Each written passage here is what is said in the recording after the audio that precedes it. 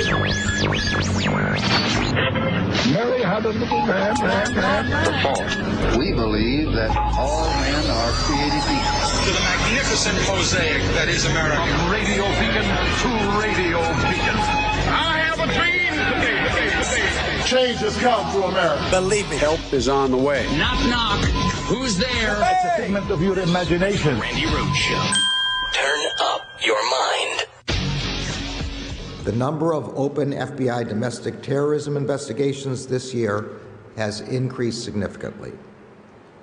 According to an unclassified summary of the March intelligence assessment, the two most lethal elements of the domestic violence extremist threat are racially or ethnically motivated violent extremists and militia violent extremists.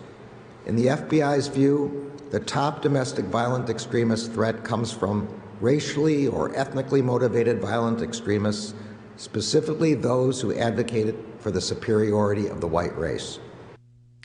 Again, we're being warned by the Attorney General this time of the United States of America. Christopher Wray has warned us, the FBI director. He's warned us that the number one threat that we face as Americans are Al-Qaeda, the base, white supremacists, and militia guys, right? It's just like, so Merrick Garland gave us a blueprint, basically, for combating, check this out, domestic extremism.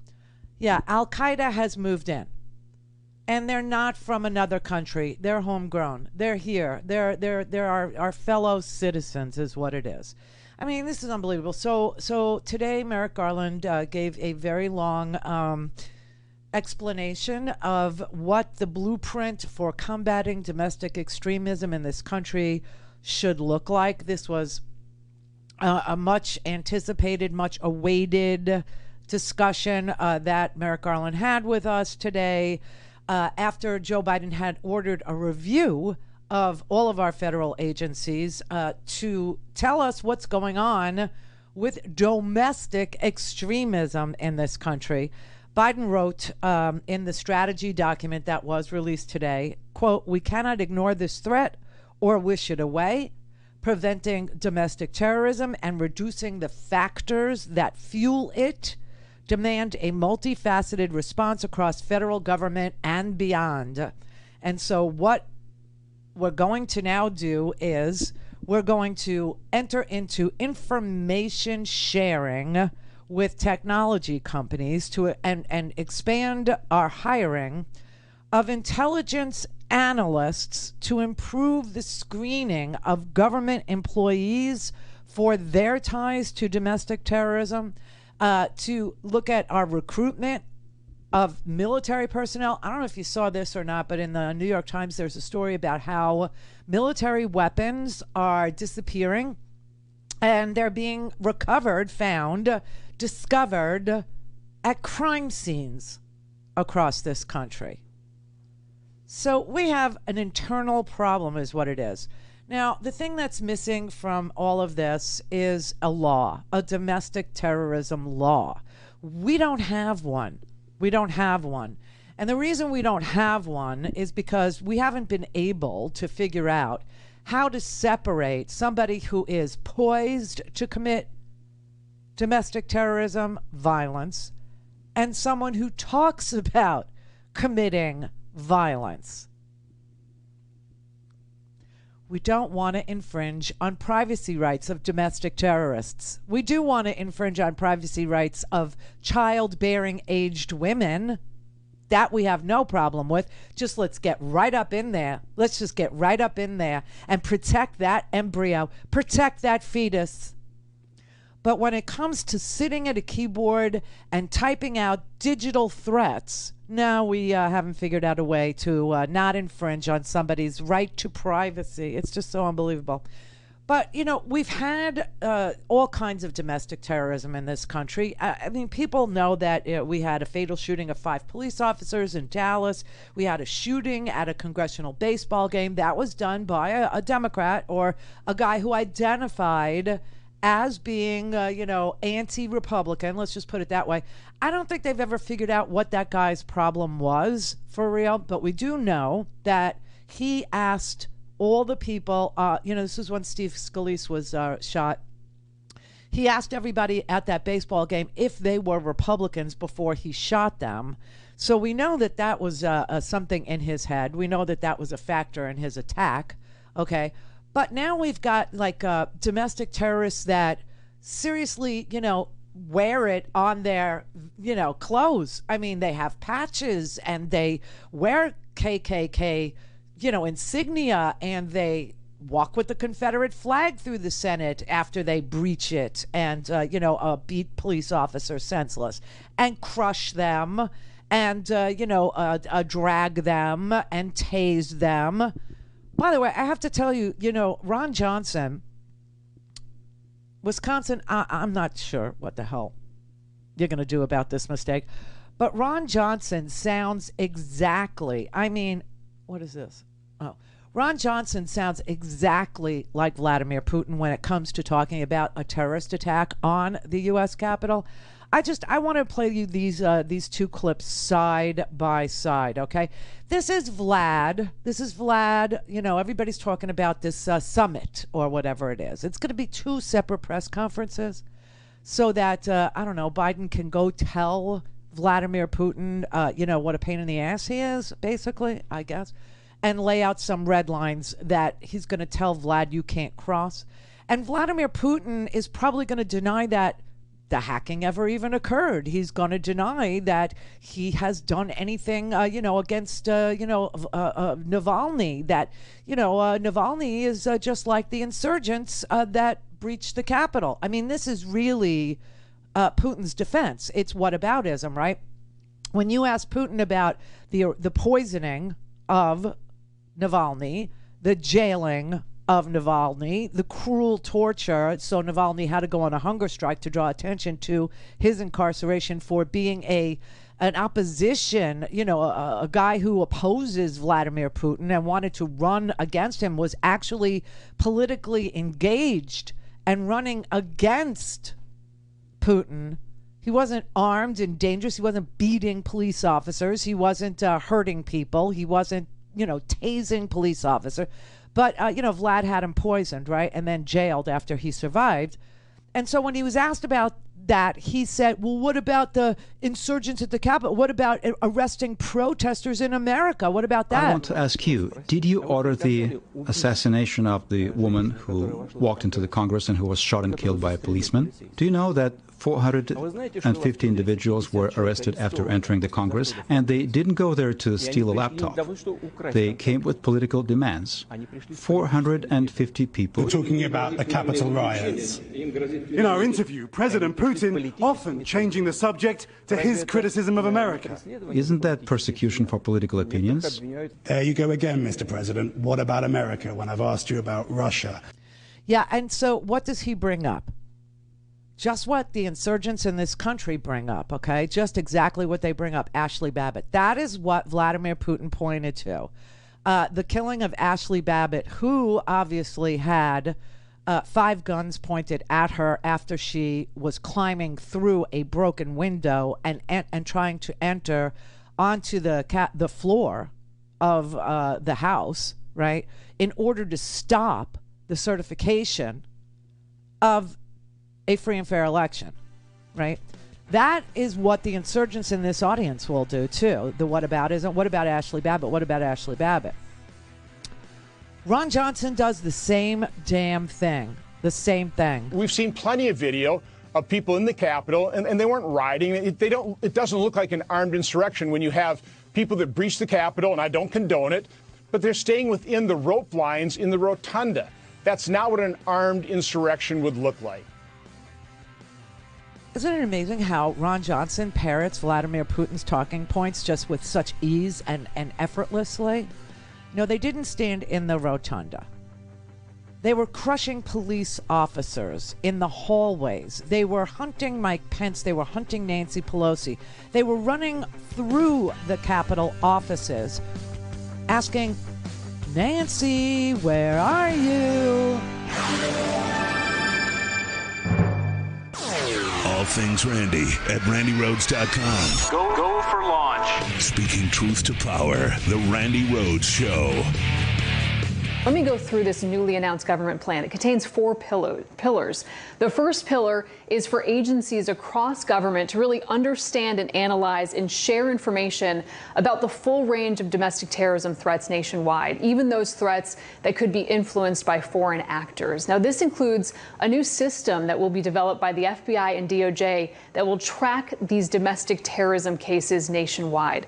So then there's the second pillar here, and it allocates $77 million to state and local law enforcement partners to really thwart domestic terror threats before they even emerge. It prevents domestic terrorism recruitment and mobilization, and it works with communities.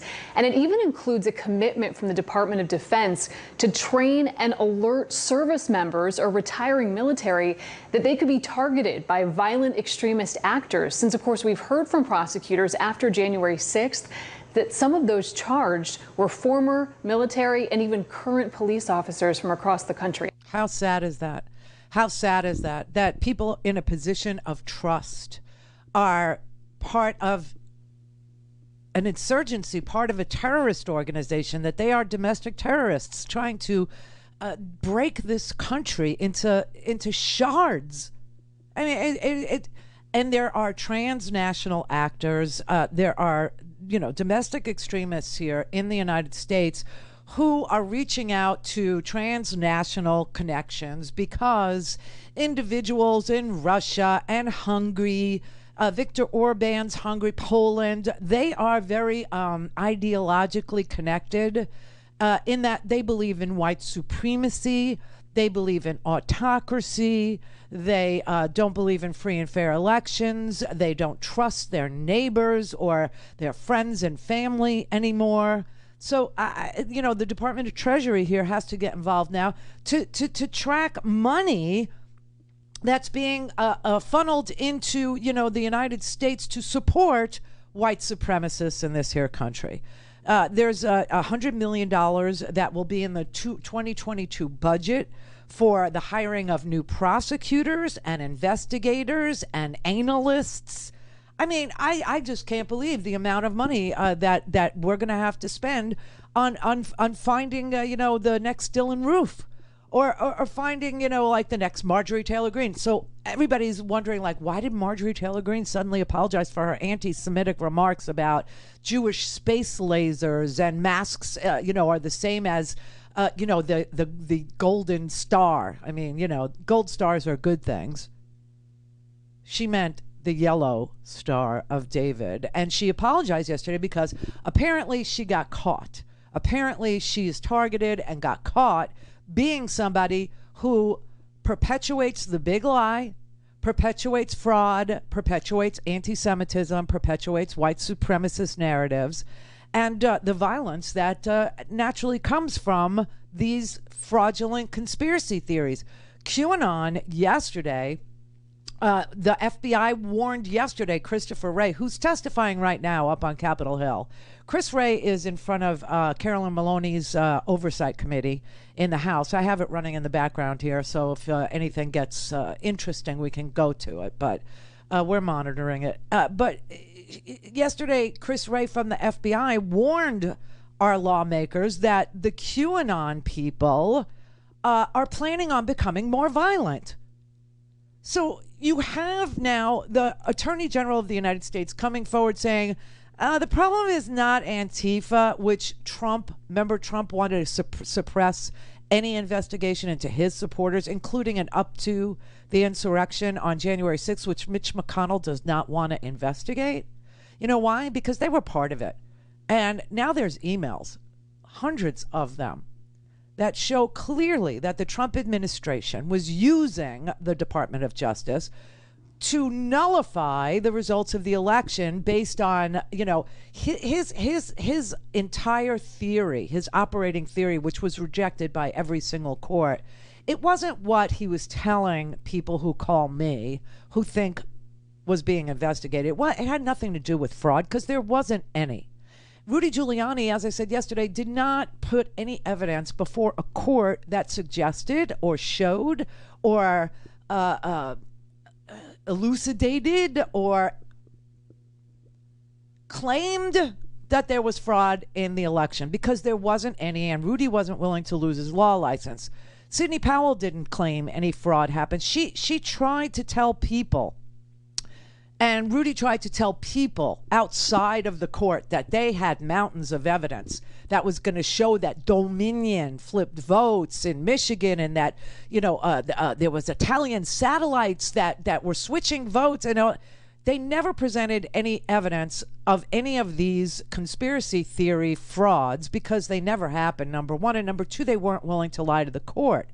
So what has been told to people by these shills for Trump, these liars, these people who are literally tearing our country apart with these allegations, is a far cry from what they showed to the court. They showed nothing to the court because there was nothing to show to the court, and that's why they lost 61 times. 61 times they lost. But now there are emails, and the emails show that Rudy Giuliani and his assistant and other people in that crazy group were trying to get the Justice Department involved, and to get the Justice Department to write legal briefs to the Supreme Court, because they wouldn't do it. They wouldn't do it. And the Justice Department, this is why Bill Barr, we now know, this is why Bill Barr just resigned.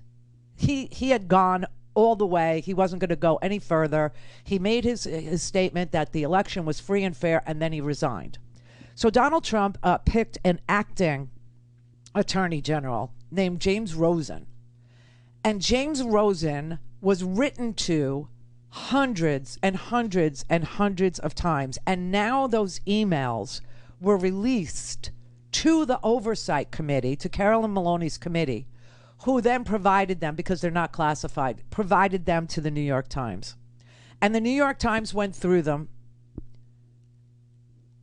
And I'll just tell you, what's in them is just so amazing. Basically, there was this Rudy Giuliani ally who was peddling this outlandish conspiracy theory that there were Italian satellites that were somehow manipulating the vote counts here in the United States. And this person had asked then acting Attorney General Jeffrey Rosen to broker a meeting between this person and the FBI. And Jeffrey Rosen says, look, if this guy has any evidence, he can walk into the FBI's Washington field office and tell them everything he knows. But then he gets so frustrated, and this is what he writes to his number two at the Justice Department, Richard Donahue. He says, I flatly refused to broker this meeting. I said I would not be giving any special treatment to Giuliani or any of his witnesses, and reaffirmed yet again that I will not talk to Giuliani about any of this. And Italian satellites were flipping votes. And you know what? Even the acting director, who was handpicked by Donald Trump to replace Bill Barr, who was also handpicked by Donald Trump, because Bill Barr was willing to spy. He was willing to spy. That he would do. He could claim it was a leak investigation, and he could spy on Trump's enemies for him. And by the way, I just need to throw this in here. The inspector general who's been tasked with looking at the DOJ spying cannot interview ex-DOJ officials. Call in, connect. To speak to Randi, call 561-270-3844. 561-270-3844. Basically, there was this Rudy Giuliani ally who was peddling this outlandish conspiracy theory that there were Italian satellites that were somehow manipulating the vote counts here in the United States. And this person had asked then acting Attorney General Jeffrey Rosen to broker a meeting between this person and the FBI. And Jeffrey Rosen says, look, if this guy has any evidence, he can walk into the FBI's Washington field office and tell them everything he knows. But then he gets so frustrated, and this is what he writes to his number two at the Justice Department, Richard Donahue. He says, I flatly refused to broker this meeting. I said I would not be giving any special treatment to Giuliani or any of his witnesses, and reaffirmed yet again that I will not talk to Giuliani about any of this. So the moment he figures out this guy's working on behalf of Rudy Giuliani, Jeffrey Rosen had it and said he's absolutely not doing that. And then there was another moment where this really highlights the anxiety within the Justice Department about how this was all going to play out. There was a January 3rd meeting in which a guy named Jeffrey Clark and then acting Attorney General Jeffrey Rosen and others went to the White House And Jeffrey Clark, who was at the time heading the civil division for the Department of Justice, was trying to convince the president to name him acting attorney general. And his pitch was basically, I can take this election fraud thing over the finish line. Pick me, pick me. And Jeffrey Rosen argued his case. And in the end, cooler, more legally sound minds won. And so after that meeting, which was, they were worried would be extraordinarily consequential, there was a conference call. And Jeffrey Rosen, and others within the Justice Department breathed a sigh of relief. And then finally, there was another person within the Justice Department who says this in an email. It appears that the cause of justice, sorry, that full screen's a little far from me. It sounds like Rosen and the cause of justice won. So again, this big sigh of relief within the Justice Department, but we are talking about just 3 days before the riot. And again, what it shows is this evolution within the Justice Department. People are growing more and more frustrated by this relentless pressure, but in the end, they didn't break. They didn't break. But the fraud conspiracy theory was put out there by Rudy Giuliani over and over and over and over and over. And Sidney Powell and Lynn Wood and Mike Lindell and Donald Trump himself, who still plays that, that fraud card. And it enrages, suckers out there who are born every minute, apparently, in this country. And, the ones that were born and are voting age now, who are part of this QAnon digital army, believe this stuff. And it's making them rage. It's making them violent. It's making them into domestic terrorists. Hence, Merrick Garland now has to put out a 32-page blueprint saying, all right, we got to get local law enforcement involved. We have to have a partnership with social media. We have to have a look-see at the military recruitment. We have to have a look-see at ex-military guys who are leaving. We have to have a look at our own law enforcement people who believe this conspiracy crap. We have to take a look at every nook and cranny in American society that has been poisoned by Donald Trump's lies about he really won and we stole it from him. We being, 7 million more voters that did not vote for him. And we're in trouble. We're in big trouble. And this crazy fraud has now sparked legislatures across this country to introduce these voter suppression laws. Now, they're not doing it, these legislators, they're not doing it because they believe some fraud happened. They're just piggybacking on the emotion that fraud happened so that they can appoint themselves the arbiter of election results. Meaning they're going to take away our voice. And the only time we really have one, the day that Americans are the most powerful are on election days. That's when we have awesome power. A lot of people don't even appreciate the awesome power that they have on election days. Some of us do, and some of us do it so, forcefully. Like when we vote, we I just, can't. Here, take it, and feed it into the machine. And I want my sticker. It's my Power Ranger sticker. You know what I mean? I've exerted my awesome power. Yeah, and a lot of people don't realize that there's real power in that. But Republican legislatures across this country do. They realize. And they see this big fraud and the rage by the 15% of the country that believes this crap. And by the way, the smaller the group, the harder they are to find. Right? So it is a very small group still that, believes this crap. But they're violent. And they're not taking no for an answer. They lost, and they don't want to take no for an answer. They don't believe in democracy. They believe in autocracy. They want their guy, no matter who wanted somebody else, no matter how many more wanted somebody else. And the Republican legislatures are realizing that they've got a very shrinking population. We've gone over this, I can't tell you how many times, that the population of people who are willing to do this yet again are ever smaller. And so they are literally legislating away our voice by saying if they don't like the result of an election, they will either ignore the result of the election and insert themselves with a different choice, or they will ask for a second election and overturn the will of the people. You know, I have to tell you that in Missouri, I think it was Missouri. It's in one of these articles here. It's this one. Okay, so there's a report. It's in the homework today. RandiRhodes.com/homework will take you right to that page. It says this is alarming. Okay, and then and this is the article that I'm talking about, the one that's in front of me. This is alarming. And then there's an actual report that is quoted in this article. The actual report is there too. It says, read the report. And if you click on it, you will see a 32-page report called Democracy in Crisis. This report is freaky scary, okay? It is. The number of bills that are passing in 24 states. I mean, they've tried in 41 states. 24 of these laws. Okay, there were 148 pieces of legislation in 36 states. That grew to 216 pieces of legislation in 41 states, all to suppress the vote. 24 of those have become law.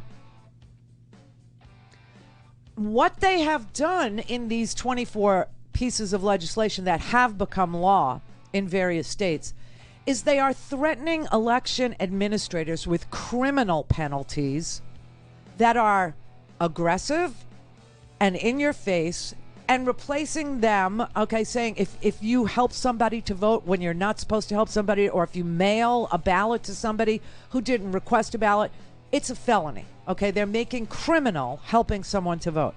And they are also attempting to make legislators able to perform the core functions of an election and overturn the results if they don't like them. Don't give up. Don't give up. What's true? This is the Randi Rhodes Show. To speak with Randi, dial 561-270-3844. That's 561-270-3844. One of the things that we saw in this is 230 pages of documents, is a private attorney going to the Department of Justice and saying, hey, I have this lawsuit we'd like you to file. This is modeled after some of the other Texas lawsuits, or the single other Texas lawsuit. You can file this. And the president has seen it. He's on board. Go ahead, take that to court. Take that to the Supreme Court. Yeah. Just a reminder, they have attorneys at the Justice Department who write their own lawsuits. They don't need private attorneys to be peddling these lawsuits about election fraud. The emails really highlight and bring much more detail to this idea that there was just a lot of hysteria within the White House at this time. Numerous outreach from Mark Meadows trying to convince the Justice Department to look into these allegations. I mean, it just went on and on. And again, in the end, the Justice Department had just had it by early January. So obviously, they didn't need Rudy Giuliani. They didn't need private attorneys to write, briefs to courts. If there had been fraud, the Department of Justice would have filed a fraud lawsuit on its own. And that is why Bill Barr left. That's why he said it was a free and fair election, and he checked out. And now we had this acting guy come in, and the acting guy is also saying that to Rudy Giuliani, going, get out of here. There are no Italian satellites. Nobody flipped any votes. We did a hand count in Michigan. Michigan actually did do a hand count after, Sidney Powell and, Rudy Giuliani said that there was this massive fraud, blah, blah, blah. And the hand count matched 100% to the machine count. So therefore, everybody understood there was nothing going on with Italian satellites or vote switching or flipping or any of these things. Okay. But still, Donald Trump was trying to subvert and nullify the results of the election. And so now, in the next election, I think the only reason why it didn't succeed is because they did it after the fact. And you don't rig an election after the election. You rig it before the election. And every voter suppression person, every gerrymanderer, people who draw rigged maps, they all know you put the fix in at the front, not at the back. This man was a moron. So that's exactly what's happening in legislatures, Republicans, legislatures across this country now. They're trying to improve the odds of stealing an election. They're trying to suppress the number of people that actually vote by making it more difficult. No more, you send a mail-in ballot to somebody who didn't request one in some states, and the election official is going to be charged with a felony in places like Florida, where if you voted by mail before, you get a vote by mail ballot. You just do. You just get another one because you did it last time. And if you don't want to vote by mail, what you do is you take that ballot that they sent you and you bring it with you and you vote in person. And if you forget to bring it, which has happened, then the poll worker calls the election supervisor and voids the mail-in ballot, and once that's confirmed, voided, that's when they give you the ballot to vote in person. I mean, the idea that, no one knows what they're doing, and, that's so ridiculous. Well, because election supervisors know what they're doing, and because secretaries of state know what they're doing, the legislatures want to take away their ability to do the essential core mission of honest, free, fair, transparent elections. And they want the legislators who are on that ballot to now have control of that ballot. What could go wrong? And let me just tell you something. Sometimes when you go to vote, this is what I was getting to in Missouri, and it was Missouri. So here's a really simple example of Republican legislature not liking what the voters voted for. In Missouri last year, on the ballot was a question of whether or not the voters of Missouri wanted to increase Medicaid eligibility. Okay? And that was a question on the ballot. That question it won, but yes, they wanted to increase Medicaid eligibility in Missouri. It won by 82,000 more votes. It was overwhelmingly supported by the voters. And the Republican-led legislature decided they didn't like that result, so they refused to fund it, even though the money comes from the feds and it's free money. They refused to fund the proposal that the voters of Missouri proposed and voted for. The governor of Missouri, Mike Parson, withdrew his framework for Medicaid expansion in the state of Missouri under pressure from the Republican legislature after the people of Missouri voted in support of expanding Medicaid. That's what I'm telling you is going to happen to congressional seats, to Senate races. That's what's going to happen in presidential elections in swing states like Florida, Arizona, Texas, which is getting very swingy. See, this is the fix being put in, and people who believe that somewhere along the line Trump actually won this damn election, which he lost by 7 million votes and 74 electoral college votes he lost by. Wasn't even close. But he, throughout the whole month of December and right before the insurrection, he was pressuring his Department of Justice to nullify the election, to nullify it. And the only problem I think that Bill Barr had was that they didn't do it on the front end. They were doing it on the back end, and he couldn't figure out a way to do it in a clandestine manner. And idiot Giuliani was papering the whole thing. He's sending emails to the Department of Justice, 236 pages of emails telling the Department of Justice to take this private attorney lawsuit, okay, and deliver it to the Supreme Court as if the Department of Justice wrote it. And the acting attorney general, this James Rosen dude who came in after Bill Barr said, I'm out, I'm not doing it. He also said, I'm out, I'm not doing it. This is a subversion of democracy itself. This is actually what the violent protesters were trying to do with violence.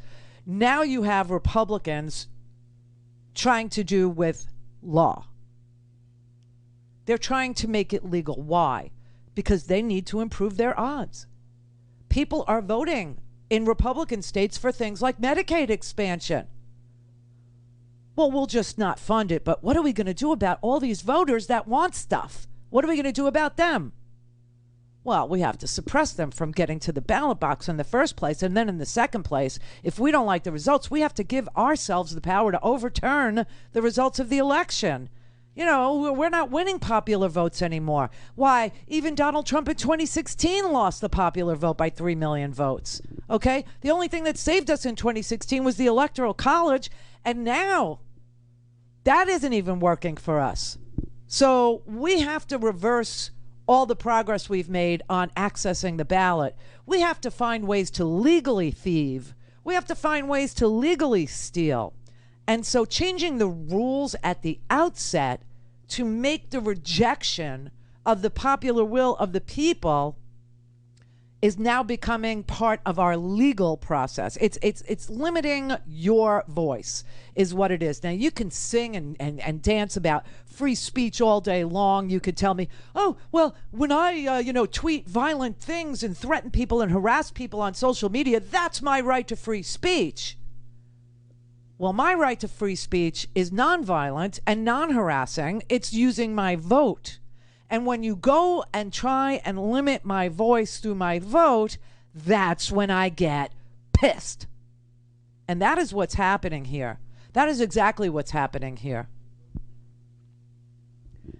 A law was introduced in Arizona where Biden also won to make it easier to challenge the results of an election by giving the state legislature in Arizona ways to simply reject the certified results.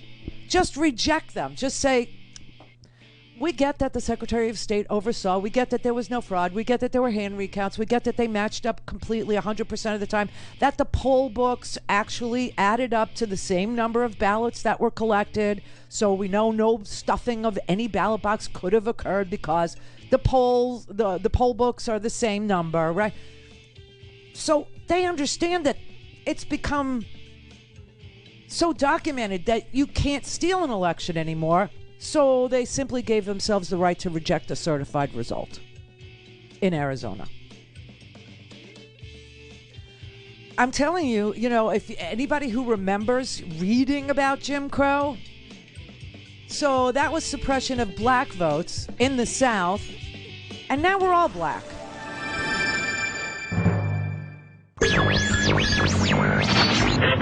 Mary had a little man. We believe that all men are created equal. To the magnificent mosaic that is America. Radio beacon to radio beacon. I have a dream today. Change has come to America. Believe me. Help is on the way. Knock, knock. Who's there? It's a figment of your imagination. Randi Rhodes Show. Turn up your mind. Today, Mitch McConnell made something explicitly clear. A GOP-controlled Senate would never again confirm a Democratic Supreme Court nominee. In other words, if they regain the majority, they plan to pack the court with conservative justices in perpetuity. The minority leader told radio host Hugh Hewitt that it was highly unlikely, if the next presidential campaign is underway, that he would bring a Biden nominee to the floor for a vote. I think in the middle of a presidential election, if you have a Senate of the opposite party of the president, you have to go back to the 1880s to find the last time a vacancy was filled. So I think it's highly unlikely. In fact, no, I don't think either party, if it were different from the president, would confirm a Supreme Court nominee in the middle of an election. What was different in 2020 was we were of the same party as the president. Correct.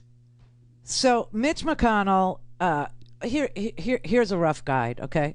Mitch McConnell will fill an empty seat on the Supreme Court if a Democrat is president and nominates them when pigs fly. When pigs fly. or when Donald Trump is reinstated, which also will be when pigs fly. I just hope that Biden enjoys his meeting with Vladimir Putin, because spending time with Vladimir is probably more enjoyable than spending time with Mitch McConnell. I swear to God, this man is such an impediment to democracy and progress. He doesn't want to investigate an insurrection at the Capitol. That he got on the Senate floor and said the president is responsible. The president and some other powerful allies, they lied to the American people and they caused this hatred and they caused this violence, and I blame them. But I don't want to investigate anything. I don't want to know. I don't want to get to the bottom of why we have domestic terrorists in this country. I just want to move on. I don't love the police. I was pretending to love the police, and so when you have 140 police officers that are tased and beaten, and they have their spinal cords broken, and they have heart attacks right then and there, or strokes as a result of chemicals sprayed on them, or they're being crushed on camera and screaming for help. I'm not that interested. I'm not that interested. That's another thing he said. He's not going to investigate the insurrection. No, doesn't want to.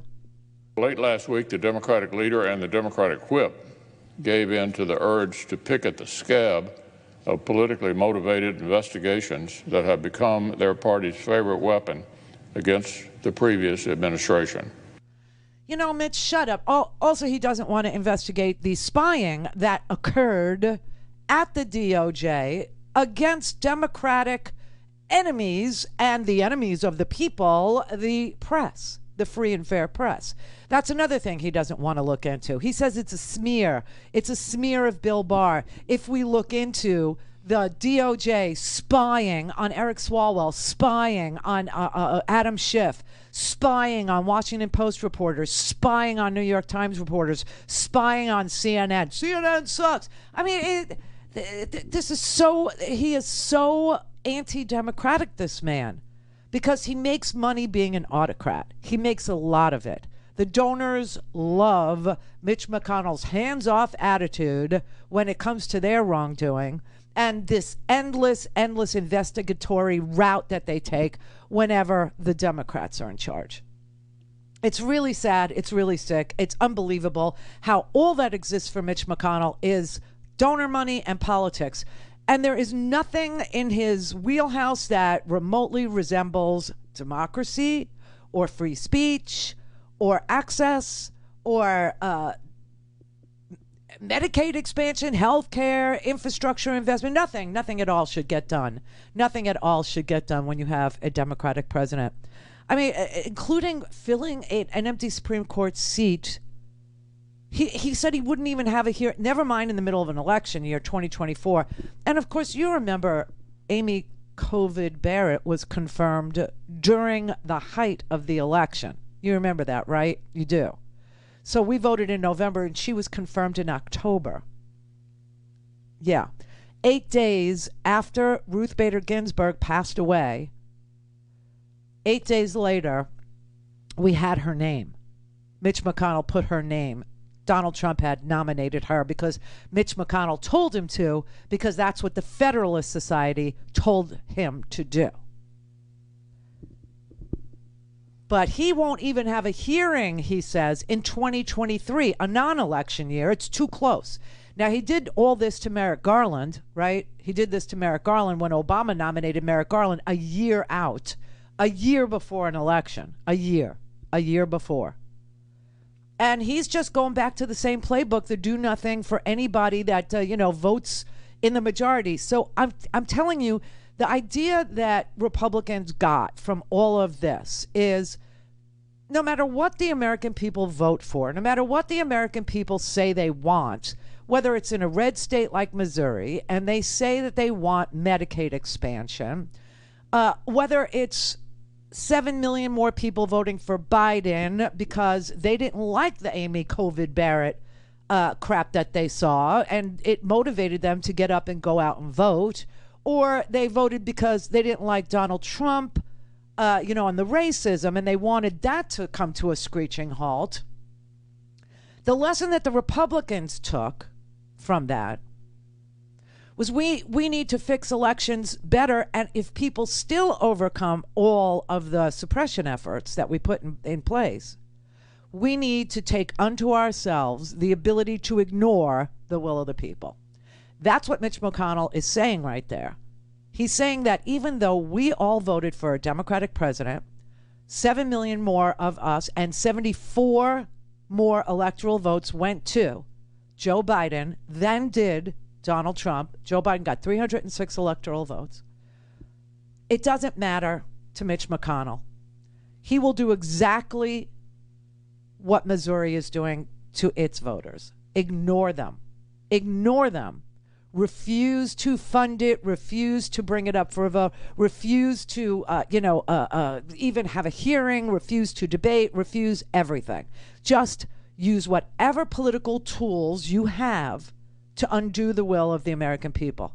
Listen, I got news for you. That is not a democracy. I don't know what it is at this point. It seems like an oligarchy to me, where people are being, let's say, put into leadership positions based on their ability to raise corporate dollars. The only reason why Mitch McConnell is the leader is because Mitch McConnell raises more money than anybody else. So, I mean, we don't have anything that resembles a democracy now. We just don't. We either have, we came very close to autocracy. We came very close to being Russia, where, there's fake elections in Russia, right? It seems like there's elections in Russia, but of course, Putin just goes right ahead and arrests anybody that would run against him. And if he doesn't arrest them, then he poisons them or tries to have them killed. And then if they survive, he has them arrested and thrown in jail, right? So we came very close. I mean, in the second term of Donald Trump, you can best believe that the lock her up crowd would have bypassed the Department of Justice completely. And Donald Trump would have had his flying monkeys, his terrorists, go and arrest any opponent. And the people who follow him, the people who don't give a rat's ass about American democracy or freedom or First Amendment rights, only second, they would applaud that. They would applaud a country where the president of the United States bypasses grand juries, bypasses subpoenas, bypasses somebody, to confront their accuser in a court of law, and just locks people up. They would be for that. They are domestic terrorists, and we do have a freaking problem in this country. We do.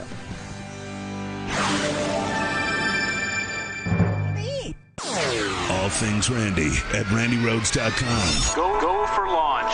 Speaking truth to power, the Randi Rhodes Show.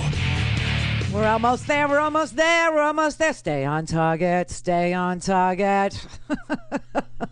It is the final few days of the Summer Free Speech TV Pledge Drive. Yes, it is. So if you haven't donated yet, please do so today. Thank you very much. Just dial your phone, 877-378-8669. That will put you in touch with somebody in Denver, Colorado, where Free Speech TV is based, and they will be able to tell you what you can have for your donation. For $20 you get something, for $50 you get something, for $150 you get something, okay?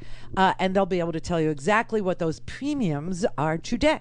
877-378-8669. And of course, Sandy and Stewart in California are pledging $5,000 extra if we reach our final pledge drive goal on Friday. So every $5 counts. Every $5, every $10, every dollar counts. If you want to do it online, feel free. Just go to freespeech.org. freespeech.org. Thank you very much. All right, so here is a conversation about those of us who are looking for a solution to the dilemma. What can we do? How worried are you that these efforts, as ludicrous as some of them are, will actually impede people's ability to vote? Well, I'm deeply concerned because it's worked before. We keep forgetting that voter suppression isn't new, and these are variations on a theme. I talk about it in Our Time Is Now, that voter suppression began with the inception of this nation But what has happened in the 21st century is that it's been digitized. It's been commoditized, and it's been franchised out of the South and across the country. And what we are seeing with the fake audits, with the intimidation of election workers, with the criminalization of simply doing the job of managing democracy, we are seeing attacks on all levels of our democracy, and we should be deeply concerned about it. But we should also remember that it's our democracy, and we have the right to reassert ourselves and to push back. And that's why we are doing Hot Call Summer, and why we are reaching out to every single senator, calling on each of them to do their job and to pass the For the People Act. So there is a phone number that you can call that Stacey Abrams has put up for Hot Call Summer. Hot girl summer. Hot Call Summer is what she's calling it. Listen, the history of this country is one of having to overcome. It is. You know, when we first opened up voting in this country, it was only white male property owners. Why, you white male renters, you weren't even allowed to vote and had to fight for that. Then we had black property owners. Then we had blacks. Then we had women. And now we're back to we're all black. So there is a phone number. And what this phone number will do is it will put you into a switchboard, and they will ask you who your senator is, and they will connect you. And then you'll hang up and you'll call the other one, because you have two senators, no matter where you live. For Hot Call Summer, we're asking everyone to call their U.S. senators, both of them. Call them every day. The number is 888-453-3211. 888-453-3211. When you call that number, it's painless. We will connect you to your U.S. senator, both the first one, then you talk to that person, then you call back and do the second one. Simple. And you do it every day. Every freaking day. We're going to be like mosquitoes. We're going to be like no-see-ums. Just annoying. Just freaking annoying. That goes especially for West Virginians and Arizonans. Oh, yes. It is your turn to get active and to call your senators, both of them. So if you're in Arizona, you will call Mark Kelly and you will call Kristen Sinema's office.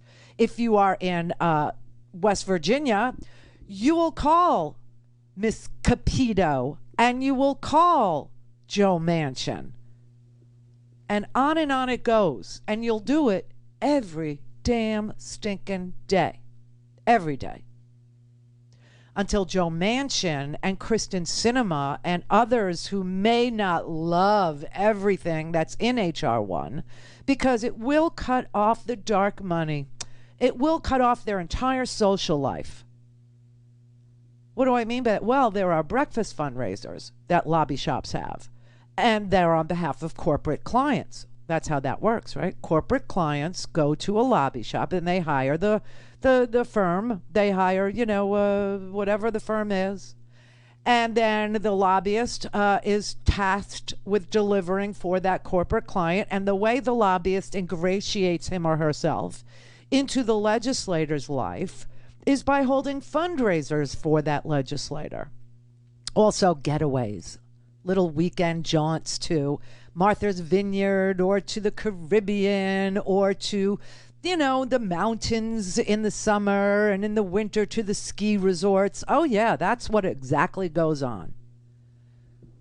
And so there are going to be plenty of Democratic senators that aren't completely thrilled with having their campaigns publicly financed instead of their social life as they know it, which is get up for breakfast and go to Charlie Palmer's and, listen to the lobbyist for fossil fuels. And then, at lunchtime, go to, what used to be called Signatures, which was Jack Abramoff's deli.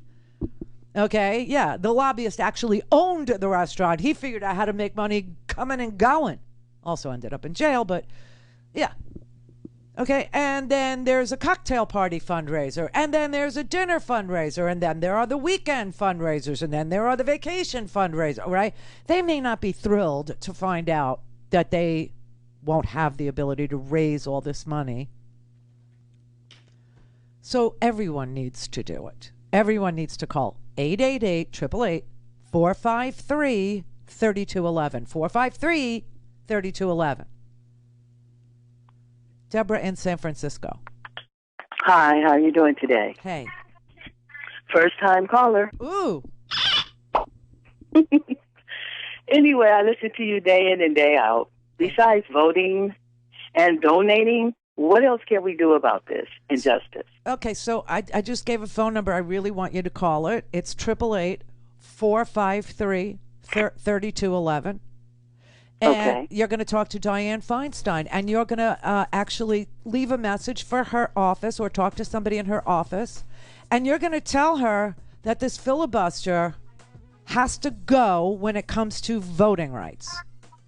Okay. And you're going to do that every day. Mm-hmm. Every day. Okay. And you're going to be like a pesky little mosquito. A thorn in her side. Yes. Yes, except more annoying than a thorn, okay? Just more annoying, like a little no-see-em. Do you have those in San Francisco? Yes, they're so annoying. So that's your job. You're going to be a no-see-em, okay? All right. Thanks, Randy. Thank you for your team and all that you do for us. Oh, vice versa. Thanks for listening. Appreciate you. Bye-bye. Bye. 453-3211.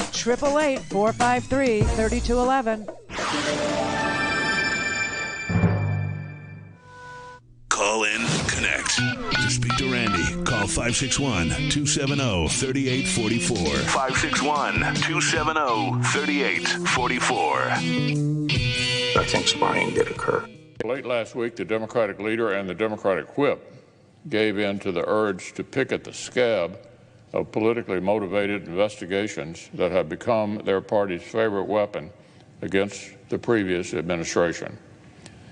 They indicated that they were prepared to compel two former attorneys general to testify before the Judiciary Committee on efforts to trace leaks of sensitive national security information.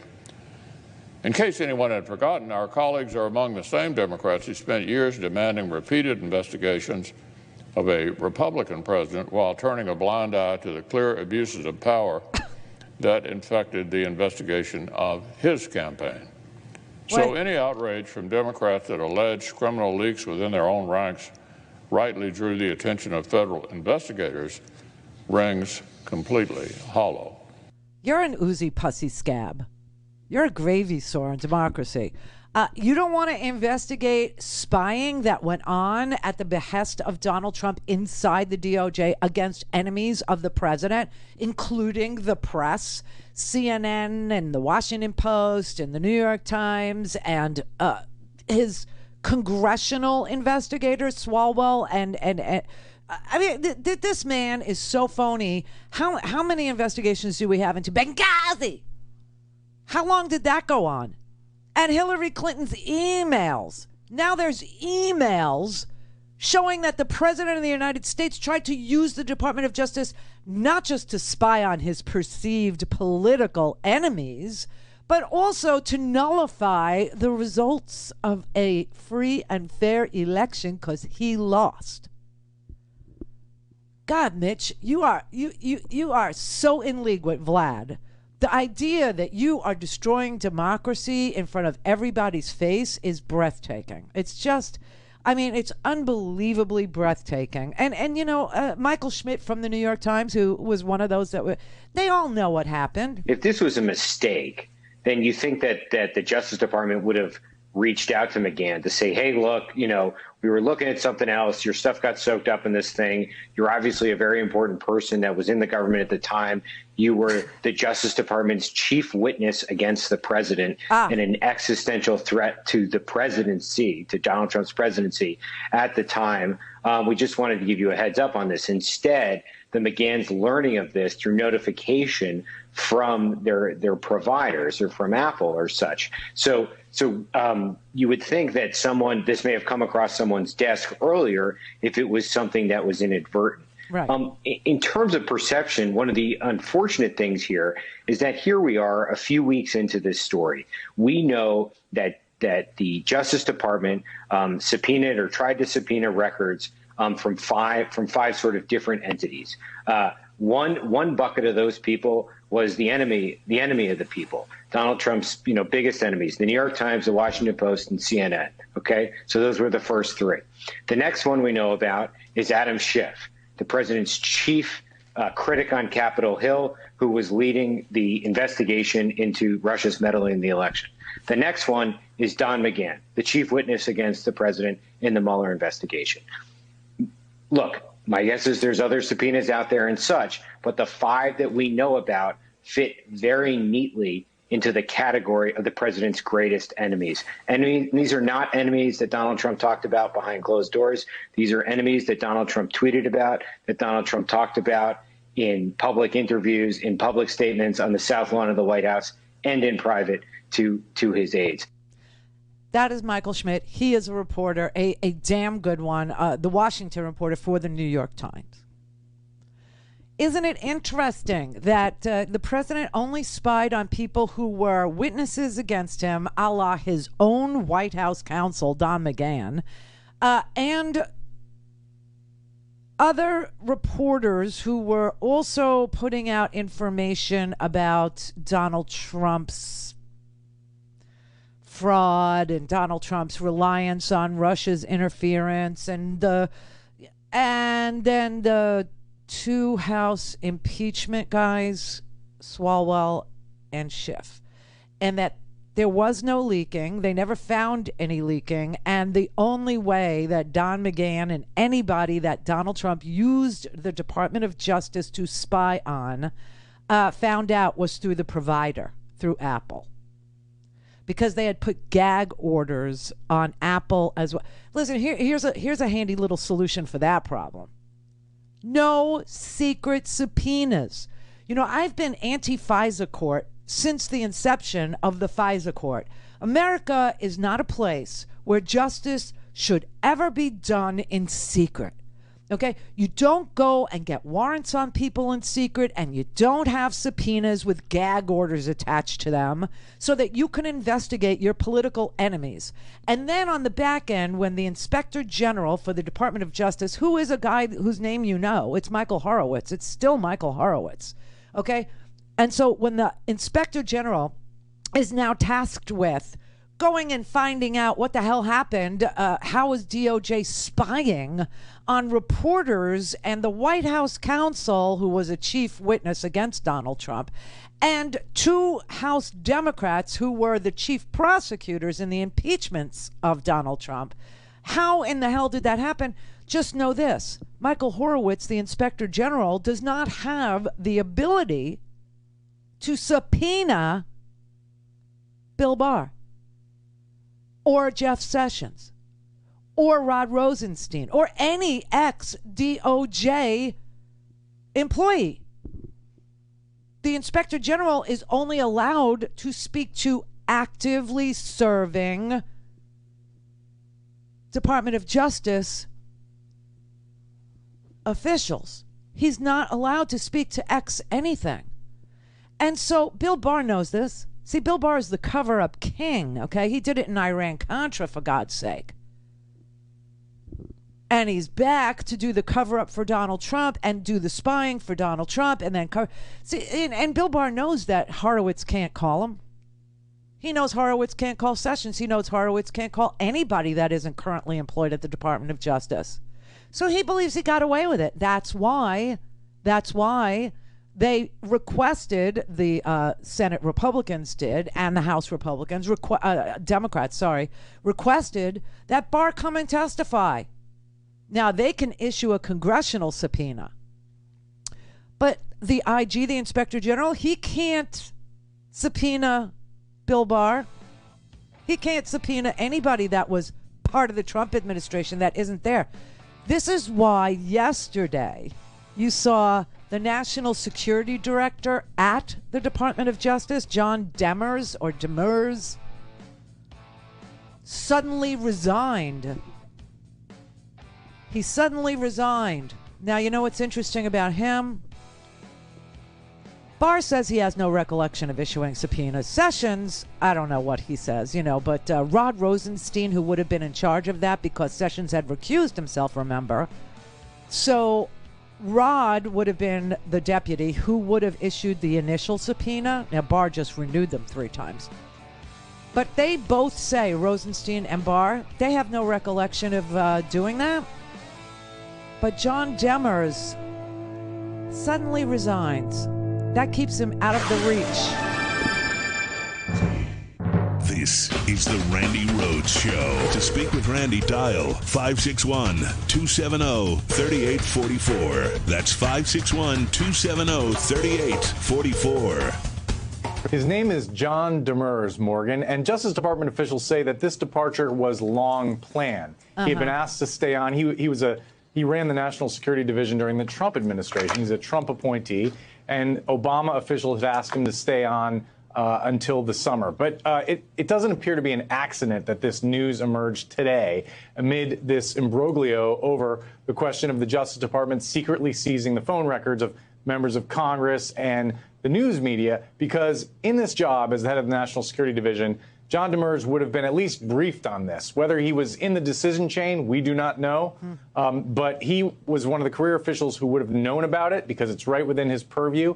And there's a lot of questions about exactly how this got authorized. Recall that people close to former Attorney General Jeff Sessions, Bill Barr, and Deputy Attorney General Rod Rosenstein have all said that they don't recall authorizing subpoenas for the records of members of Congress. So one of the complicating factors of his departure is that there is an Inspector General investigation into this whole matter, but the Inspector General doesn't have the right generally to demand the testimony of former employees. So the fact that he's leaving the department puts him out of the reach potentially, unless he volunteers to talk, of this IG investigation, but it doesn't put him out of the reach of a congressional subpoena.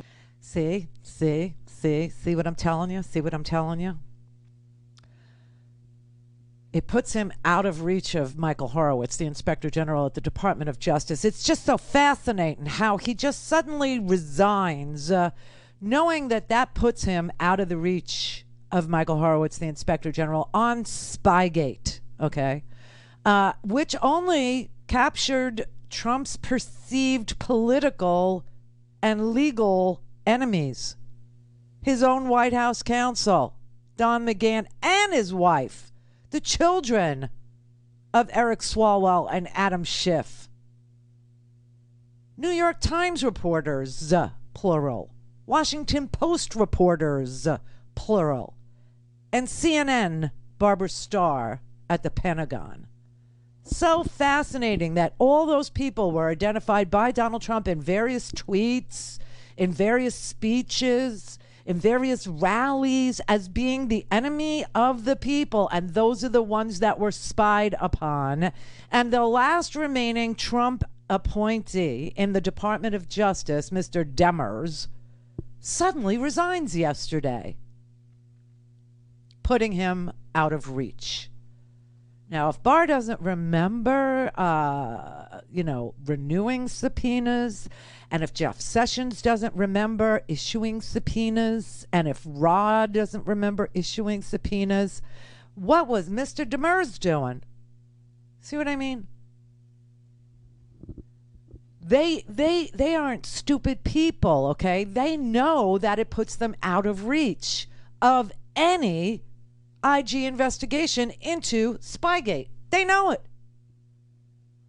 Do you think they'll volunteer? Because it took Congress 2 years to get Don McGahn to sit down. And remember, Don McGahn not only fought in court to the point where when he finally went to to Capitol Hill to testify last week, no one cared. No one cared. But he also managed to put fences around what he could be asked about. So they couldn't ask him about Spygate. They couldn't ask him anything. They couldn't ask him anything except for the firing of Bob Mueller. What did Donald Trump ask you to do? Did he, at long last, ask you to fire Bob Mueller? And the answer was yes.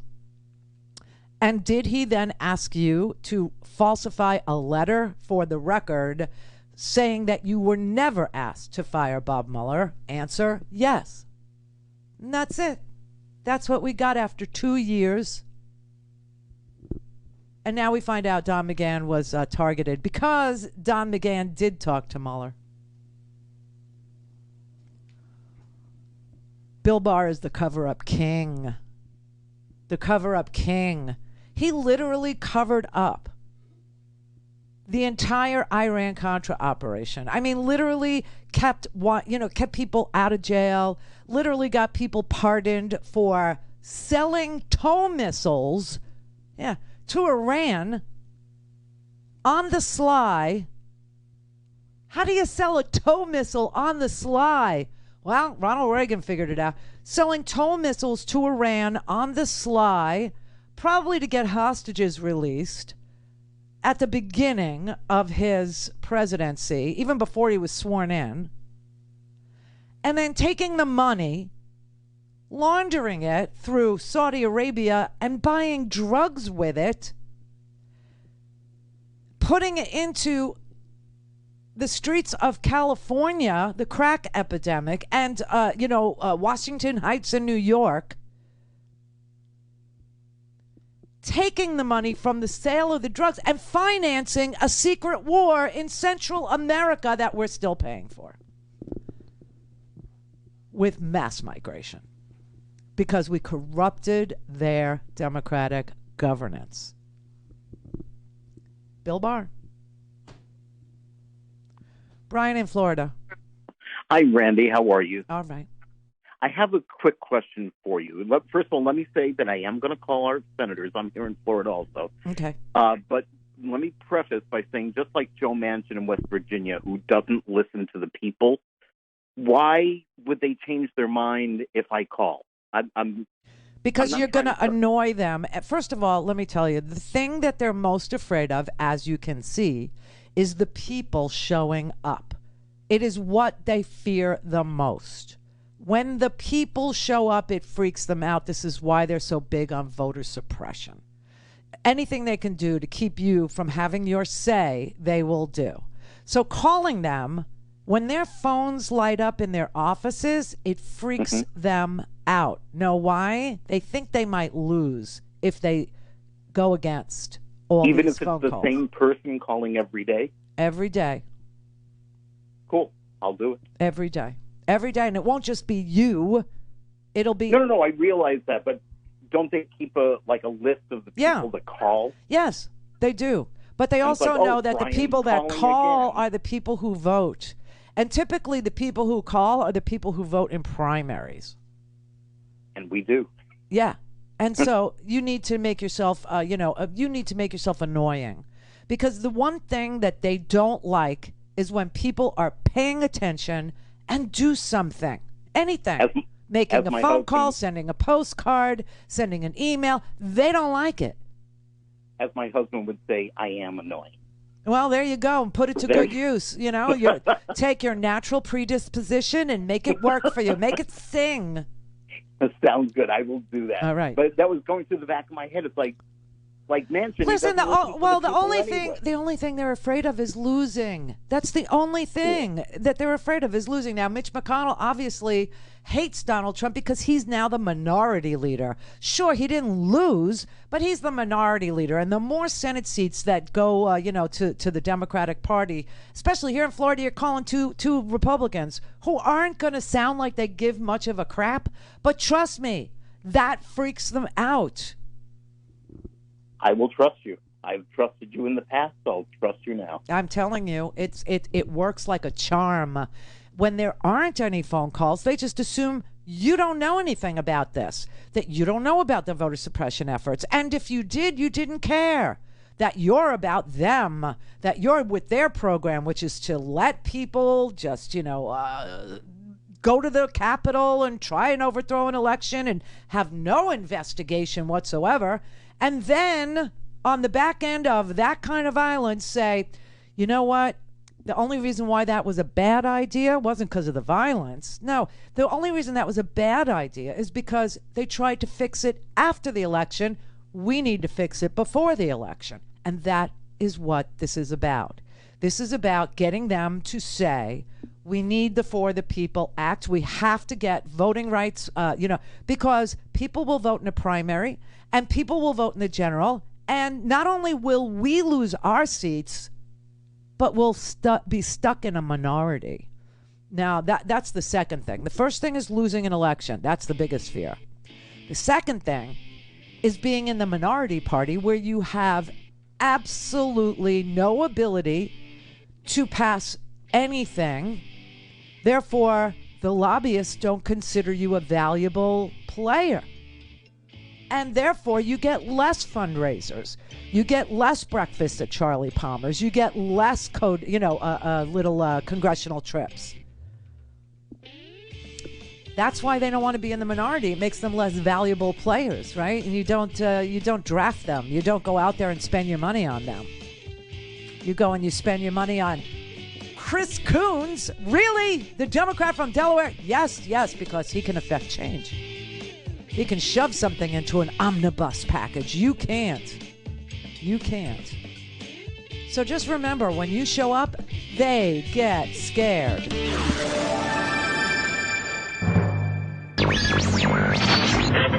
Mary had a little man.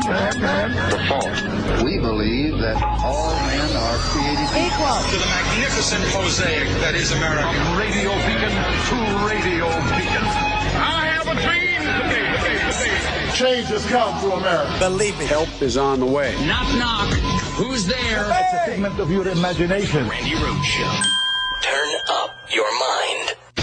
Today is the day American patriots start taking down names and kicking ass. The whole world is watching, folks. If you just roll over, if you don't fight, we will not go quietly into the night. Let's have trial by combat.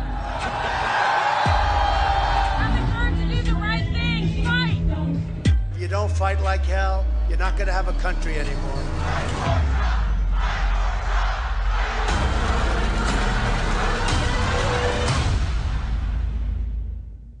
Remember that, everybody? Remember that? I thought I would jog your memory about this peaceful protest where they stayed within the cordons, right? Because it's going to come up again today on this show. But first, I want to wish you all a happy Juneteenth, almost.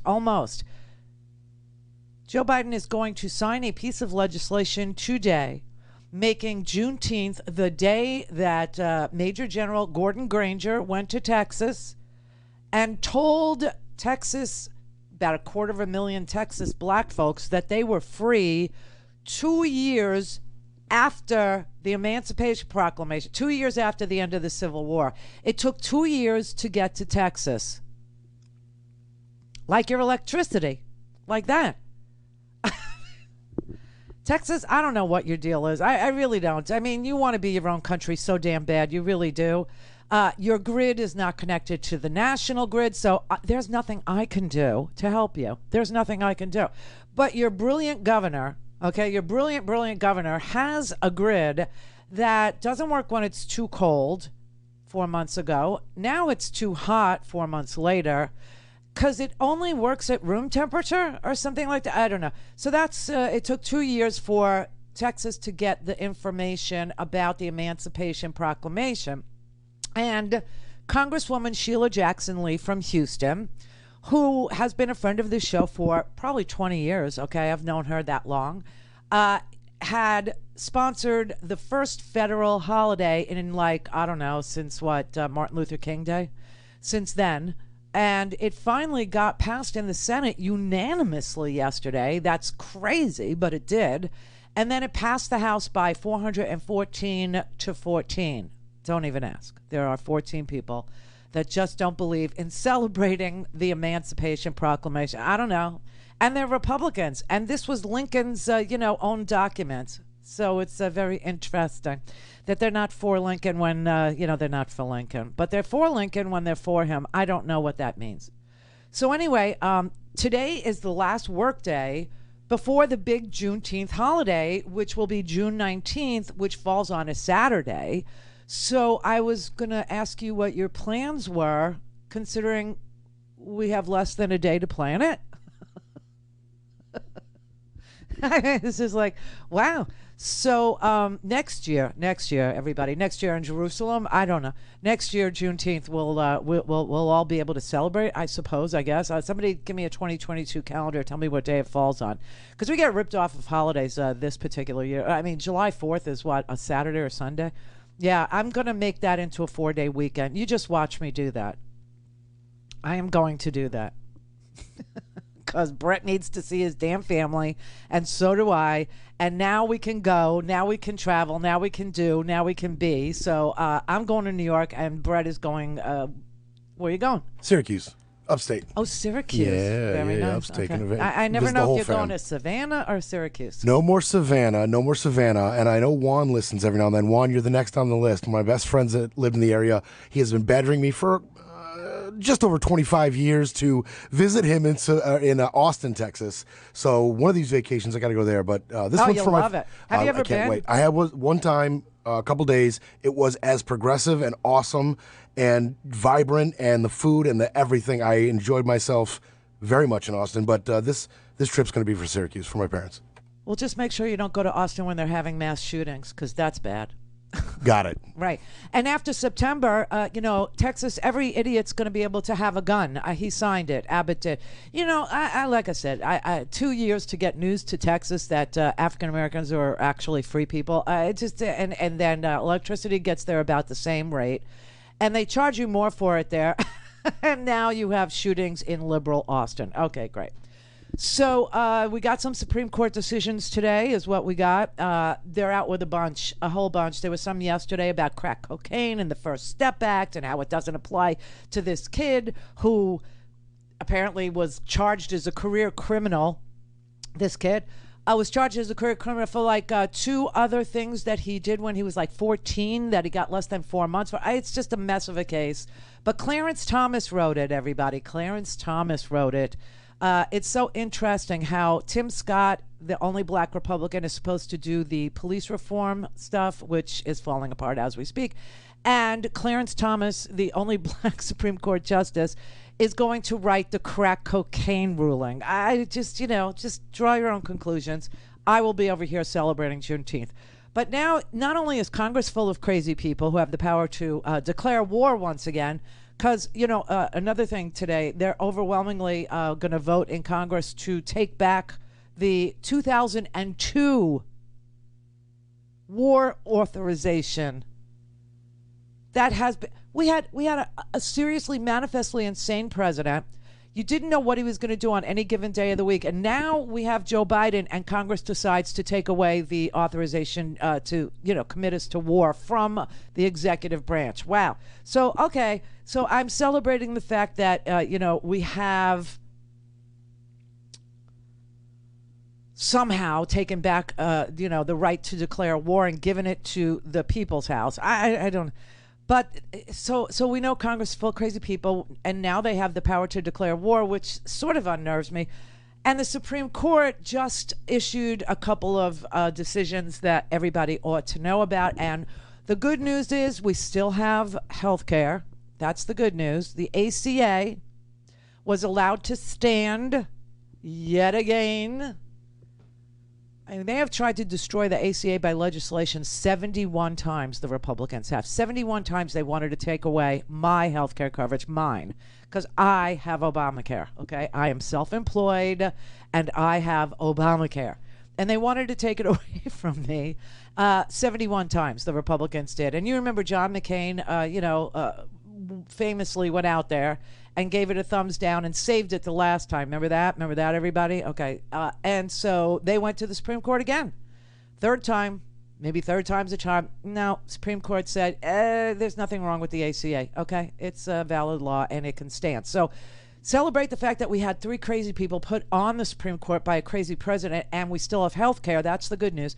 The bad news is that there was this religious freedom issue, let's just call it. Now, I don't know how to tell it to you except to tell it to you in a truthful way. The truthful way is that it was the city of Philadelphia who contracted with Catholic Services, okay, to place children in foster care. And because Catholic Services contracted with the city of Philadelphia, they were charged with complying with the anti-discrimination laws that applied to the contract. But because the city was very careless in its enforcement of anti-discrimination laws, and because the city actually gave exceptions to certain contractors along the way, the Supreme Court ruled that Catholic Charities doesn't have to comply with the anti-discrimination contract clause because it's not routinely enforced, and it's also they've been giving exceptions to various contractors on different parts of the contract. And so the right wing is going to declare victory on the basis of a ruling about religious liberty. But this was really a contract case. I'll explain it better or more if you need it. All things Randy at RandyRhodes.com. Go for launch. Speaking truth to power, the Randi Rhodes Show. I want to do this early today because we have a surprise match day for the next to last day for the summer pledge drive for Free Speech TV. Any donation made today will be doubled up to $5,000. Thanks to the Free Speech TV frontline funders Bob and Carol in Oregon. But it's really a triple impact day because we're still running towards this goal for the whole week. And if we get to the goal for the whole week, which a double donation would do for us, help us get to that goal, then remember Sandy and Stewart in California will also add $5,000. So today is a triple impact day. Great day to give $10, which actually could become $30, and $30 could become $90. You know what I mean? This is a very, very, very important day for Free Speech TV for our summer pledge drive. Now, tomorrow will be the last day. I don't know what they have in store for a surprise tomorrow, but this is really, really a good one. I love the triple impact thing. I really do. So help us get to our final summer pledge drive number, and we'll get the $5,000 extra dollars from Sandy and Stewart in California. And today, to get us to that number, anything you do will be doubled by Bob and Carol, Ted and Alice, in Oregon. Just kidding. I'm sure that they've heard that joke about a zillion times, okay? So just dial the number 877-378-8669.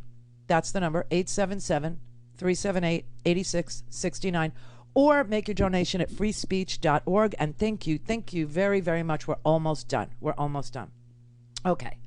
So let me explain what really happened in this religious freedom case. It turned into a contract dispute, is what it did. Now, people are going to remember the Masterpiece Cake case as well, which was sold to us as a baker in Colorado who won on religious liberty grounds. And that also turned out to be nothing more than he was treated badly by the city council. So the Supreme Court ruled that he was treated badly by the city council. They narrowed the scope of the actual case down to, was he treated fairly or hostilely by the city council?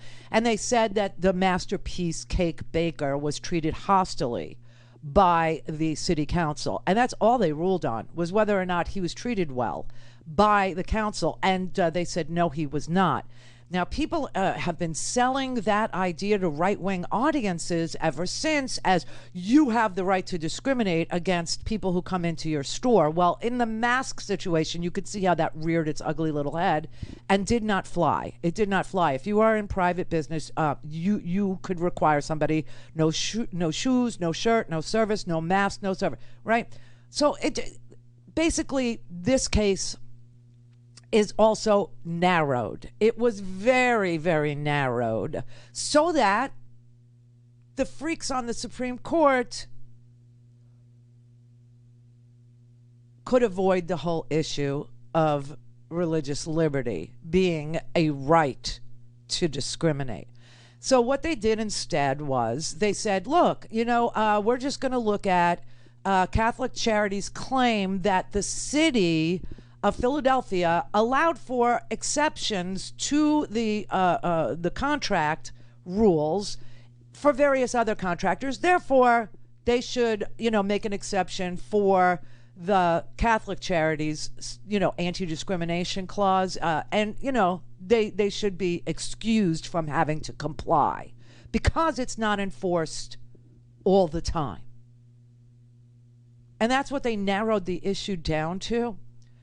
I will tell you that the true interpretation of the Constitution, the only interpretation of the Constitution that is permissible in our democracy, is that the constitutional right to religious freedom, meaning the sanctity of your own personal beliefs, are protected, extends only as far as your nose. Now, I have said this about the mask mandates too, okay? Because when they were enforced, that's where your rights began and end. Your rights begin and end where your nose begins and ends, right? Same thing with religious, beliefs. Your right to believe whatever you want, of course, is an inalienable right. It can't be taken away from you. But when you use your religious beliefs to harm another or violate the law, that can't fly and doesn't fly in this country. And so that's kind of where your freedom ends with the exercise of your faith when it becomes an issue of, will it harm another person? And everybody that sits on the Supreme Court kind of knows that. And anybody that knows the Constitution or is a constitutional scholar or writes about the Constitution or reads the Constitution or takes the time to learn about the Constitution, they know that. They know that. And that's why these cases are such bull crap. But I will tell you that they could have, this was a unanimous decision. And so if you can't remember everything I just said, just say, well, Sotomayor thinks it's okay, so it must be okay. And, soothe yourself with that. I don't know what else to tell you. But the true issue was whether or not this was a badly written contract in the first place, whether or not other contractors had been excused, and whether or not it's enforced equally across all contractors. And the answer to those three questions was yes, no, and no. And so that's what they ruled on.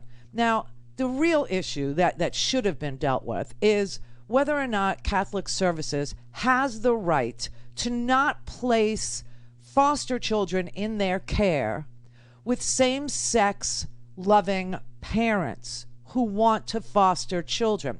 I will tell you that no gay couple in Philadelphia ever applied to Catholic Services to foster any of the children that are in Catholic Services care. It never happened.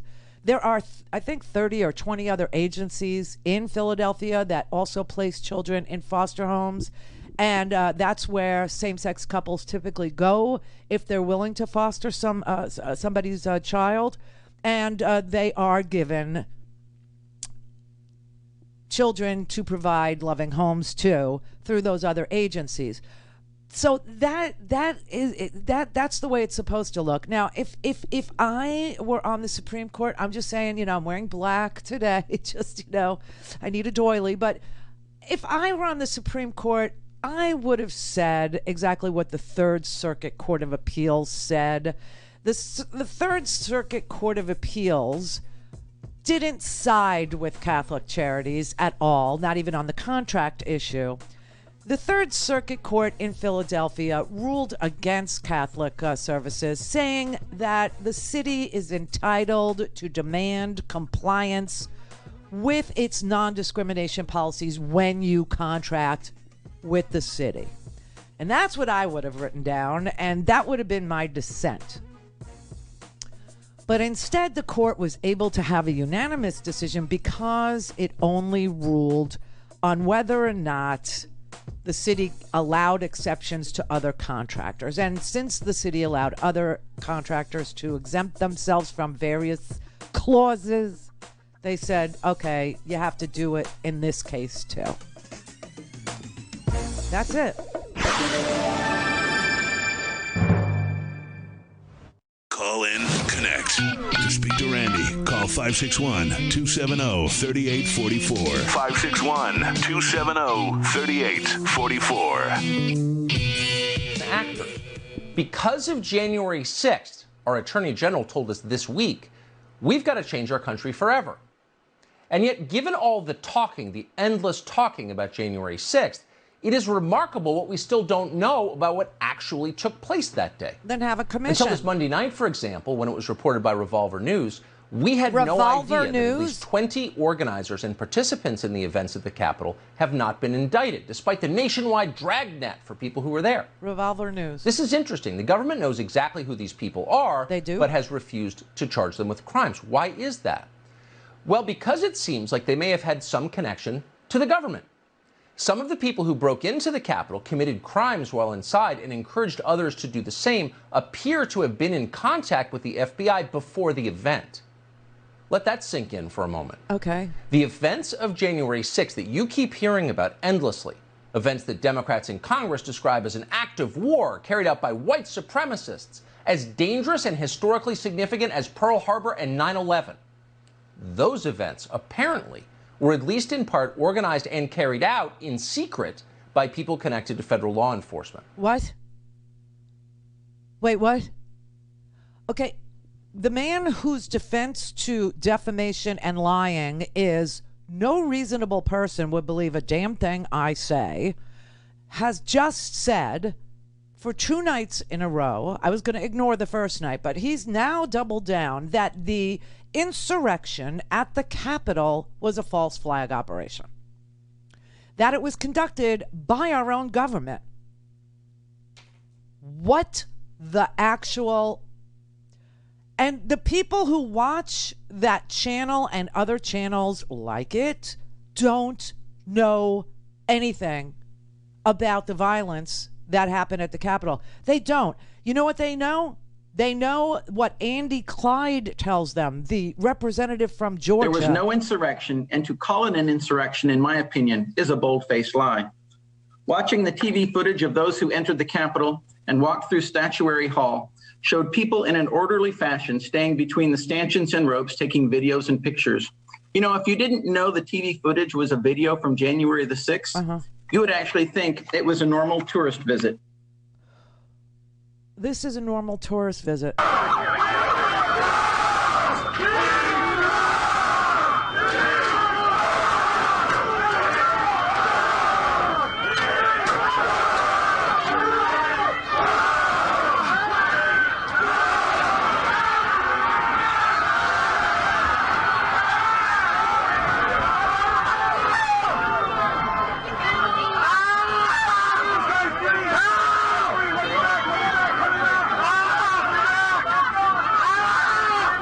Normal. It's a normal tourist. Yeah, I visited Grand Canyon with my folks. It was just like that, Randy. It was just like that.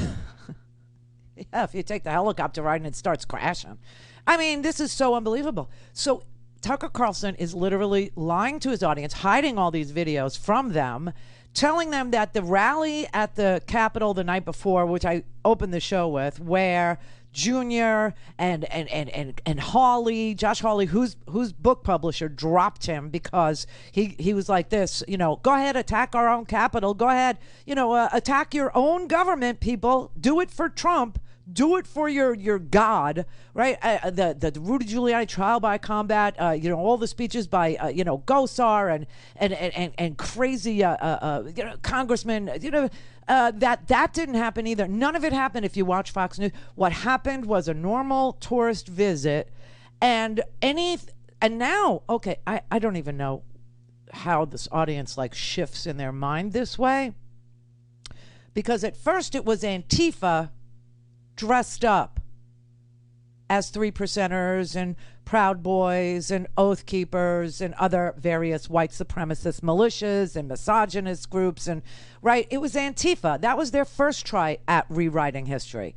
And this is what they pumped out on these crazy, you know, news channels, news that actually uses as their defense for lying to their audience that no reasonable person will believe them. Okay, this was after Sidney Powell got sued, and her defense to lying about Dominion also the same. No reasonable person would believe that Dominion flipped votes or anything I said about Dominion. They wouldn't believe that Hugo Chavez, who's been dead for 13 years, had anything to do with rigging an election in the United States in 2020, right? It's so, okay. So first it was Antifa dressed up. Then it became just a normal tourist day, and everybody was just, staying and taking pictures, and everybody was like seriously well behaved. And Ron Johnson said the same damn thing. Remember, Ron Johnson no one was armed. We've seen plenty of video of people in the Capitol, and they weren't rioting. It doesn't look like an armed insurrection when you have people that breach the Capitol, and I don't condone it, but they're staying within the rope lines in the rotunda. That's not what an armed insurrection would look like. Okay.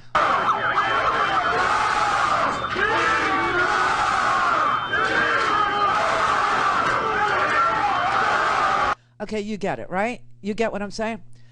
So why do you watch that? That's the why do you watch that? Because what? Because what?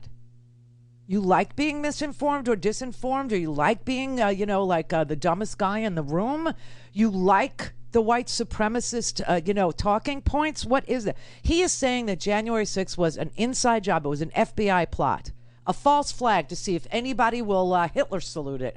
This is crazy. This is mass madness. So, a bunch of patriotic tourists visiting the Capitol, or Antifa forces disguised in MAGA outfits. They don't even live in a fantasy world anymore. It's like a mutually exclusive fantasy world. They can't even agree on what the fantasy is. And so this is what he said after he got called out by many, many mainstream reporters who said, what the F are you doing over there, right? Twitter actually is taking down his tweets, okay, or fact-checking his tweets in real time because of the amount of propaganda that gets spewed out of him and Hannity's mouth, right? Well, last night, clips from our show began to circulate on social media. The tech monopolies, which helped get Joe Biden elected, continue to work closely with the administration to control the news and information that you are allowed to see. Because it's America, right? Oh, God. Well, this piece of news, the one on our show last night, was a problem for them, so they tried to make it go away. Twitter appended the following note to our clip last night, quote, "Federal law does not permit cooperating witnesses or informants to be charged with conspiracy, despite a baseless suggestion by Tucker Carlson that some co-conspirators of the January 6th attack were not charged because they were undercover FBI agents." End quote. Let's think about this. Now, leave aside for a second the most obvious question that arises from the statement, which is, how would Twitter, which is a media company, not as far as we know, a law enforcement agency, be able to confirm our reporting last night was, quote, baseless? How would they know that? Because they read federal law. Okay, here's the law.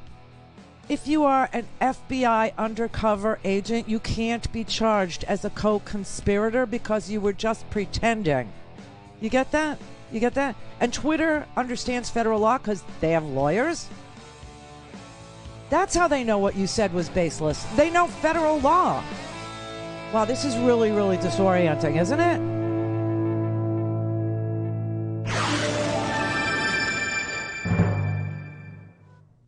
This is the Randi Rhodes Show. To speak with Randi, dial 561-270-3844. That's 561-270-3844. Look at the document. The government calls those people unindicted co-conspirators. What does that mean? Well, it means that in potentially every single case, they were FBI operatives. What? Really? Really, no. And this is the point of putting out homework, okay, as you just saw. This is the point of this show, is to debunk all of this garbage that's passing for information or news or accurate, descriptions of things that actually occurred in this country that are dangerous to democracy or dangerous to our existence, dangerous to our ability to vote, dangerous to our ability to live, dangerous to our ability to get a loan or to own a home or, make a minimum wage. You know what I'm saying? So this is so bizarre. Here is what federal law actually says. If you are an FBI undercover agent, You cannot be identified in a document, an indictment, which is what he's talking about, as a co-conspirator. And he's pointing to indictments where there are unindicted co-conspirators, that are identified by this indictment of various people. And he's then connecting a dot that won't connect to federal law to his audience, saying that means that they're FBI informants. No, that means that they're not FBI informants. That is 100% not possible. Not possible. And so therefore his entire false flag operation theory is nothing but another empty conspiracy theory. Just like they all stayed in between the rope lines, everybody was well behaved in Statuary Hall, just like they were Antifa, dressed up as 3%ers, dressed up as Proud Boys, dressed up as Oath Keeper. I mean, all of these lies to cover up for an attempt to overthrow the government in a violent fashion on January 6th, to preserve an insane president's presidency that was literally acted on in a violent, unbelievable way that caused the wounding of 140 police officers, and 5 people ended up dead. All to excuse that, he will sit there and lie like this. And then he literally told his audience, we may never know the truth here. Are you freaking kidding me? There are videos that, Sunday, there's going to be an entire, special on TV about the insurrection, okay, at 9 o'clock on CNN, to explain to people what the hell went on there, how it was organized. And they don't want to have a commission because obviously people who were at that rally, people who financed it, people who encouraged it, people who were for it, people who literally are cowards about letting you know that they were for it, will end up being indicted too. Now, if we may never know the truth, wouldn't that be the clarion call for an independent 9/11 type commission to do the investigation, to figure out who financed it and who paid for those buses and how did those people get there, and whether or not Trump was, encouraging it, and Gosar was part of it, and Rudy was part. It just. But no, they would rather say it's a deep state plot, like Vladimir Putin told them to say. That was what Vladimir Putin said on that stage yesterday. He said that this whole thing was, American anti-democratic forces that were just trying to petition their government for a political grievance, as if there was no violence committed there, as if these videos were somehow faked. They literally on Fox News first said it was an Antifa thing, and then they said it was a protest that got out of hand, and now they're saying it's a deep state plot. This is so amazing. It's so sick. So anyway, here is Eli Honig. Obviously, he's an ex-prosecutor for the feds, and he knows the federal law telling Tucker Carlson uses this phrase, unindicted co-conspirator, and what he's trying to tell his audience is, gee, that must mean these people were working for the FBI, undercover agents or informants. He's got it wrong. Here's why. So the phrase unindicted co-conspirator is not something you can apply to someone working for the FBI, because a conspiracy is a meeting of the mind. It's an agreement between two people to commit a crime. However, if you're an FBI undercover, if you're an informant, you're not really part of a criminal agreement. You're pretending for the sake of the investigation. So no prosecutor would ever use this phrase, unindicted co-conspirator, to refer to somebody working for the FBI. We do use this phrase all the time to refer to other things, to refer to people who are still being investigated, who might be charged, to refer to people who have been arrested and then cooperated later, different thing from what Carlson's talking about, or to refer to people who we don't know exactly who they are yet. So Tucker Carlson, all due respect to him, I've written a few more indictments than he has. He's got that dead wrong. Oh, so an unindicted co-conspirator could be somebody whose name is not known to law enforcement yet. An unindicted co-conspirator could be somebody who is getting leniency from the government for cooperating with the government. Oh, I see. An unindicted co-conspirator could be many things, but it can't be an FBI informant. It can't be somebody who was pretending to infiltrate these racist groups. Holy crap. This is so bizarre. But I want to show you who Tucker Carlson is and what he spends his time on, okay? This is Tucker Carlson. You remember this this crazy 1994 racist named Murray, who wrote The Bell Curve? You remember him? He used pseudoscientists and scientists who then we later found out were part of like Nazi groups and white supremacist groups to say that black people were inherently inferior to white people and they just couldn't learn. He interviewed him this week. If you have,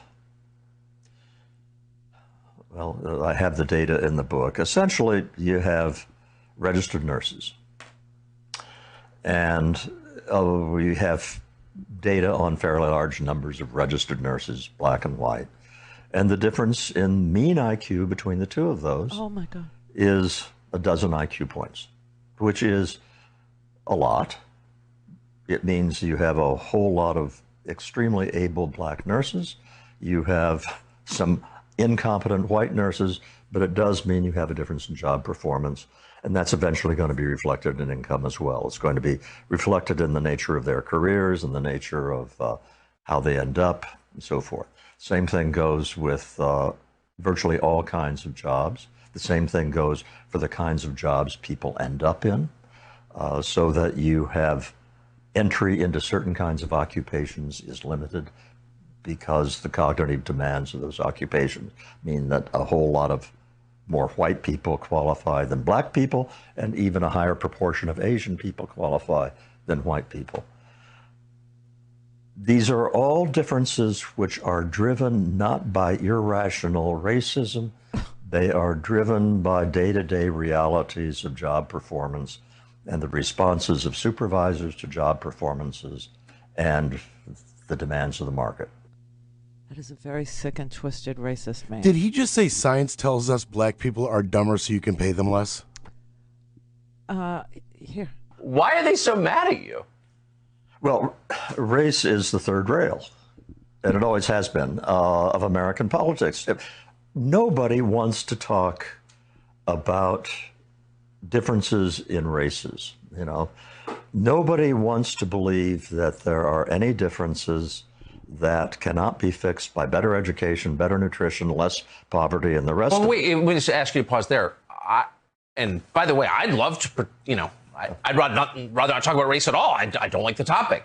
I hear the opposite, though. I hear what the leaders of the left, or whatever this revolutionary movement is called, saying is that the differences are so profound that they define us completely. The differences are all that matters. They seem to be emphasizing the differences. Well, but that's in the context of systemic racism.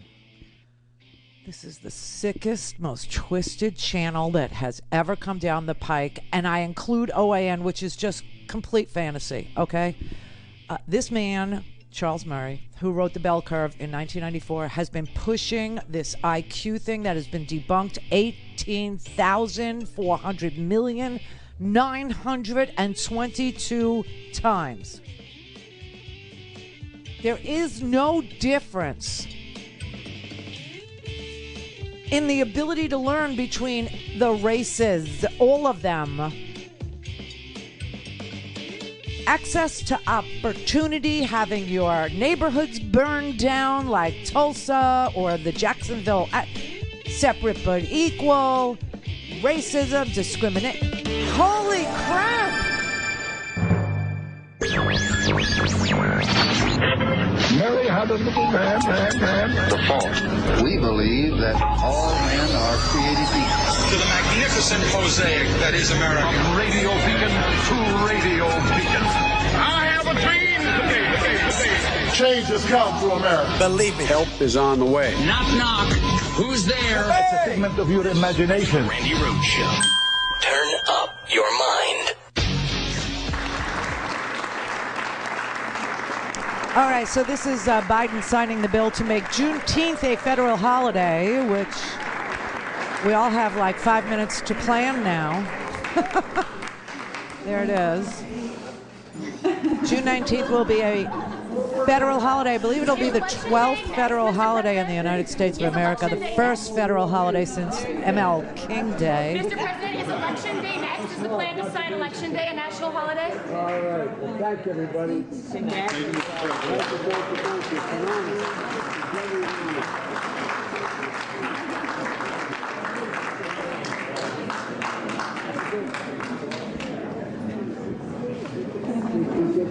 Wow, Frederica Wilson really dressed up. Okay, so I just wanted you to witness that because you won't be able to take off of work until I think 2023 for Juneteenth because it falls on a Saturday this year and a Sunday next year. So 2023, everybody, woohoo! Let's plan the 4-day weekend. But yeah, this is great. And this was something that Sheila Jackson Lee has worked on for, about 20 years. So good on her. Really good on her. So we now have an Emancipation Day in this here country while Tucker Carlson continues to interview the likes of Charles Murray, the disgraced, the debunked social scientist, and continues to put out false, fake, bad, lying information about the January 6th insurrection at the Capitol to an audience that just laps this crap up. And we then want to know, why are we so divided? Why are we so divided? Why isn't America, down with, investing in ourselves? How come we can't agree on an infrastructure package when we know grids are breaking, bridges are falling down, rivers are filthy? We need, some sort of reinvestment in American potholes.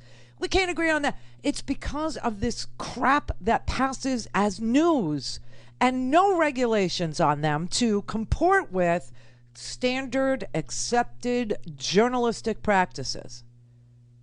Before you brand yourself news, you ought to have to go through some certification process with, the Columbia School of Journalism or other authorities in journalistic practices. But, no, we can't have that in this country. We can't have that.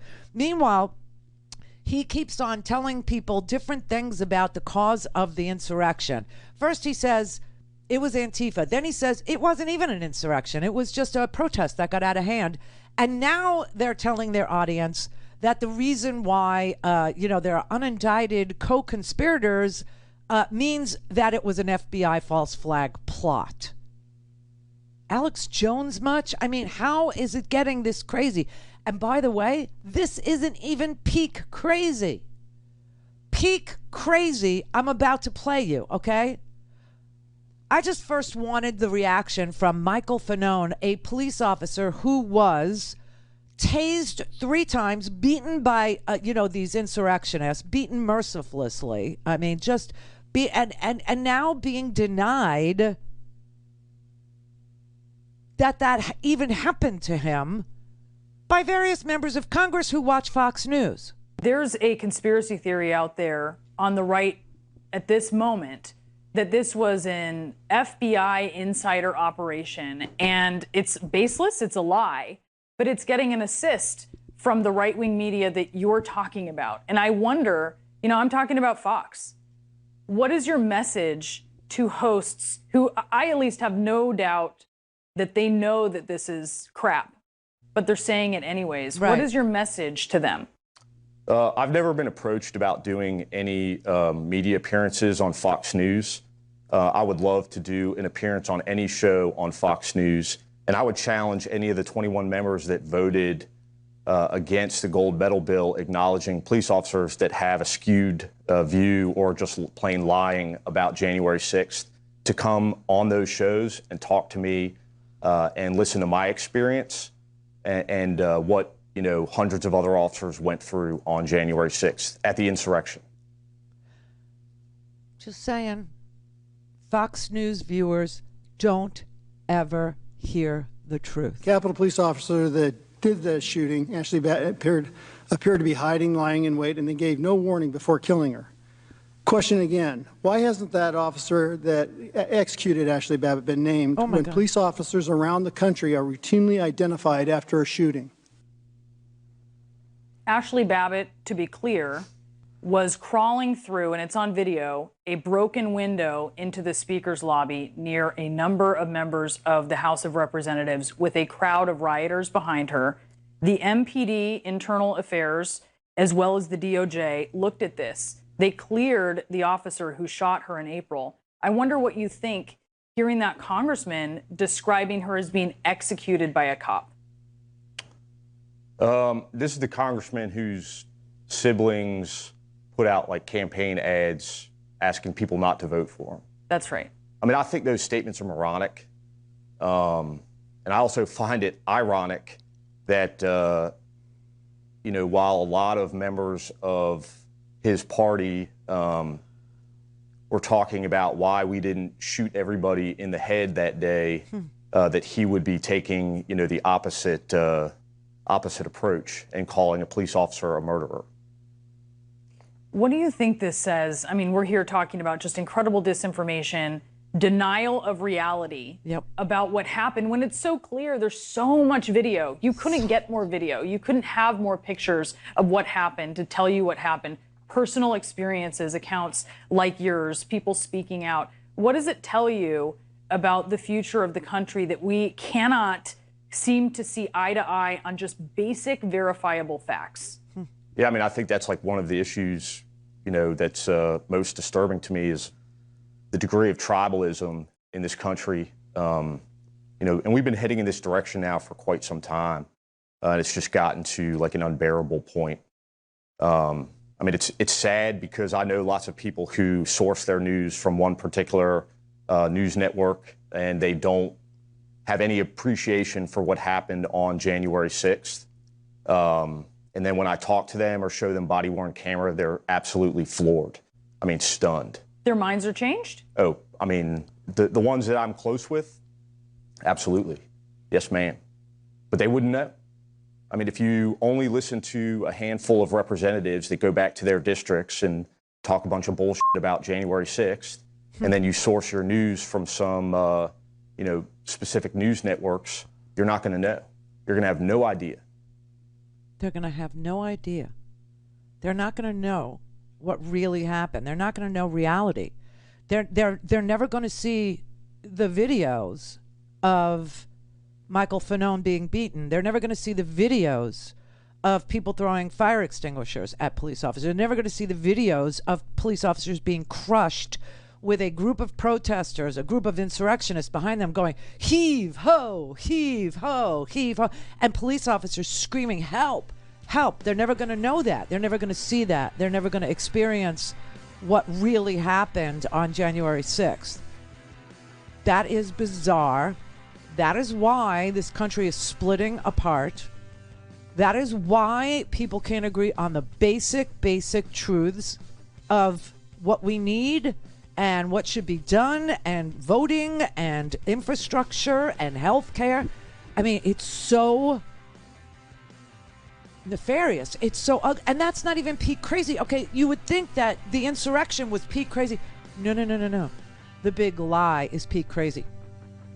And I'm going to show you something that is going on with the mess in Maricopa. Looking for Chinese bamboo in ballots. Oh, wait, it's moved now from Maricopa County to Montana. All things Randi at RandiRhodes.com. Go for launch. Speaking truth to power, the Randi Rhodes Show. Are you ready for peak crazy? Okay, this is it.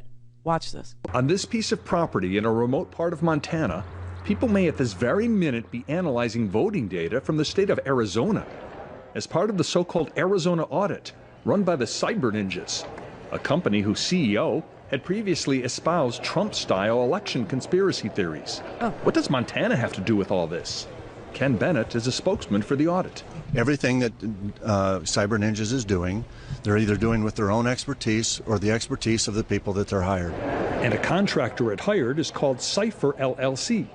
Bennett says Cipher was permitted to take copies of Arizona voting system data on a truck and have it driven to Montana. Oh my God. Where it's being, quote, forensically evaluated in what he described as a secure, powerful laboratory. But nobody is publicly saying what that actually means. And Bennett tells us he doesn't know where the so-called lab is. It is apparently a secret. So as you might expect, we're left wondering where in the state of Montana are the copies of this voting data being analyzed? Where is the secure, powerful lab? Here's what we found out. Cipher is a company that's based in Virginia, according to its website. But Cipher was spun off and is a sister company of a company called SciTech. And SciTech, according to its website, is based in Montana. Here we are right now, south of the city of Big Fork. More interestingly, SciTech and Cipher are run by the same exact person. And that person, we're told, is the man who drove in a truck the copies of the voting information from Arizona to Montana. So this property where SciTech, according to the website, is located also happens to be, according to records, where the CEO lives, his residence. So could the information be here? We could tell you as we walk up here, the first thing you see on this big piece of land is a sign. Private property, trespassing for any purpose is strictly forbidden, violators will be prosecuted. So we can't cross this area. We can show you, though, from this area what looks like a cabin on this property. Is this the secure, powerful laboratory? Is Arizona voting data inside that cabin? We just don't know. Oh my God. This is peak crazy. So it wasn't bad enough that the Senate president, who is a member of ALEC, who is receiving money from the Koch brothers, actually was able to allow for the hiring of a company with no expertise whatsoever in elections, Cyber Ninjas in Florida, with a CEO who is pro-conspiracy theory about fraud, that the election was stolen from Donald Trump, to be in charge of a private audit of Maricopa County's 2.1 million ballots.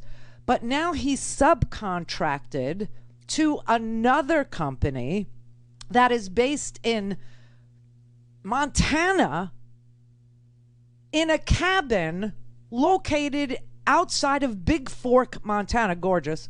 But located outside of Big Fork, Montana. The guy, his name is Ben Cotton. He owns SciTech. He's the CEO of SciTech.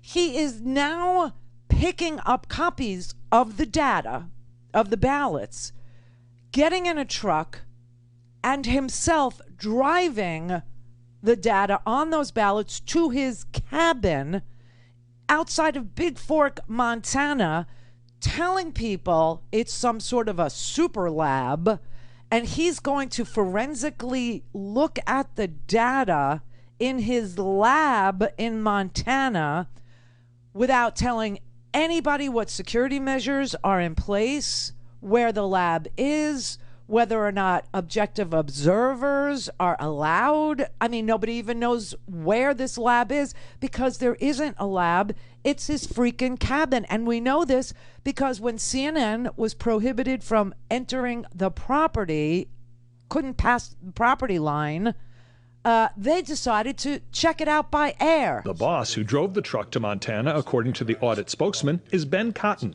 who testified in a special meeting at the Arizona Capitol last month. I personally have over 25 years of computer forensics and incident response experience. We reached out to Cotton to ask him about what kind of analysis is taking place, and is his lab on his property. He did not respond.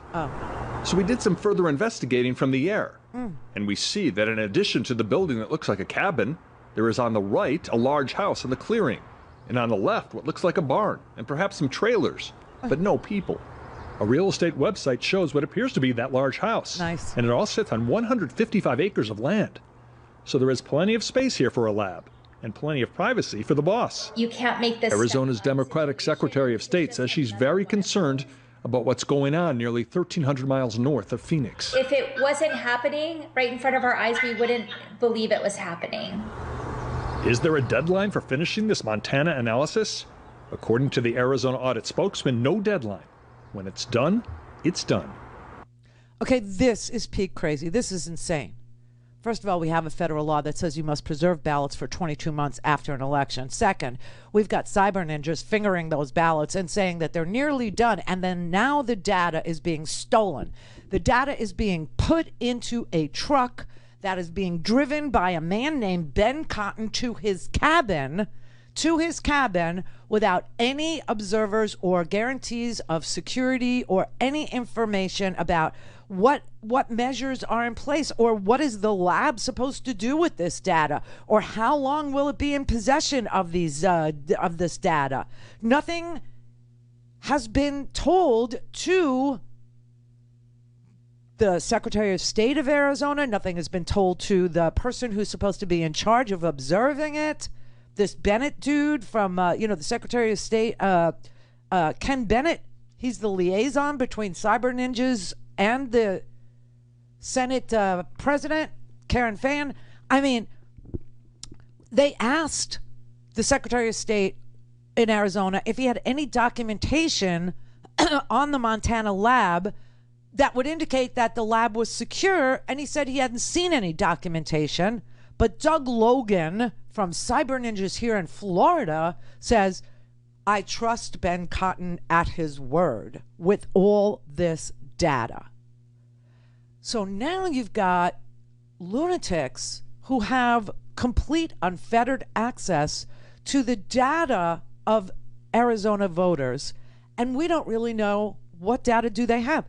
Is it private voter information? Is it voter registration information? If it's voter registration information, then they have your party affiliation and they have your address and ID numbers, maybe even driver's license ID numbers.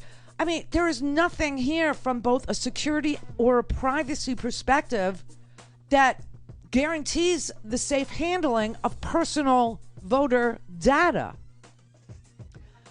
No policies, no processes related to this partisan review are available. No one knows where they plan to send this data or what they plan to use this data for. All we know is that these people, Ben Cotton and Logan, say they are a for-profit business and they've signed non-disclosure agreements and they're not talking about anything. You realize this is obviously how a foreign government could get voter data? You understand that that's possible, right? Call in, connect. To speak to Randi, call 561-270-3844. 561-270-3844. When we look at what has happened in Texas, we look at what's happening around the country, I think it's important to remember we talk about the right to vote. And the right to vote is a given. All citizens have the right to vote constitutionally. It is their right. What we are seeing are examples of an attempt to interfere with that right. An attempt to marginalize and take from people a right that has already been given. We are not asking for the bestowal of a right. We are talking about the preservation of a right. That is the right of citizenship. And it's that fundamental. It is that fundamental. We will do everything in our power as an administration to lift up the voices of those who seek to preserve the right of the people to vote. We're not telling people how to vote. And frankly, this is not a Democratic or a Republican issue. This is an American issue. This is an American issue. So apparently we are at the precipice of being able to pass voting rights legislation. And that's why I want to show you how crazy the right wing is about the idea that you would be able to vote. They don't like it Their numbers are diminishing. People aren't buying anything that they're selling. Their policies have failed over and over again. Redistribution of wealth, reverse socialism, autocracy, oligarchy, whatever you want to call it, kleptocracy. That is what the Republicans are about. And we need a federal law put in place to prevent things like legislatures having the awesome power to overrule what the people voted for. I told you they do it all the time now, and they do it in a stealthy way. I told you about Missouri.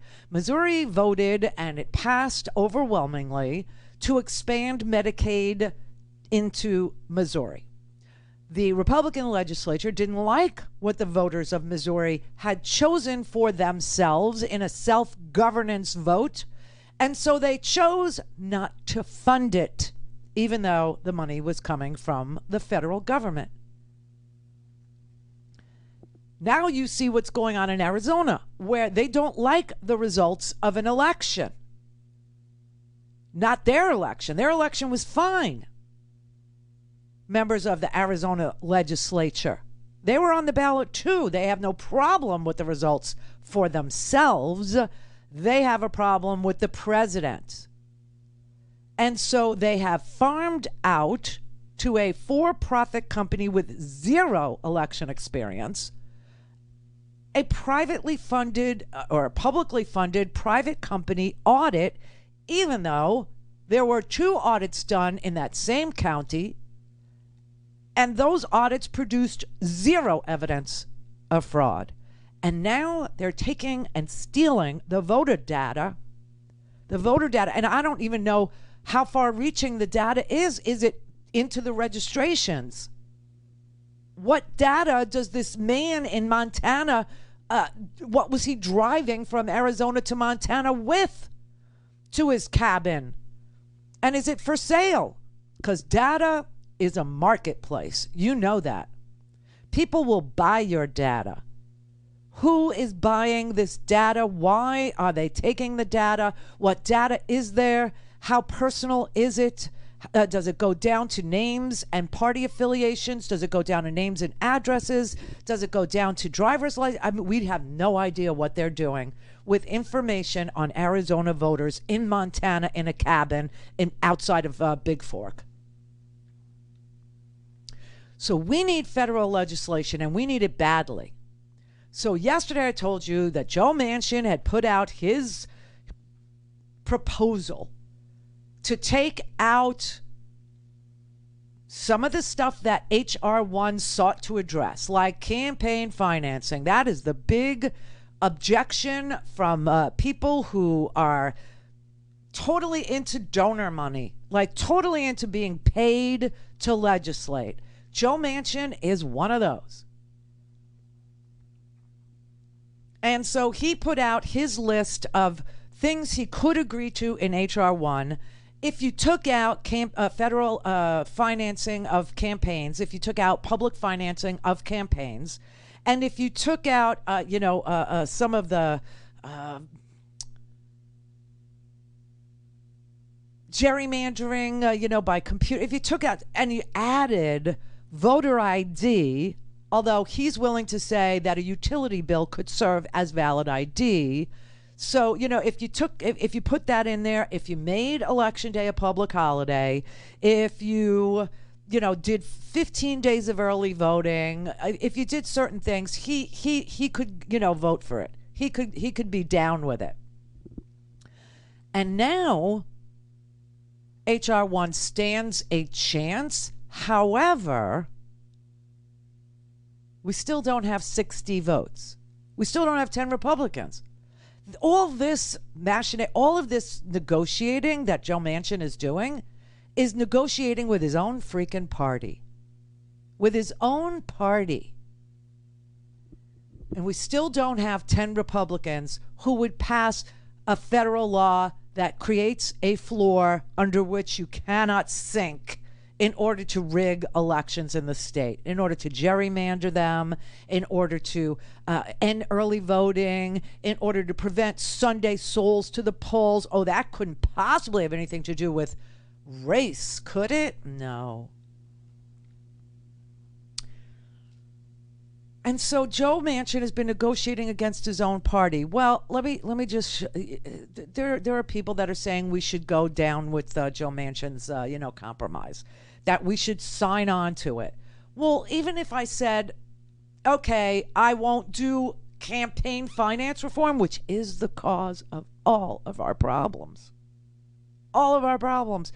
I guarantee you, whatever your issue is, whatever your problem is, whatever you're concerned about, if you follow the money, you will figure out who is funding it, so that 98% of Americans can't see background checks on guns, or that 79% of West Virginia can't have an infrastructure package that they're all for. Just follow the money. Well, that's what makes this Intercept article so interesting.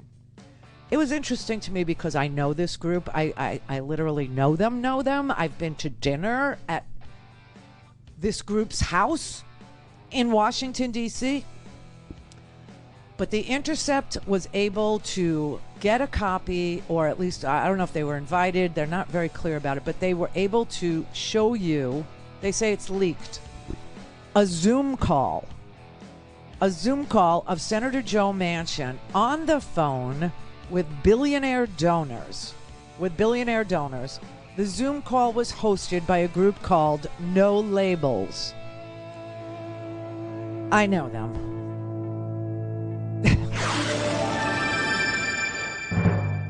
This is the Randi Rhodes Show. To speak with Randi, dial 561-270-3844. That's 561-270-3844. All right, this is it. This is the last Thursday of the summer pledge drive. Yay! And it's a triple impact day. It's a really good one. It's a good one to donate, right? Any donation made today will be doubled up to $5,000. Thanks to Bob and Carol in Oregon. They are Free Speech TV frontline funders. And if you do that, it will help us get to our ultimate financial goal by tomorrow. And when we do that, then we'll get an additional $5,000 donation from Sandy and Stewart? Yes. Sorry. Sandy, I just had a brain fart. Sandy and Stewart in California. So it's a triple impact day, right? Anything you do today gets doubled by Carol and Bob in Oregon. And then that helps us add to the total. And then when we reach the goal total tomorrow, which I feel good about, then we'll get the extra $5,000 from the frontline funders in California, Sandy and Stewart. Okay? So anyway, all you need to know is triple donation day is what it is. 877-378-8669. Thank you very much for calling that number. Or just go online, freespeech.org. Freespeech.org, freespeech.org. Thank you. Mike in Colorado. Hey, Randy, how are you? Good. How are you? Second time caller, so I'm going to make it quick. I know it's the end of the fund drive. I always donate when there's a double match. Yay. So today there was a triple match. I had to do it again. Yeah, Bob and Carol. Thank you. So where's Ted and Alice? Yes. So, Bob and Carol. Where's Ted and Alice? They're Sandy and Stewart. I want to talk to all the lazy liberals who sit around and watch you guys all day long and never donate. I know there's a whole bunch of them.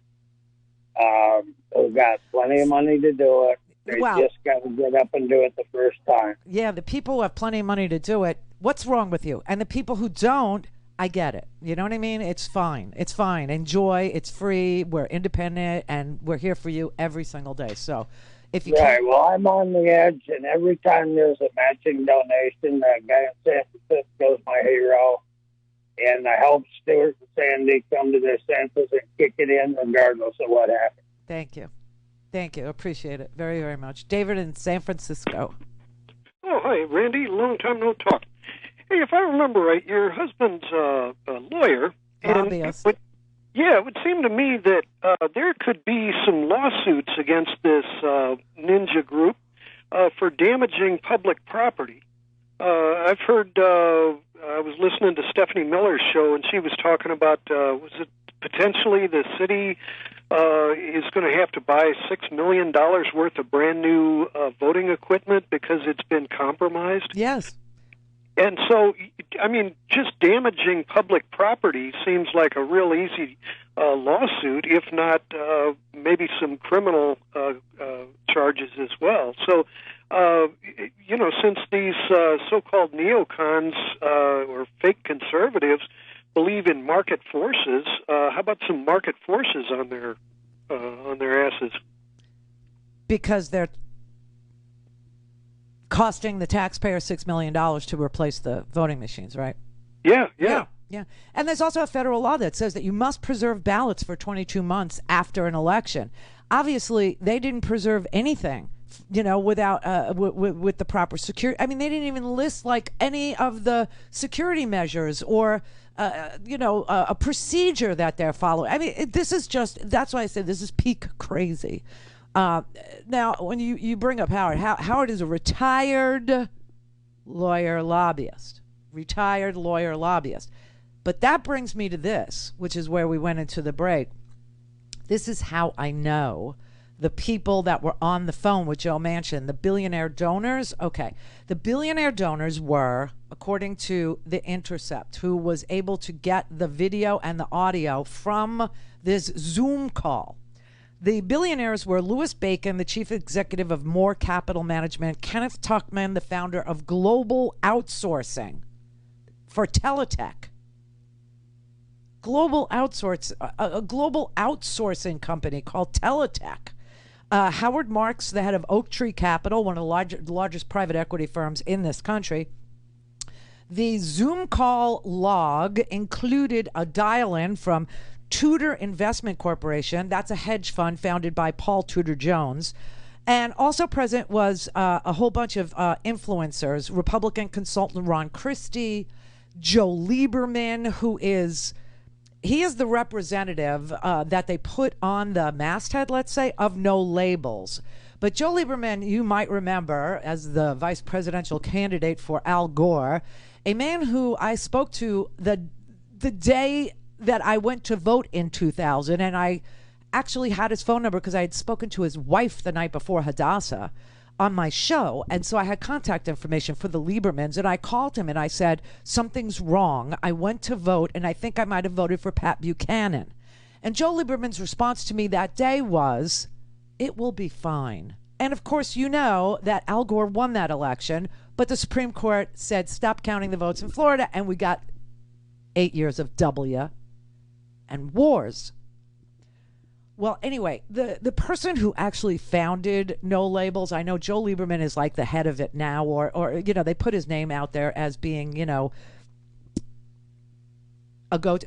It's Nancy Jacobson and her husband, Mark Penn. Now, Mark Penn, I don't know if you remember him or not, but he's a political consultant. He's also a big lawyer. He used to work for a big, big law firm. And his wife, Nancy Jacobson, they started No Labels. What No Labels does is it gets all these billionaire donors together, high net worth individual donor money, and they give to conservative Democrats and Republicans. It's what they do. Now, I've been to their house. They invited Howard to dinner once, and I happened to be the girl. Now, I think they understood, you know, back then, you know, they understood that I was a national radio host and blah, blah, blah, and where I lived and breathed was not in their wheelhouse.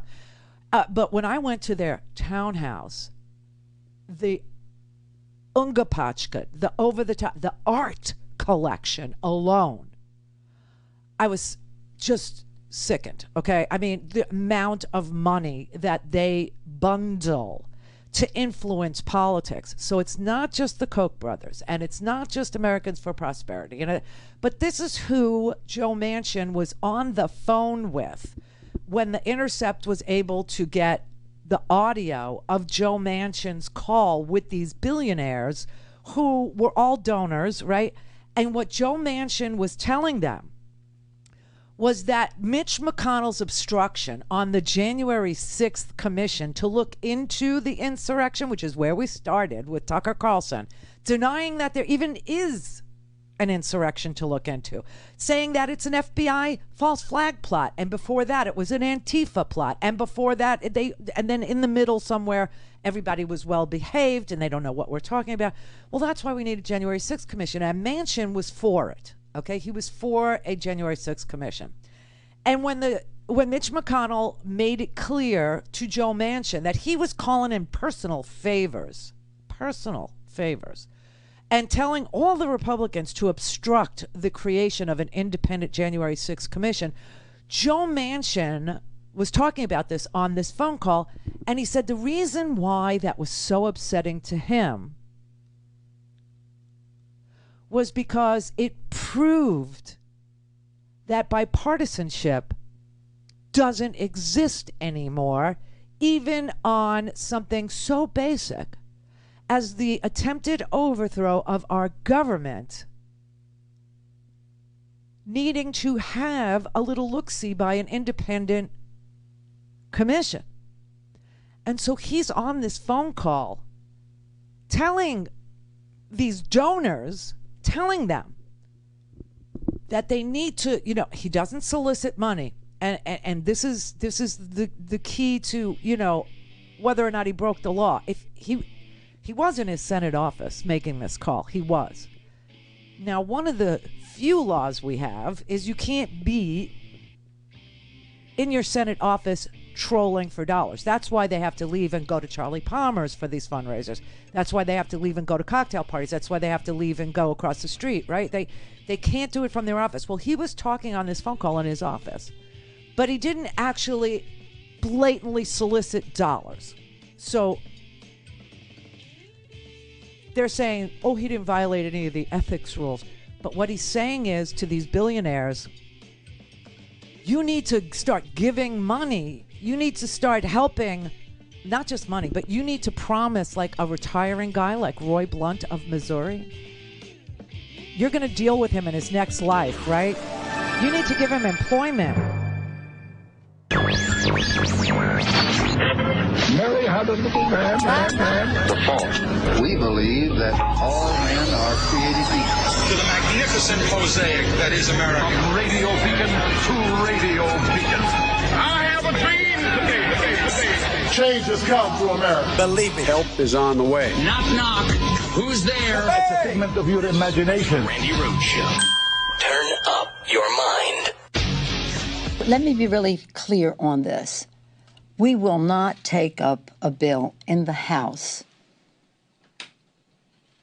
until the Senate passes the bipartisan bill and a reconciliation bill. Make sure you understand this. That when people say, well, I'm not going to vote for this unless I see that, there ain't going to be no bipartisan bill unless we are going to have the reconciliation. Oh! Holy crap. A lot of stuff happened this morning. A lot of stuff, everybody. They're getting ready to go home, and they need something to tell you that they did, and that includes Republicans. Yes, they can't just sit there and bitch about CRT, okay, that isn't taught in school.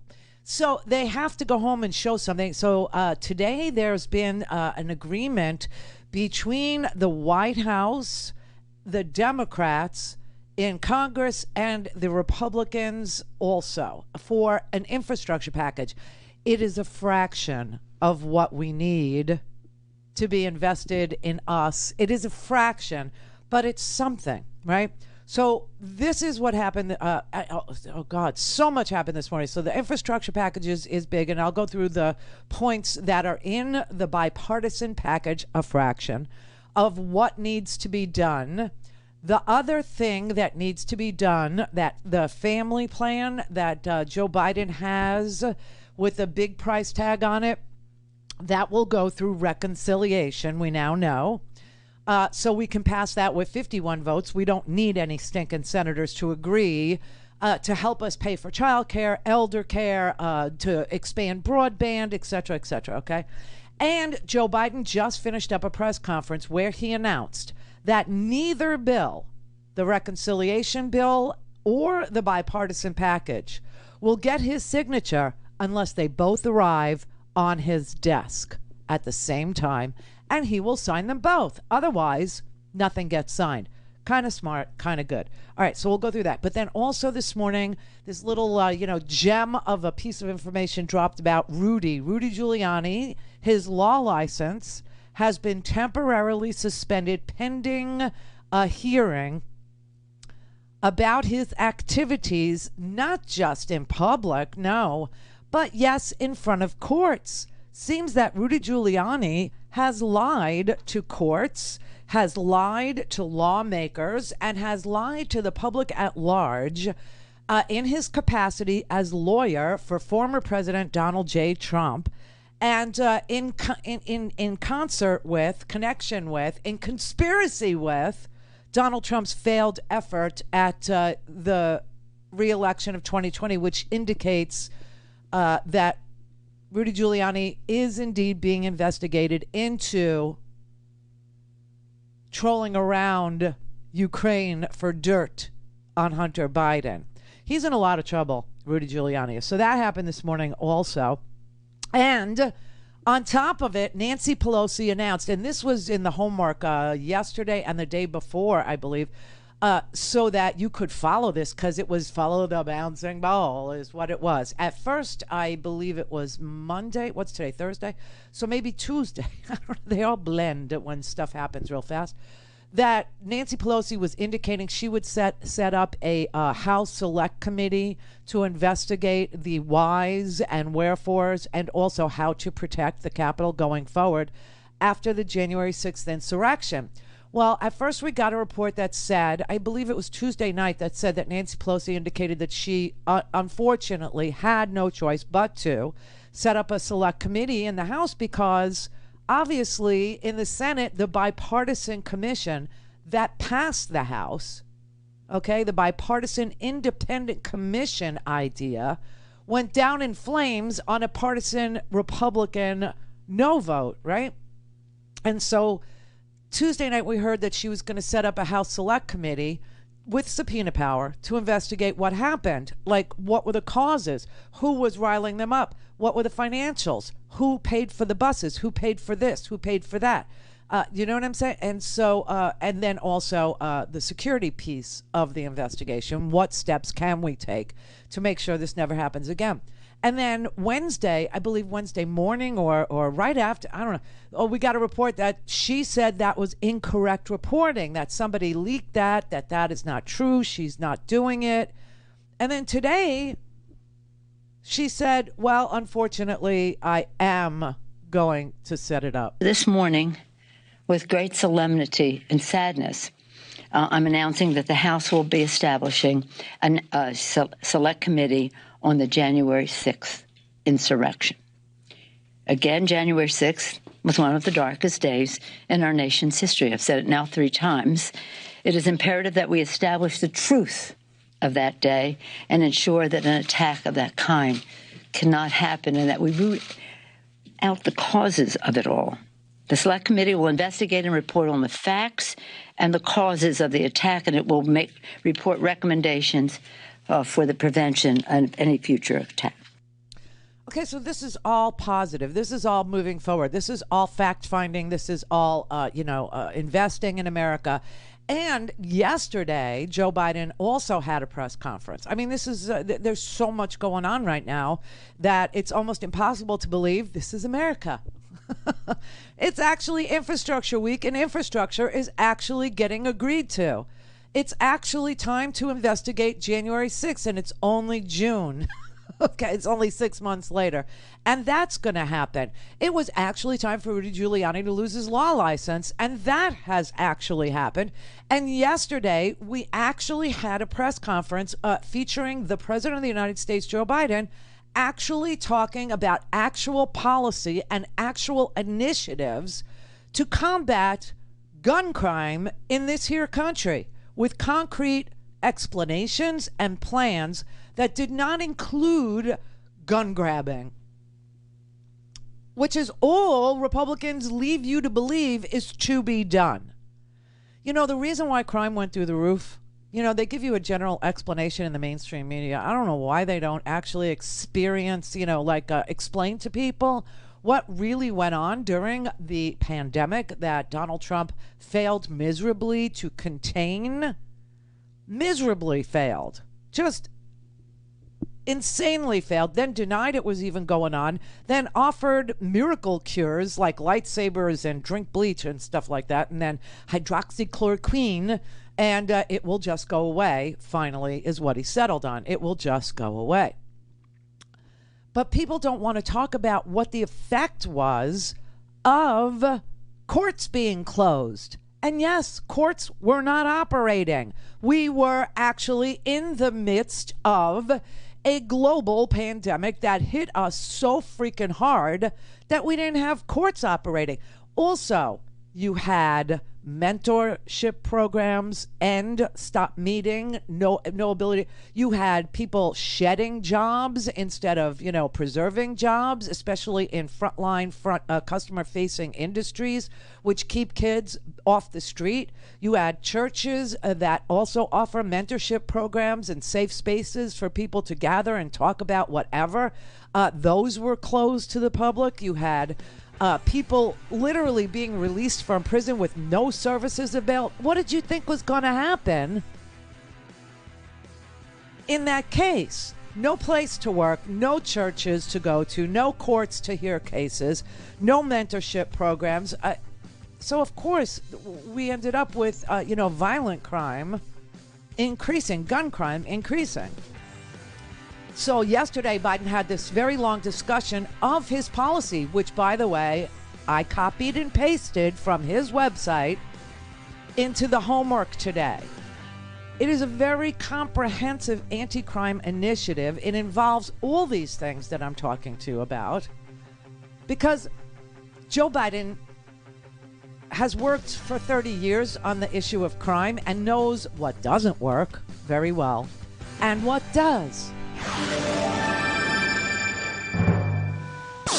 All things Randi at RandiRhodes.com. Go for launch. Speaking truth to power, the Randi Rhodes Show.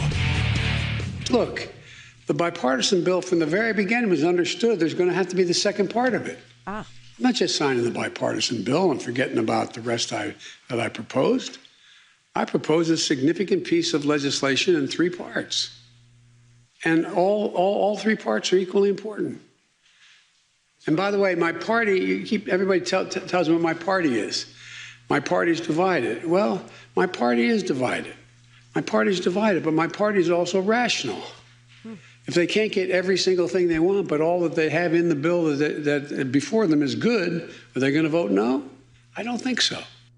He's very confident, I have to say. This bipartisan package that was negotiated late last night, Nancy Pelosi actually showed up this morning and said, okay, that's all well and good, because this is $953 billion. That's the bipartisan package, $953 billion. What the total proposal looks to me to add up to is about $4 trillion, okay? And so what Joe Biden is saying there is, okay, here's the deal. I am only going to sign the bipartisan package if and when the $3 trillion that I propose for elder care, that I propose for K through pre-K, not daycare, not just daycare, but pre-K, okay, and daycare and elder care and all of the things that families need to be part of the workforce. If I don't get that through the reconciliation process, I'm not signing the $953 billion bipartisan package. So that's what Nancy Pelosi went forward to say this morning. And I was shocked, I tell you, to hear that Biden agrees with it. And that Biden said, don't worry. I'm not signing one without the other. It's going to happen in tandem. It's going to be a 2-track process. And neither will get signed by me until both are passed. Now, Nancy Pelosi is saying the House isn't even going to take up anything at all to do with the bipartisan package or the reconciliation package until the Senate concludes its work. because the House has done so much heavy lifting on so many bills. They have taken so many votes. They've taken votes on a 9/11, on a January 6th independent commission. They've taken votes on infrastructure packages. They've taken votes on election protection. They've taken, you name it, they've taken a tough vote, okay? A tough vote. And then it goes to the Senate to die. And she is right to say, we're not going to do anything until the Senate finishes its work and sends it to us. And then we'll take a vote on what's in the Senate's bill, because this is getting ridiculous. We're working our tails off over here, only to watch it go, ooh, over there where Joe Manchin pitches a fit, or Kristen Sinema says, I don't know what to do. I don't know what to do. I mean, I want to be bipartisan, so I'll write an op-ed saying democracy is subordinate to a rule in the Senate that was invented by mistake in the 1800s. By mistake, because they forgot to put in their documents in the 1800s how to end debate. Seriously, that's how the filibuster came to be. And then it got used for the most racist crap in the history of the United States, like civil rights. So anyway, this is smart. This is good. And he keeps, the whole press was out. Are you sure that's what you're going to do? You're not going to sign anything until you get both of them. I expect that in the coming months this summer, before the fiscal year is over, that we will have voted on this bill, as well, the infrastructure bill, as well as voted on the budget resolution. And that's when they'll, but if only one comes to me, I'm not, if this is the only thing that comes to me, I'm not signing it. I'm not signing it. So everybody's sitting there wondering, what can Biden do? What can Biden do? Well, there's one. Not sign it. There's one. Now, under this bipartisan plan, just so you know, $312 billion goes to transportation projects. $65 billion goes to broadband, $55 billion to waterways, $47 billion for resilience, which is a down payment on things that are happening as an impact of climate change. The Republicans wanted to raise taxes in a stealthy way on working people because their idea was to raise the gas tax. And Joe Biden had promised that no one making less than $400,000 a year would see an increase in their taxes, any taxes, not Social Security taxes, not gas taxes, okay?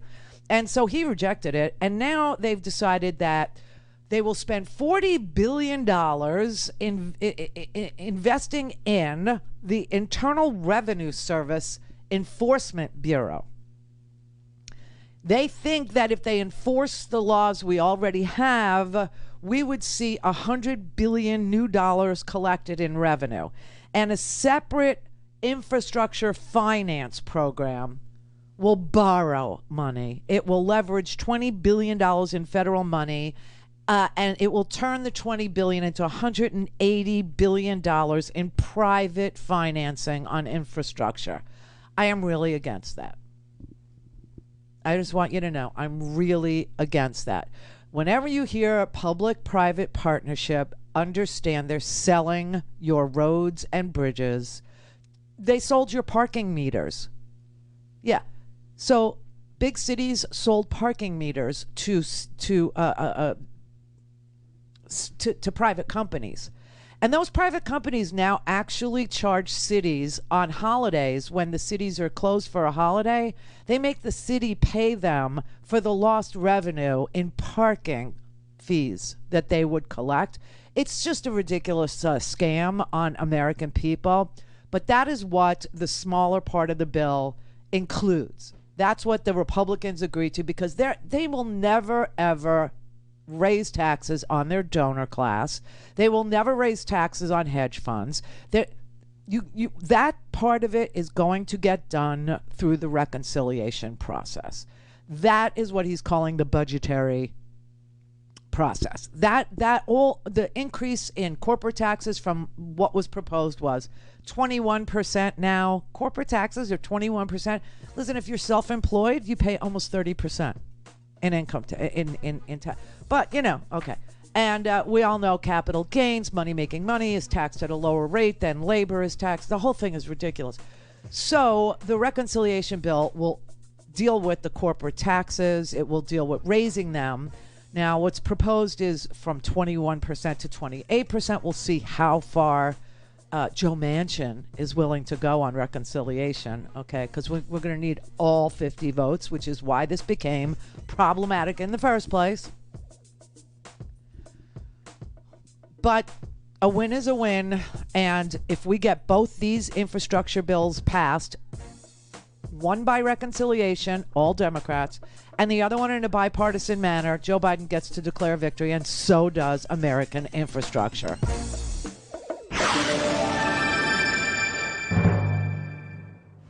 Call in, connect. To speak to Randi, call 561-270-3844. 561-270-3844. So Biden was asked, how could you believe anything Republicans say when they lie so much?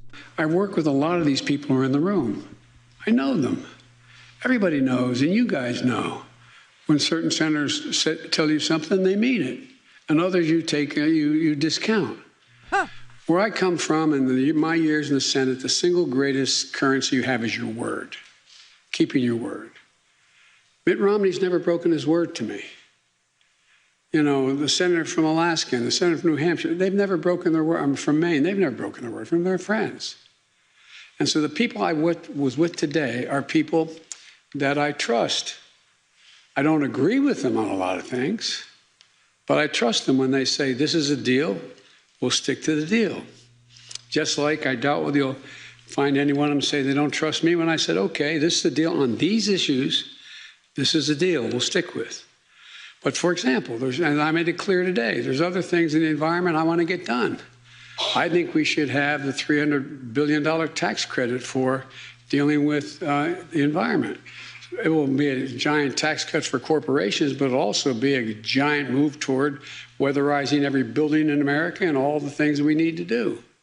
So there's things, and so when I said we agree, I'm not going to go back and renegotiate the Amtrak piece, but I am going to fight for trying to get $300 billion more for tax credits for the environment. That's about the best that I can answer the question. So he trusts Mitt Romney, Susan Collins, and Lisa Murkowski is what he said there.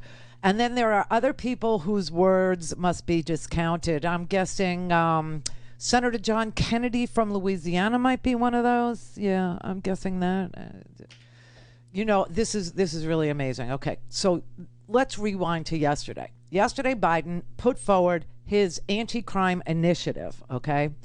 And it includes things that the American people are overwhelmingly for. Background checks, okay? Enforcement of our laws. The NRA will always stand there and say, why don't you just enforce the laws that we already have? That's exactly what he proposed to do yesterday. Background checks, closing the gun show loophole, right? All these things. It was a very basic, very easy to understand proposal that Biden was making yesterday. Okay, I'll just play you the background check portion. You know that if there is a strict enforcement of background checks, then fewer guns get into the hands of criminals. Background checks have thus far kept more than 3 million guns out of the hands of felons, convicted felons, fugitive, domestic abusers, and others prohibited from being able to purchase a gun.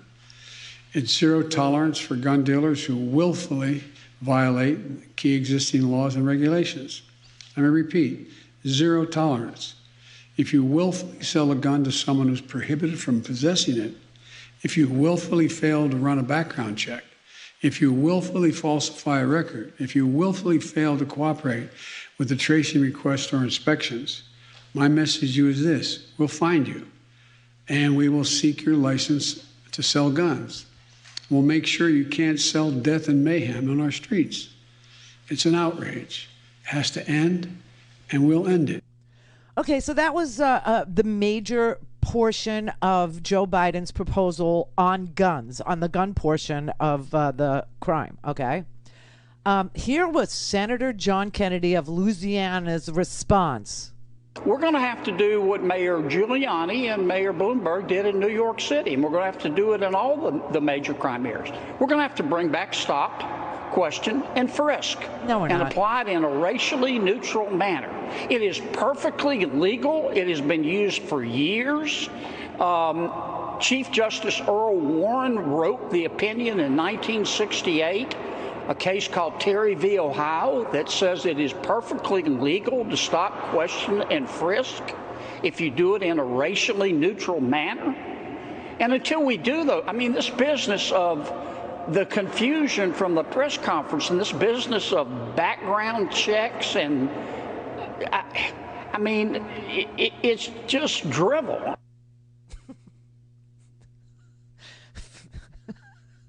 No, we don't want no background checks to keep guns out of the hands of people who shouldn't have them. We want stop and frisk. Stop and frisk. He goes back to a court ruling in the 60s. Stop and frisk. Stop and frisk. Where have we heard that? Oh, that's right. Mayor Giuliani, who just lost his law license today. Yeah, he was the person who started stop and frisk. I will say Michael Bloomberg continued it and made it even worse. A federal judge ruled the NYPD tactic of stop and frisk unconstitutional today. Judge Shira Scheindlin stated the practice violates minorities' constitutional rights because it relies on racial profiling. Oh.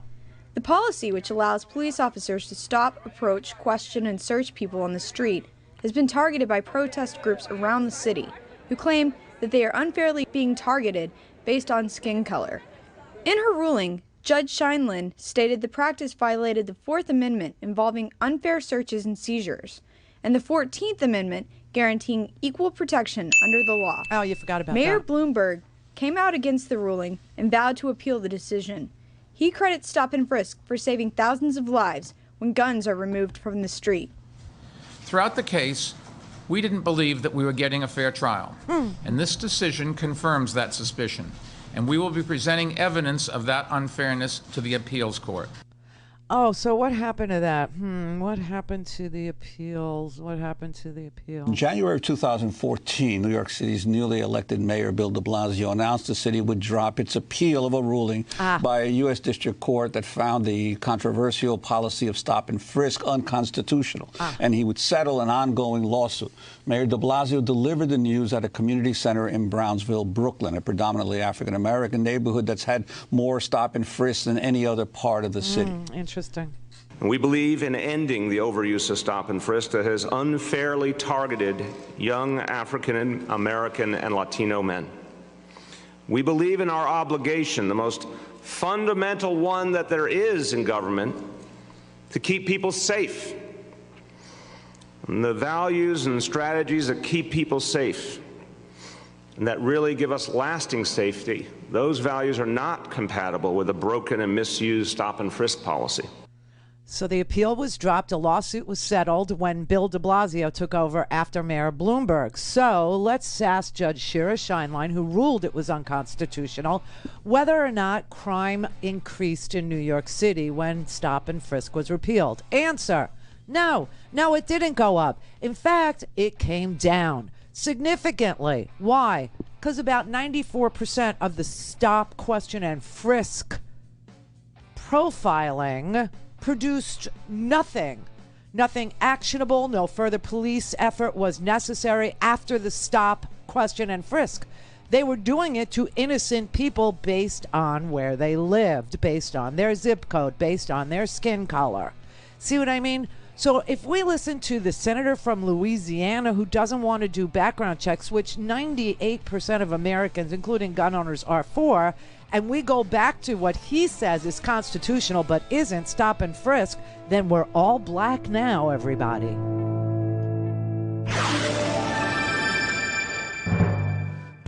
This This is the Randi Rhodes Show. To speak with Randi, dial 561-270-3844. That's 561-270-3844. Okay, this is the federal judge, Shira Scheindlin, who found that stop and frisk was indeed unconstitutional. And what happened after her decision? First of all, it was the most important decision I wrote in all those years. It was a very, very major case because it affected the lives of so many hundreds of thousands of New Yorkers. And I put many years into that case and studied the problem deeply. And what was very satisfying about that case is that I found the stop and frisk effort as practiced was unconstitutional. In other words, you can make stops and frisks, but only if you do it in accordance with the Constitution. A lot of people misunderstood the ruling. I didn't say you can't do it, but you have to do it constitutionally. And it was not being done constitutionally, in my view. It was done with racial profiling. So hundreds of thousands of young black men, as you said, were stopped, and it's a big thing to be stopped and frisked. We don't realize it because we're not likely. I'm not likely, and probably neither of you are likely to be stopped or frisked. But it's a real intrusion, and it often goes bad. When you think of the young black men who've been shot, it's because a stop went bad. So it's a dangerous thing to be stopped, and you can often end up with an arrest. Anyway, the good news was the stops dropped by 97% as a result of my ruling. So it went down from 700,000 to less than 50,000 with no rise in crime. And that was satisfying because had crime gone shooting up, as the then mayor and then police commissioner predicted, people would have said, it's your fault. This city has burnt up and it's your fault. But it didn't happen that way. That's right. It did not. And they stopped 97% of those random and there was no further police action required when police were stopping young black men, targeting them based on the fact that they were young black men. Crime did not go up. Crime, violent crime, gun crime is up all over this country now, not because we've ended stop and frisk, which we've ended. It's been gone for a number of years now. That case took 10 years, by the way. That's how long the law takes, okay? Speaking of critical race theory, see what I mean? Things that are codified in law could actually end up having a negative impact on citizens of color. You see how that could be, but we don't want to study that. Anyway, took 10 years to right that wrong, and crime did not go up after the end of stop and frisk in the first, second, third, fourth, or fifth year. It went up recently because courts are closed. It went up recently because churches were closed. It went up recently because mentoring programs had to shut their doors, because jobs were shed, okay? Because of all the things, summer programs, summer jobs, schools, tutoring on simple things like algebra that tend to stymie a kid. I know that's why I didn't go to colleges, because I just could not get through statistics or geometry. I just couldn't do it. Now, if I would have had a mentoring program, I don't know, maybe I would have gone all the way and gotten to law school, where I may have voluntarily taken a class in how bad laws disproportionately affect people of color. Maybe I would have. Do you see what I mean? And so anyway, I just wanted to cover that ground because I want to show you what we have serving in the United States Senate. These lying sacks of dung who are absolutely 100% willing to lie to the American people that background checks are drivel, and that what we really need to go back and do is racially profile young black men, because the gun activity that's increasing in this country seems to be driven by an underground railroad of illegal weapons ending up in the hands of young black men. All right, this pains me to play because Bill Bratton is not, one of my favorite people, but he was the former New York police commissioner, and he has been interviewed lately on various networks about what is going on with the increase in gun crime. Clearly, the prevalence of guns in the hands of too many young people that really have no control in their lives. A lot of these killings and shootings are gang-related in New York City. A lot of them are over foolishness, basically. The idea of the coronavirus influence also cannot be underestimated. Effectively, the criminal justice system in the United States shut down for a year. No trials, people arrested, released on bail, and back out into the streets again. There's so many factors involved, and it really does require a little more study going forward. I celebrate the president's announcement later today. I've had a chance to review his press announcement this morning, and there's a lot in that. It's probably the most comprehensive initiative since the 1994 crime bill. Okay, so that's former New York police commissioner. In fact, he's been police commissioner elsewhere, Bill Bratton, telling you courts were closed. Courts were closed. Nothing could go. People were just released. And you have kids wandering all over the street with absolutely no oversight, no programs, no school. That ought to do it. And he said when he looked at Joe Biden's anti-crime initiative, he liked it. He thought it was very comprehensive. There are a lot of things in there, aside from banning weapons, which is what Republicans always want you to believe the false choice is. Either you live with crime and you let the police beat up random people, you let the police stop whoever they feel like stopping for whatever reason they felt like it, you let police racially profile, you give them permission to do it. People start to distrust the police to the point where they don't even call the police anymore for help because they think that if they do, they're going to end up dead anyway. And you end up with a system that is completely shattered. Add to that, no courts, no schools, no churches, no mentorship programs, no tutoring program, nothing. And this is what it looks like. Now, while I'll tell you that gun crime is increasing, it's nowhere near what it was in the 90s. One of the things that we did do in the 90s in that crime bill, and we did a lot of really bad things in that crime bill, like the disparity between sentencing. We went over this yesterday between crack cocaine and powder. It was called the 100-to-1 ratio, where if you had 500 grams of powder cocaine, 5 years. But if you had 5 grams of crack, 5 years. Yeah, that didn't work. And Joe Biden, in his anti-crime initiative, actually gets rid of the disparity in sentencing for many things. He also insists that for nonviolent things like, the private companies that we sold parking meters, they get to now jail you for, if you fail to pay parking tickets, you can go to jail in this country. Yeah, well, Joe Biden says, no, I'm not in the mood to put people in jail for parking tickets.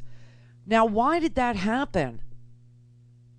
Again, it's part of the private-public partnership program that never works for the public.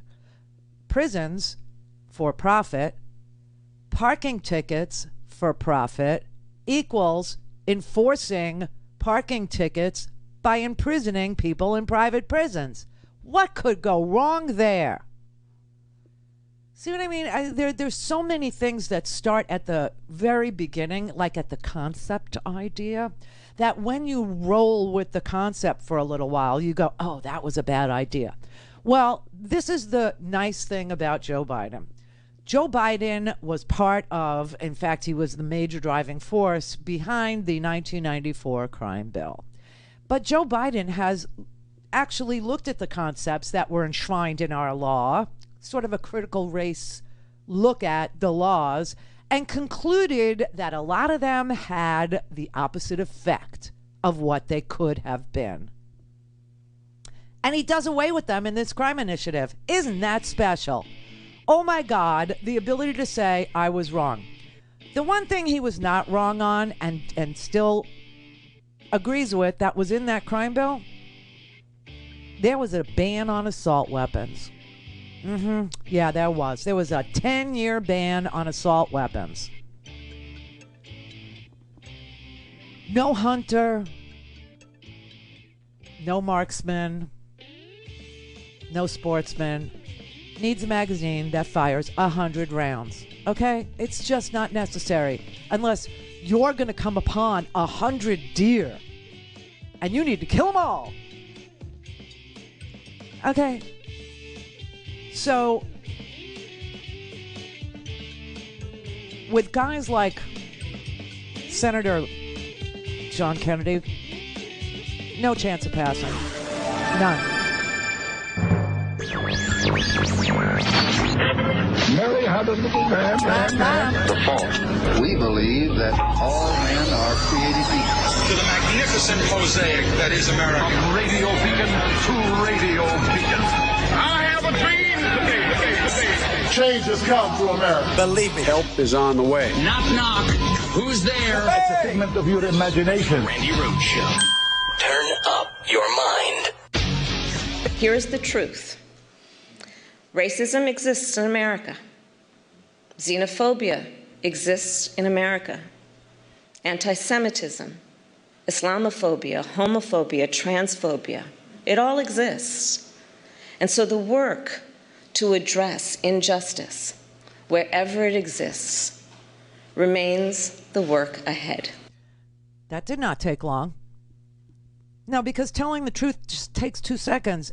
It takes a lifetime to lie. And that is how you know that this whole lie that has been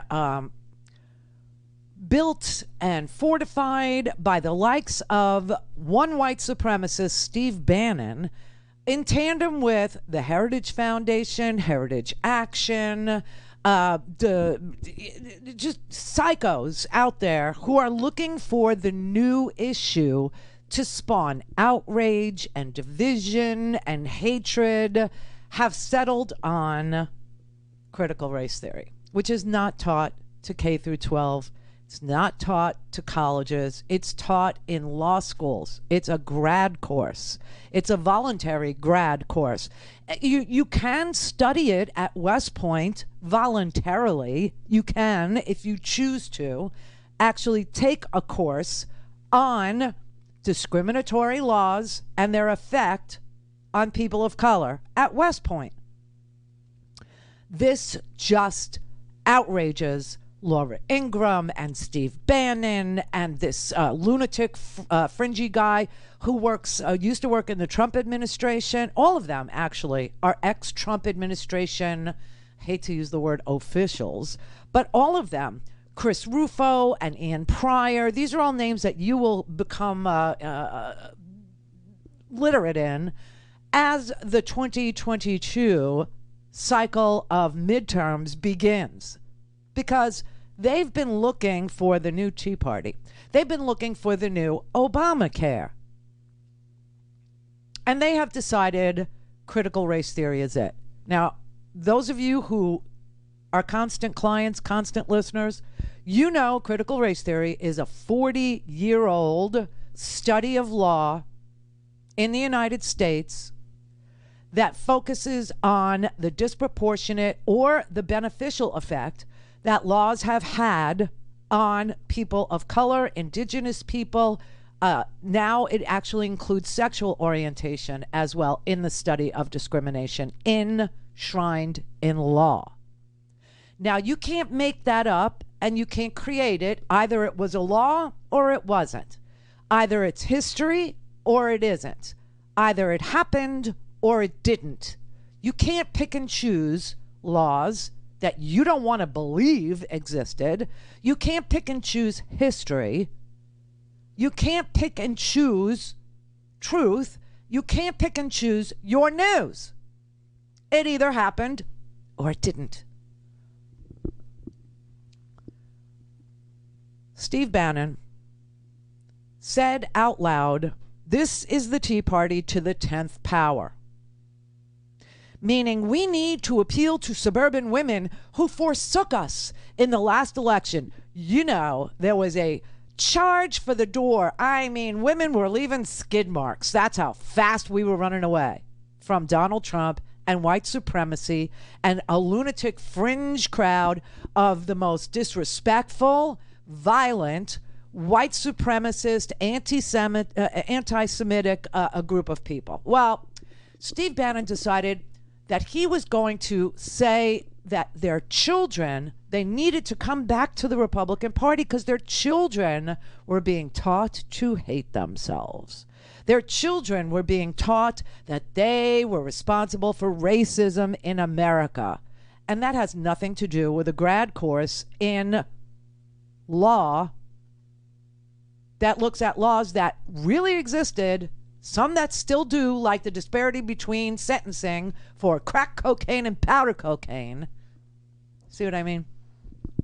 Centuries of slavery and Jim Crow and Reconstruction and, redlining and, the war on drugs and, listen, I would include, I don't even know if it does because I've never taken the course. Know why? Never went to law school. But I would include the Vietnam draft because the Vietnam draft was made up of poor people. Poor people. Disproportionately African American 19-year-olds. Just saying.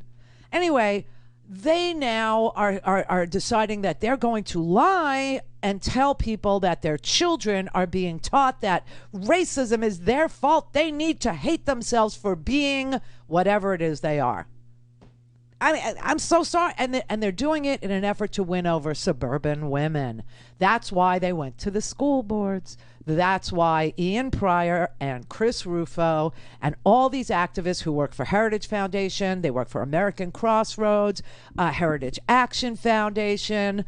They are capitalizing on this lie in order to just literally create capital, fundraise, and also to agitate, to outrage, and to force suburban women back into the loving grip of the freaking racist GOP.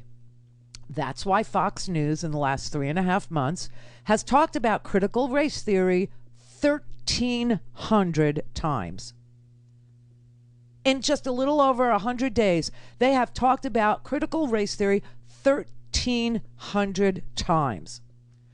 Governor Ron DeSantis of Florida has been very active on banning the teaching, which isn't taught anywhere in K through 12 in this here state or any other that I know of, banning the teaching of critical race theory, a graduate level course to fourth graders. He actually wrote it down and banned it. And now he's got a new idea. Now he wants to he wrote this into the law yesterday, it passed.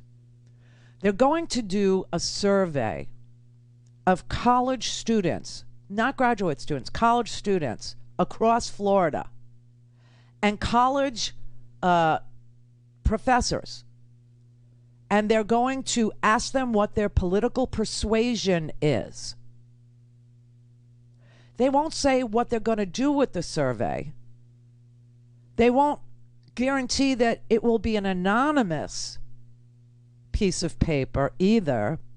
They just know that there's indoctrination going on somewhere in college in Florida, and they have to root it out by forcing students and staff to, by law, complete this survey on their political ideology.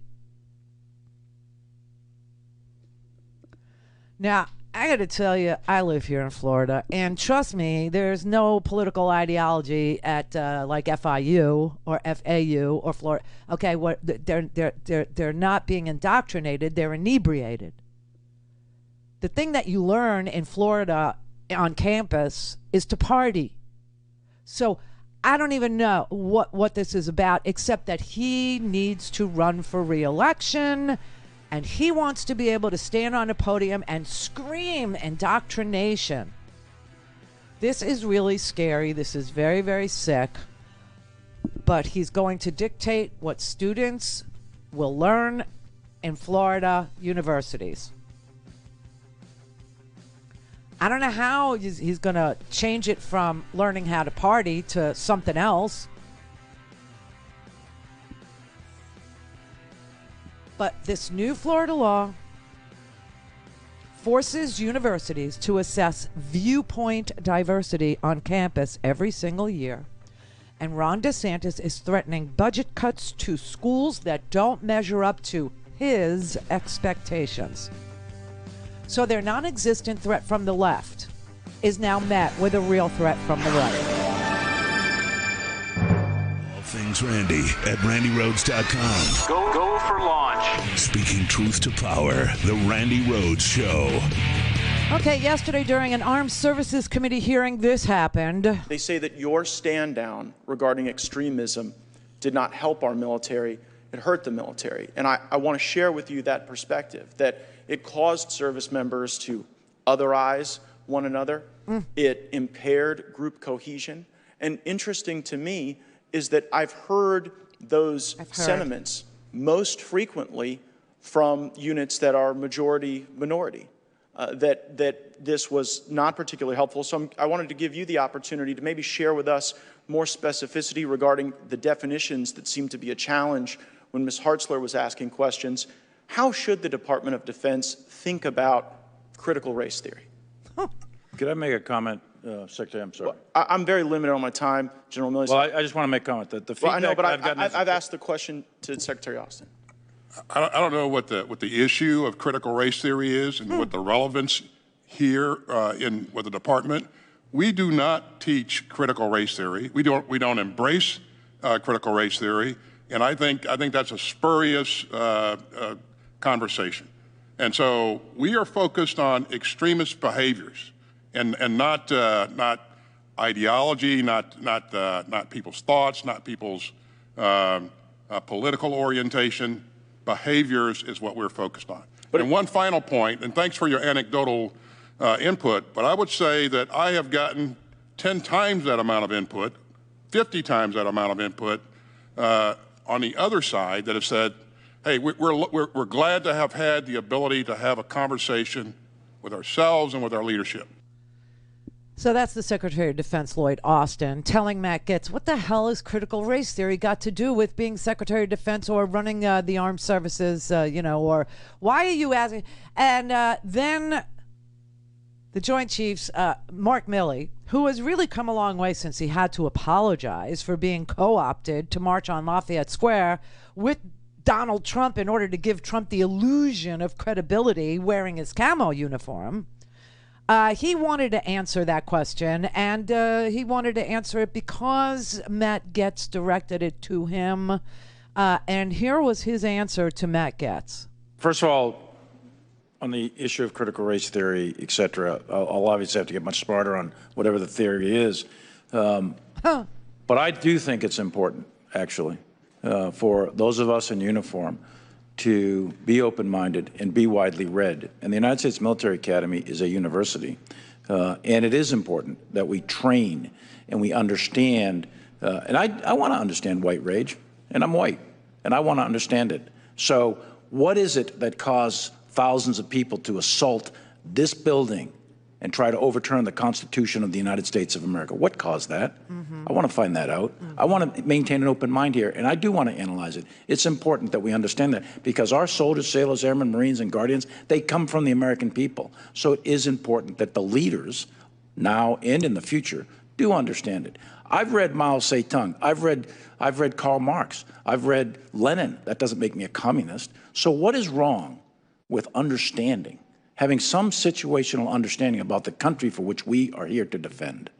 And I personally find it offensive that we are accusing the United States military, our general officers, our commissioned, non-commissioned officers, of being, quote, woke or something else because we're studying some theories that are out there. That was started at Harvard Law School years ago, and it proposed that there were laws in the United States, antebellum laws prior to the Civil War, that led to a power differential with African Americans that were 3/4 of a human being when this country was formed. And then we had a Civil War and Emancipation Proclamation to change it. And we brought it up to the Civil Rights Act in 1964. It took another 100 years to change that. So look, I do want to know. And I respect your service, and you and I are both Green Berets. But I want to know. And it matters to our military and the discipline and cohesion of this military. Okay, so when he says you and I are both Green Berets, he's actually directing that comment to Representative Michael Waltz, who is from Florida and a former Green Beret. He's, I believe he's a National Guardsman. But anyway, the wokeness. So for those of us who served in the military, yes, we get up at 4 o'clock in the morning. We're woke. We get more done before 5 a.m. than most people do all day. Remember that commercial? Remember that? Yeah, and somehow we're supposed to go to sleep. Somehow we're supposed to not understand the country that we protect and defend and serve. That is ridiculous. But you know where he lost Matt Gaetz? When he said he read. When he said he read.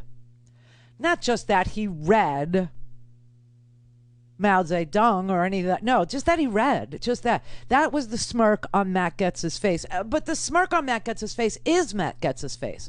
And you know, if Matt Gaetz was in the military, why he's on the Armed Services Committee, I have no earthly idea. But if he was in the military and we had to depend on the smirky Matt Gaetz to defend our country, we'd all be speaking whatever Matt Gaetz speaks.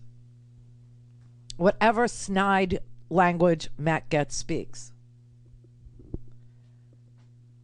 I mean, this is so unbelievable. Mark Milley actually said, I want to understand white rage. I'm white. Well, if you want, you had the best vantage point in the entire history of the United States sitting away, just across from Matt Gaetz. He is the embodiment of white rage. A study of law, the only law Matt Gaetz is against is the one that's going to put him in jail, okay? That's what Matt Gaetz is about when it comes to the law.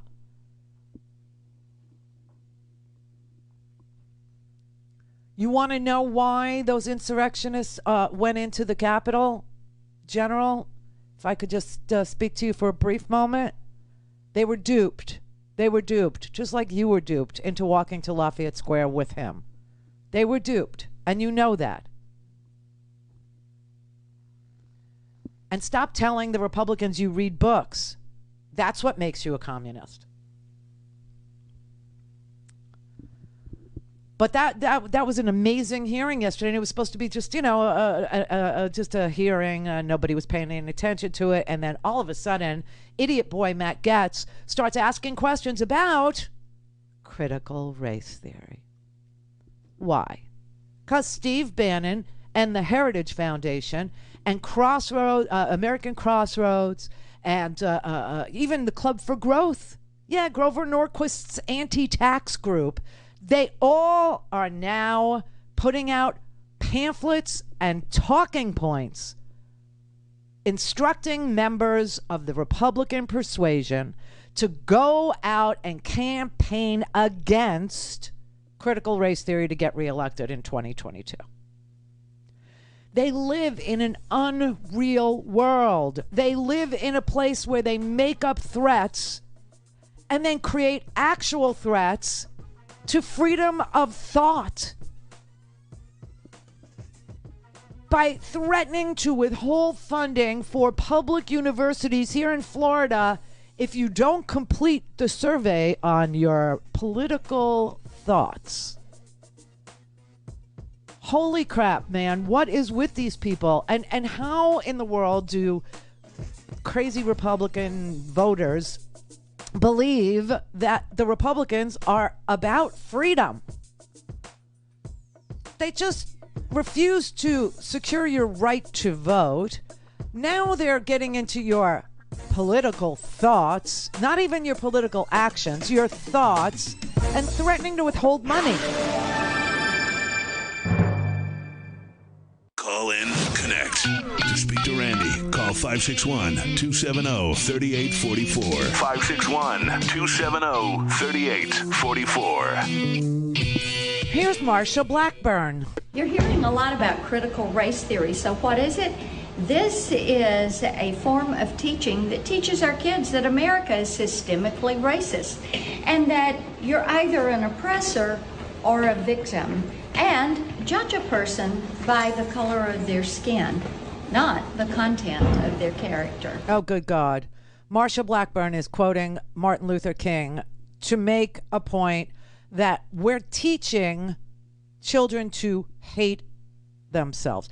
This is all a money grab. That's why if they're going to talk about it 1,300 times in less than 100 days, you know that this is a talking point. You know that this came from a think tank. You know that this is a money grab and that this is all about winning an election based on agitation, outrage, and a machine that constantly cranks that stuff out instead of focusing on real issues like climate change, like infrastructure, like violent crime, like mentoring, like poverty, like, substandard buildings. I mean, yes, I see the building that, collapsed here in Miami. Obviously, I see it. I just can't cover it because I don't know what happened. Do you? No. But they'll cover it. They'll cover it.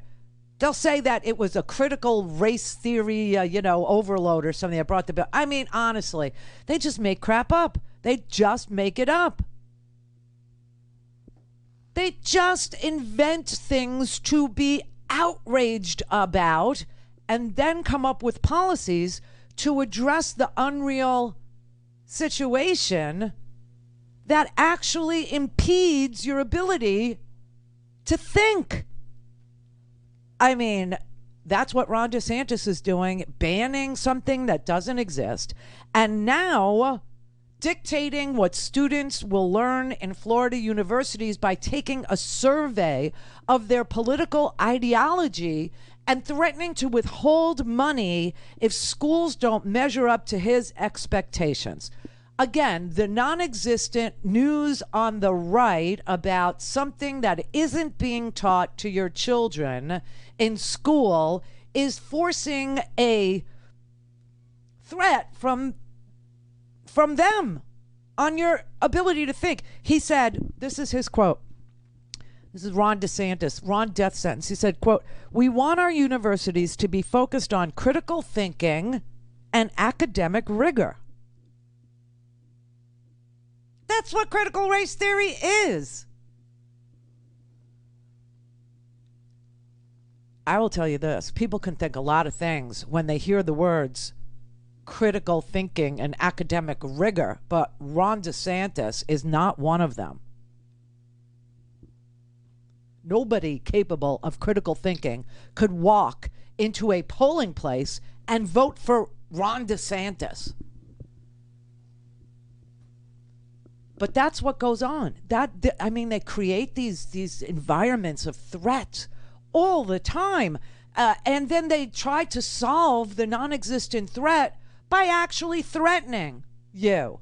So their solution to, listen, when they built up the Tea Party in opposition to healthcare, that's what Obamacare was. It was an exchange that you could go on and compare different companies' healthcare plans. They were categorized in metals. Remember? They still are. I know because I have Obamacare. You could buy a bronze plan. You could buy a silver plan. You could buy a gold plan. You could buy a platinum plan. Maybe you can. I can't. I have a bronze plan. That's what I can afford. But anyway, and that somehow was an attack on your freedom, and it was Barack Obama doing it to you, and it got so racial that they had to put a bone through his nose and depict him as a witch doctor. They had to say that they were throwing our seniors off of Medicare or some such crap, and they had death panels. Remember all this? Death panels where your grandmother or your mother or you were going to be thrown off a cliff because it was too expensive to keep you alive. I mean, this lunacy that all grew out of Heritage Foundation and American Crossroads and the Tea Party groups, American Patriot groups, all of this outrage manufactured in order to win a midterm election. And now they're doing it by inventing something that is 40 years old, that only exists in graduate school as a voluntary course of study, is somehow being foisted on your children. So either attack grandma and her ability to stay alive, or attack your children to try and appeal to white suburban women. Wow. This is, and it's going to happen, and it's going to stay with us. I mean, this is just something that, Texas just banned critical race theory from being taught in their schools. Florida banned critical race theory from being taught. And it isn't. It isn't. This is all about money. This is all about financing radical right-wing liars by creating outrage and agitation and lies and make something that's false a commonly held belief. That is what they do. Google searches ever since Fox started reporting falsely that critical race theory is being taught to your children, Google searches have skyrocketed. Skyrocketed. It is so amazing that people, whatever happened to that expression, fool me once, shame on you, fool me twice, shame on me. I mean, people get fooled over and over and over and over and over in this country by the same perpetrators, the same money think tanks, the same right-wing lunatics, the Club for Growth, Heritage Foundation, American Crossroads, the Dick Armey's group, all of these Tea Party remnants, all of them. Texas is the 5th state that passed a law banning critical race theory from being taught in school. I'll give you the name of these people that are responsible for this, okay? So, as you know, it's this guy, what's his name? Ian, what I say his name was? He's the guy that that is from Loudoun County and started this mess in Loudoun County. Okay, he's an ex-Trump administration employee. Steve Bannon, ex-Trump employee, right? Ex-Trump administration employee. Jessica Anderson, she didn't work for the Trump administration, but she is the executive director of the Heritage Foundation's advocacy arm. And she actually said, she told Politico that critical race theory is one of the top 2 issues for her group, for Heritage Action. The other is to suppress the vote, tighten voting laws.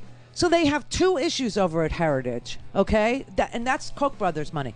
2 issues, suppressing the vote and generating outrage over something that isn't happening. They put a pamphlet out, and everybody's reading from these talking points. That's why they're all saying the same thing. This is the Randi Rhodes Show. To speak with Randi, dial 561-270-3844. That's 561-270-3844. Pryor. Ian Pryor.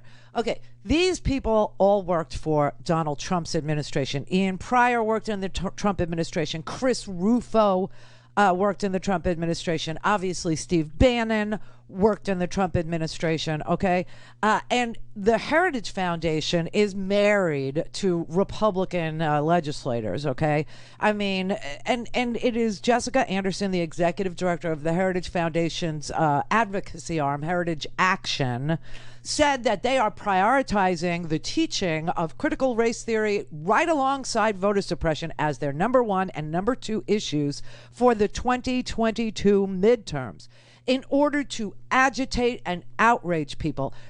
The big lie that lost Rudy Giuliani his law license today, okay, the big lie is top of mind for the Heritage Foundation, and critical race theory is top of mind for the Republican effort to generate another Tea Party bullcrap outrage machine. These are factories. And what they make is anger. What they make is hatred. What they make is outrage. And they just sell it to Republican voters at school board meetings. Before that, it was, the Tea Party thing. It's so sick. North Carolina's GOP just had their annual convention. They were told to bring up critical race theory. Oh, and scream that they were all for a ban on it. 40 years old, this look at the law has been studied in grad schools, right? That's what it is. And people rose to their feet and started screaming in support of banning it. And Steve Bannon said this: I look at this and I say, hey, this is how we're going to win. I see 50 House Republican seats in 2022. Keep this up. I think you're going to see a lot more emphasis on critical race theory from Trump. DeSantis is on it, and others. People who are serious for 2024 and beyond are going to focus on it. And that is why we need to nip it in the bud. That is why we need to put a pin in it now. Chip Roy in Texas, Dan Bishop in North Carolina, they all introduced bills to ban the teaching of something that isn't taught. Oh my God. All right, so let me show you who Chris Rufo is. Okay, they're in the homework 2 days ago. Very nice, long article explaining who Chris Rufo is. Yesterday, we showed you Ian Pryor. Ian Pryor in Loudoun, Virginia, started this whole massive, disrespectful behavior by grown-ass adults at the Loudoun County School Board meeting. 2 people got arrested. It was so disrespectful. They were alleging things that weren't true and accusing the school board of doing things they weren't doing, like teaching things that they don't teach, and got themselves all worked up. And, you know, they had very professional signs, just like the Tea Party. These were not homemade signs that you make on, discarded Amazon boxes. No, these were professionally printed, obviously well-funded signs that were distributed to these parents ahead of a meeting. I mean, it's such a game. It's such a game. And now they're playing with parents of children and grandparents, because the people that I saw get arrested, they were old stinking white men. But anyway, Joy Reid decided to invite Chris Rufo, who thinks he can beat her in a debate. But you know what? You know what she brought? She brought his Twitter account and put it on the screen. And a lot of us who, do tweet were retweeting him a couple days ago because he was telling the core activists who were going to pretend this was real to keep pretending it was real. His tweet said, I agree with you. The activists are realizing that their ideas, once put into practice, are generating discontent. The racial coalition is breaking apart. Asian Americans, in particular, are revolting against CRT. We have successfully frozen their brand, critical race theory, into the public conversation. We are steadily driving up negative perceptions. We will eventually turn it toxic as we put all of the various cultural insanities under that brand's category. Okay, so Joy Reid had all of his tweets and read them to him. Then you said we have successfully frozen their brand, critical race theory, into the public conversation and are steadily driving up negative perceptions. We will eventually turn it toxic as we put all the various cultural insanities under that brand category. The goal is to have the public read something crazy in the newspaper and immediately think critical race theory. We have decodified the term and will recodify it to annex the entire range of cultural constructions that are unpopular with Americans. Aren't you just taking wokeness stuff that annoys you and calling it critical race theory? No, not at all. The idea of the codification and decodification of language comes from the critical pedagogist Paulo Freire. And my strategy is to take these... Now you're doing pedagogy, Christopher? Yes. To take these techniques and use them against their own ideology. And I'll tell you, Joy, my strategy has been enormously successful. According to The Economist magazine poll, 64% of Americans now know what critical race theory is. No, they know what Christopher Rufo theory is. Of which 58% of them You made up your own thing, bro. You made, my friend, you made up your own thing. You admitted you were going to do it. And I'm going to give you credit for one thing. You did create your own thing. Not a lot of guys in their 30s have created their own thing, labeled it something that already existed as a name, slapped that brand name on it, and turned it into a successful political strategy. You've done that. It's creating a lot of hell at school board meetings, but you did accomplish that. So, Christopher Rufo, thank you, man. She was extraordinarily polite to him. The man has taken something and turned it toxic on purpose in order to make 64% of Americans believe what he's saying critical race theory is, but it isn't. All for money. All for money. They work for the Heritage Foundation. They work for American Crossroads. They work for Heritage Action. They work for Club for Growth, okay, Grover Norquist's anti-tax group. And they've all put out these talking points. I want to show you what talking points look like, okay, on a different issue because, you know, I was going to play you Lauren Boebert calling for Joe Biden to be censured for failing to keep America safe at the border or some such crap, right? Poor Lauren Boebert. She is like the poor man's Sarah Palin and a really bad Marjorie Taylor Greene.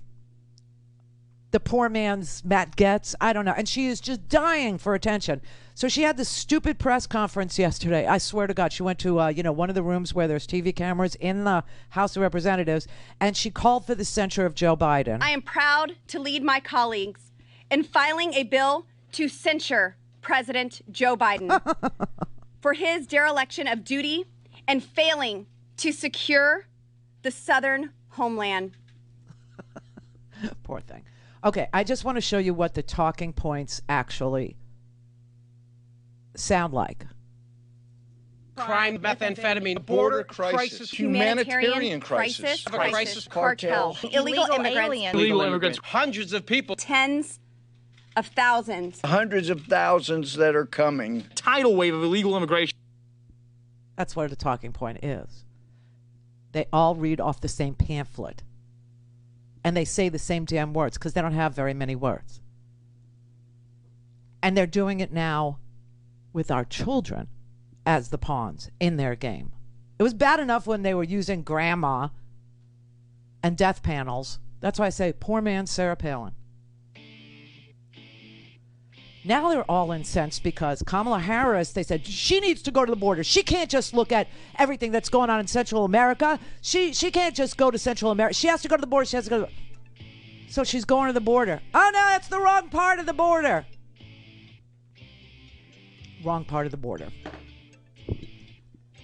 Listen. Orient yourself. Figure out the game. First of all, figure out the game. The game is talking points. The game is manufacturing rage. Outrage. Resentment. Anger.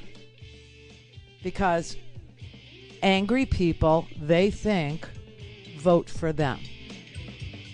Our job? Solve problems.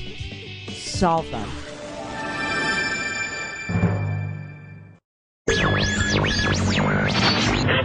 Mary had a little lamb. The fourth, we believe that all men are created equal. To the magnificent mosaic that is America. From radio beacon to radio beacon. I have a dream. Change has come to America. Believe me. Help is on the way. Knock, knock. Who's there? It's a figment of your imagination. Randi Rhodes Show. Turn up your mind. Oh, it's Friday, you bastards, but not just any Friday. Oh, no, oh, hell no. This is the day that Derek Chauvin finds out how long he will be cooling his heels in a prison somewhere in the United States of America.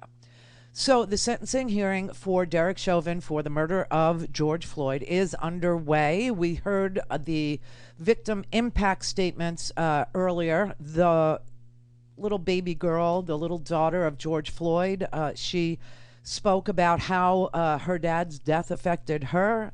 We heard from the brother of George Floyd, Philanese Floyd. We heard from other family members. And now we're listening to Matthew Frank, the Minnesota Assistant Attorney General. And he's going over what he submitted to the court as sentencing recommendations in light of the fact that Derek Chauvin not only was found guilty of second-degree murder, which carries a penalty of up to 25 years. I'm sorry, 40 years, 40 years, 25 years for third-degree murder, that would be the top, and 10 years for manslaughter. He was found guilty on all those charges, as you will recall. Now, in addition to being found guilty on all of those charges, there are aggravating factors in play. Now, you'll remember that Derek Chauvin, his lawyer, poor Eric, decided that he didn't want the jury, who had just convicted his client of these 3 crimes, capital crimes, to decide the aggravating factor portion of the penalty phase, right?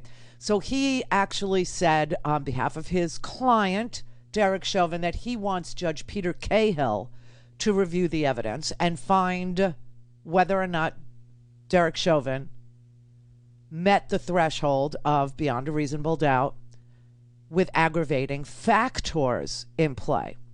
Of those aggravating factors, and there were 5, Judge Peter Cahill found beyond a reasonable doubt that Derek Chauvin was guilty of 4.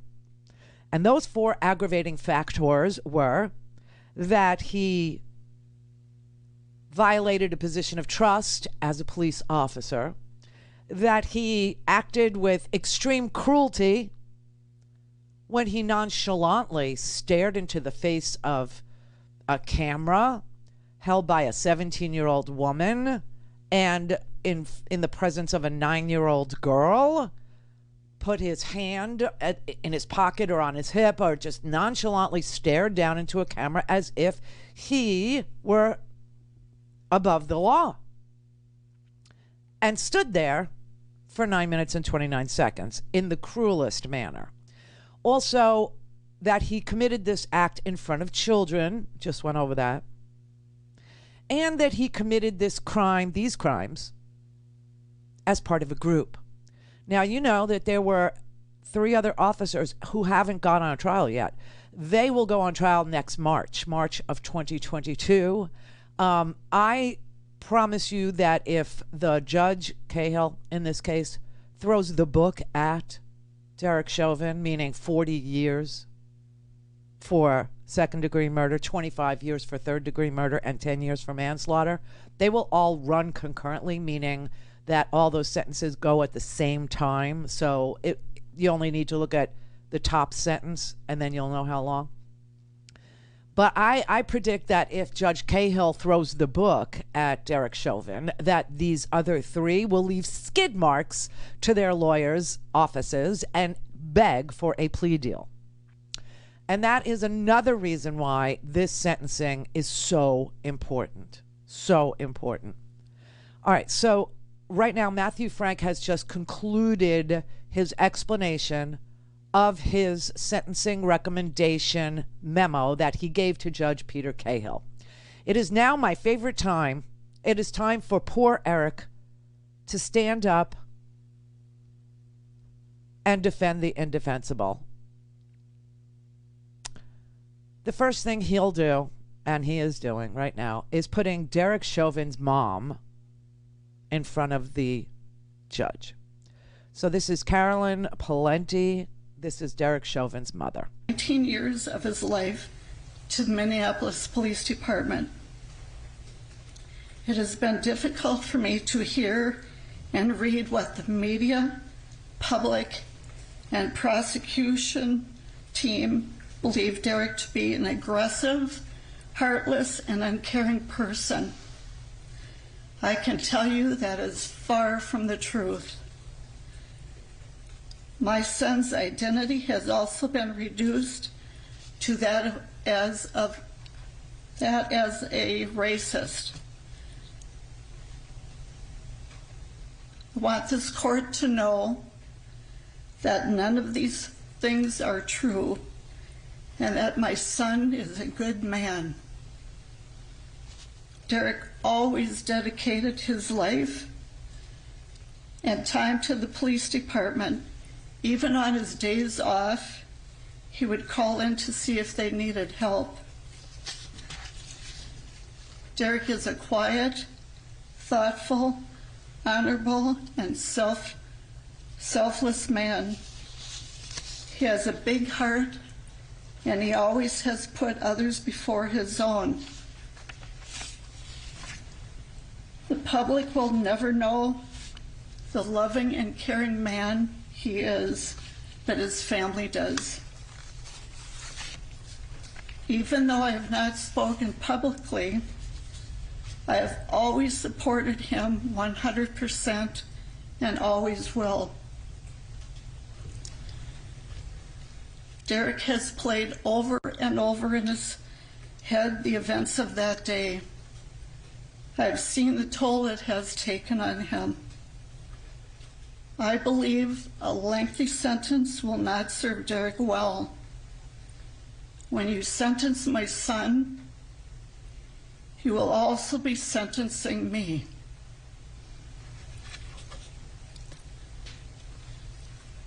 I will not be able to see Derek, talk to him on the phone, or give him our special hug.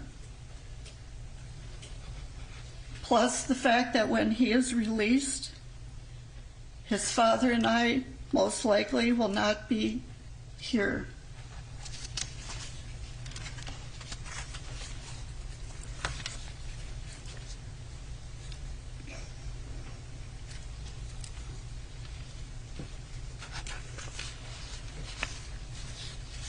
Derek, my happiest moment is when I gave birth to you. And my second is when I was honored to pin your police badge on you. I remember you whispering to me, "Don't stick me with it." Derek, I want you to know I have always believed in your innocence, and I will never waver from that. I have read numerous letters from people around the world that also believe in your innocence. Oh, dear God.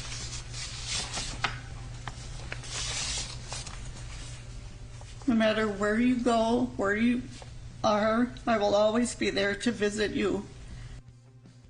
Oh boy, a mother's love. Pretty unbelievable, isn't it? He's a caring murderer. He's a loving boy. Well, they'll find out just how loving he is in prison. Mom, sorry. Your son committed murder on videotape. He's played it over in his head over and over again. We've seen it on television. Judge Peter Cahill has seen it on videotape hundreds of times. He's innocent. All things Randy at RandyRhodes.com. Go for launch. Speaking truth to power, the Randi Rhodes Show. Oh, poor Eric. He has the world's worst client. He has tried everything, including blaming George Floyd for his own death. He has accused, the community of, supporting Derek Chauvin. He has brought his mother to read a very poorly crafted statement, I must say. I get a mother's love. I really do. But for her to stand there and say, I believe in my son's innocence in front of a judge who not only heard from a jury that he was guilty of all the charges that were presented against him in the murder of George Floyd, but also found beyond a reasonable doubt, the judge himself did, that Derek Chauvin was guilty of 4 of the 5 possible aggravating factors that would contribute to a stiffer sentence for her son. I mean, she should have stood up there and said, I need to understand why my son is so angry. The Derek I knew was X, but the one that I saw on that videotape, you know what I mean? And then you make a claim that prison isn't going to help him. He needs professional anger management or whatever it is you're going to argue. Holy crap. Poor Eric did not go over Miss Palenti's, impact statement very well. Now, did he? No, he did not. And in fact, he's now invoking some website that he set up. Poor Eric Nelson, the defense attorney with the world's worst client, Derek Chauvin. He's saying that he got over 1,000 responses on a community website that he set up that said that they believe that, the murder of George Floyd was something that Derek Chauvin was correct in doing. That he had applied the right amount of force for a handcuffed man, prone on his face, on the ground, by kneeling on his neck and choking him to death with his knee for 9 minutes and 29 seconds while staring into a camera. Wow, that's really quite a website you got going there.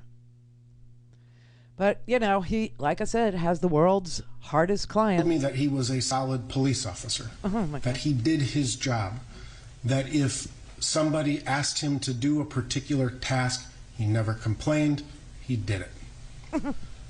One person told me that one of his sergeants told me that if I had asked him to dig a ditch for 8 hours, he would have picked up a shovel and he would have never complained for a second. He would have done his job. He was decorated as a police officer. Multiple life-saving awards. Okay. He was decorated. I'm sorry. For valor. I can't. Because, Derek Chauvin is facing additional charges in another unrelated matter. A 17-year-old has brought charges for, abuse of authority and use of force against him. And he's obviously facing a civil rights case for violating George Floyd's constitutional right to live. So I don't want to hear how he's decorated, do you? Because if you do, I'll play it. I will play it. But I just don't really need to go through his awesome, awesome career, which included 19 other abuse of force complaints against him. I really don't need to hear how he was decorated for that. It's not helping. All right, Ronnie in California. Randy, hello. I'm an Air Force man as you are, but I want to get right to the point about this sentencing. And I was reminded by your screener of your previous statement, and it helped me be more succinct. Specifically, I was going to say too light would be similar to what happened with the young lady in Los Angeles, Latasha Harlins, over the orange juice, where she was given probation from the shooting from Mrs. June Doe. And what is considered too light when you consider what has taken place with Black Lives Matter over the last summer? They're not going to accept it. So I had this conversation with Brett before the show because when he came into work today, I asked him, what do you think, the sentences? Yeah, he shared that with me. Yeah, we had a conversation about it, and I ran him through the aggravating factors and reminded him, that increases the ability for the judge to, give a stiffer penalty. And we were talking about, like whether or not the judge needs to throw the book at Derek Chauvin. And I can't think of anything I've ever seen in all my life covering news stories that was more offensive, that was crueler, that was lower, that was... I concur. And so if ever there was a case where 40 years was due, it would be this one. And not because, and I told him this too, I don't think Peter Cahill, although he's a human being, gets to consider whether or not Black Lives Matter will be happy or not with whatever he gives Derek Chauvin as penalty, as times, to go to jail. But right, and thank you for getting me back on track. Right, but what I want to see, what I personally want to see is he's 42, and I wanted to, throw that out there too. He's 42, and I don't want to see him do 10 years in jail, come out at 52, and go back into some police force somewhere in the United States. He's got to be in jail until he's 65 years old. Yes, or he'll be a commentator on Fox News. Right, exactly. A martyr. Yes. Yes, he will. Spot on. Right. So that was that was a conversation that we had. Yeah. Now you and Brett had to grapple with that, and I was grappling with the 40 years because that's what I believe. If there's ever a time in history, okay, I'm talking regardless of the Detroit riots and all that, and what happened in the uprisings in Los Angeles, this is paramount, and it appears that you agree. What was Brett's opinion? So Brett thinks that he's going to get a low end of the 40 years, and after we first he said 10 years, and then after we talked it through and I told him about the aggravating factors, because everybody forgot, which is why I opened with it, to remind you that the judge had found that 4 of the 5 aggravating factors beyond a reasonable doubt had been proven, that he should, that 40 years of the 40 years, that allows the judge to do 20 or 30, you know what I'm saying? And so yes, I do. Yeah, so Brett was like saying 12. He thinks 12. And will not cut it. Will not cut it. And that's what I'm saying. And we're back in the streets again. Well, I'm not even thinking about the effect. I'm thinking about justice and what he earned himself. And Derek Chauvin earned himself 40 years. He did. He earned himself 40 years. He's been convicted of second-degree murder, which carries a penalty in Minnesota of 40 years, up to 40 years, with 4 of the 5 aggravating factors present, and videotape where he's, the look on his face, the absolute... under the color of law. Nonchalant, like, in your face, you can't touch me. Just the attitude of this man as he's killing another man in front of children. Sorry, but that's 40 years for me. If I can jump in real quick and just say, my aggravating factor is the knee on the neck with that look. That look, yeah. Call 561-270-3844. 561-270-3844. All right, so the court, Peter Cahill's court, is in recess for 15 minutes. He said he needed to take in everything that he had heard this morning, and he will then prepare his sentencing memo, and he will read it to the defendant. He will read it to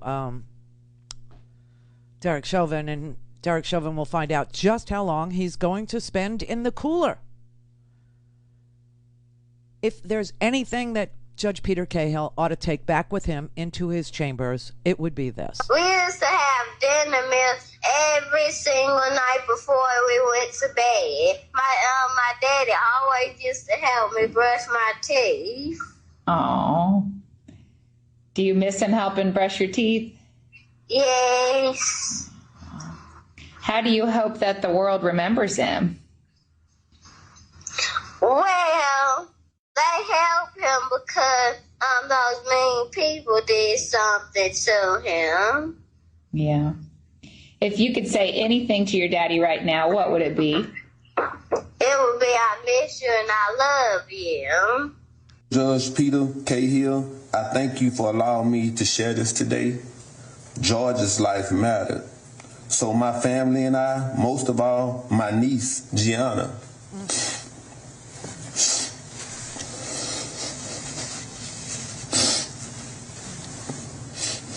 My niece, Gianna, she needs closure. I'm asking that you please find it suitable to give Officer Chauvin the maximum sentence possible. The maximum sentence possible is 40 years. That is the maximum sentence possible for second-degree murder, which Derek Chauvin has received a free and fair trial by a jury of his peers, and he was convicted of that crime. He was convicted of many crimes, as you know. All of the crimes that he was charged with, he was convicted of, and then, in a smooth move, poor Eric said, I don't want the jury to deal with the aggravating factors. Remember we had the Blakely hearing? Yeah, that was when you have a decision to make. Do you want the jury to decide whether or not you've proven aggravating factors should play into your sentencing, or would you like the judge to do it? And Derek Chauvin and poor Eric chose the judge to do it. And the judge found beyond a reasonable doubt that 4 of the aggravating factors had been proven. And those aggravating factors were excessive cruelty, which is that look on that face and that knee on that neck for a man who was subdued and in complete custody of a police officer and posed no threat whatsoever at all to that police officer.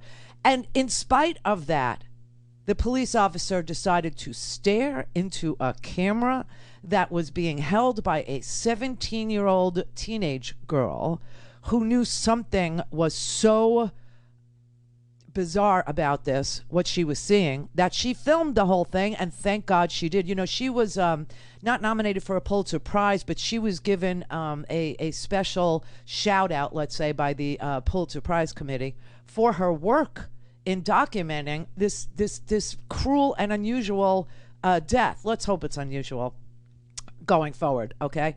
Also, the abuse of his authority, right? That was an aggravating factor, that he was a police officer who is trusted to help people, okay, who is called by the public when they need help, and that the public needs to be able to trust that when they do call the police for help, that is what they will get. The judge found that he abused that power of trust and authority in his police uniform that day, and that it aggravates the community, because the community then turns away from doing things like calling the police for help or relying on the police to give medical attention to those that are in their care, their custody. So that was another one.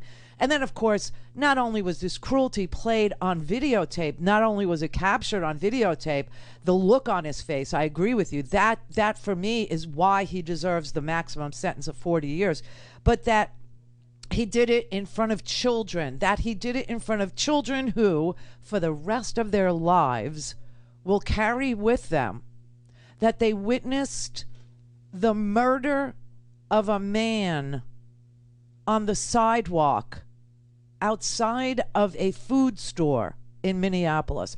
That trauma will be with them for the rest of their lives. And one of those kids was only 9 years old. The other one, obviously, the 17-year-old girl. So that's an aggravating factor. And then, of course, the fact that he had all this backup with him, okay? There were 3 other cops who were stationed further down George Floyd's body, okay? And there was a cop across the street, too, that I didn't realize until the trial actually was well underway, that there was a police officer across the street. And that police officer was never asked to come and help because there was no reason that those 4 needed any additional help. And so the 4 of them did this crime together. And when you commit crime like that, when you commit a murder in a group, that's considered an aggravating factor. So all of those, the cruelty, though, is the part that I think Americans of good faith, Americans who are real with themselves and others, Americans who can say what they saw, articulate what they saw in a nonpartisan, let's say, fashion, we all know that that was just the cruelest, almost 10 minutes of snuff movie that we have ever seen. Ever. Vincent in Nevada. Yeah, Randy, love you so much. Thank you. I think the minimum and what might be given is about 25 years. That's the minimum acceptable that I think. Just wanted to put that out, wondering what you thought about that. 40 years is what I think. But, you know, like I said, this is such a unique case in that it was done in front of children, in that it was done with 3 other police officers, in that it was done with such cruelty and such nonchalance. I mean, arrogance was what you saw on that man's face, complete, and that other officer, Tao, who stood there with his arms crossed like he was a bodyguard at some club. Yeah. Holy crap, man. And the other reason, I think, is this needs to be an example to every other police officer that serves, that this is what happens now. People will videotape you. You will get 40 years. You will never get out of prison. And the other 3 need to enter into plea deals right now and spare us of the heinous nature of 3 more trials. Yeah. So, yeah, I didn't think you had just mentioned about the kids, that the actual kids witnessed that. Yes. That should be an aggravating factor. It is. I had not thought about that. Well, that is what, the aggravating factors are. Particular cruelty, did it in front of children, as a group, and abuse of his position of trust and authority. You know, we give police officers an amazing amount of authority over us, right? There should be an enormous amount of responsibility, too.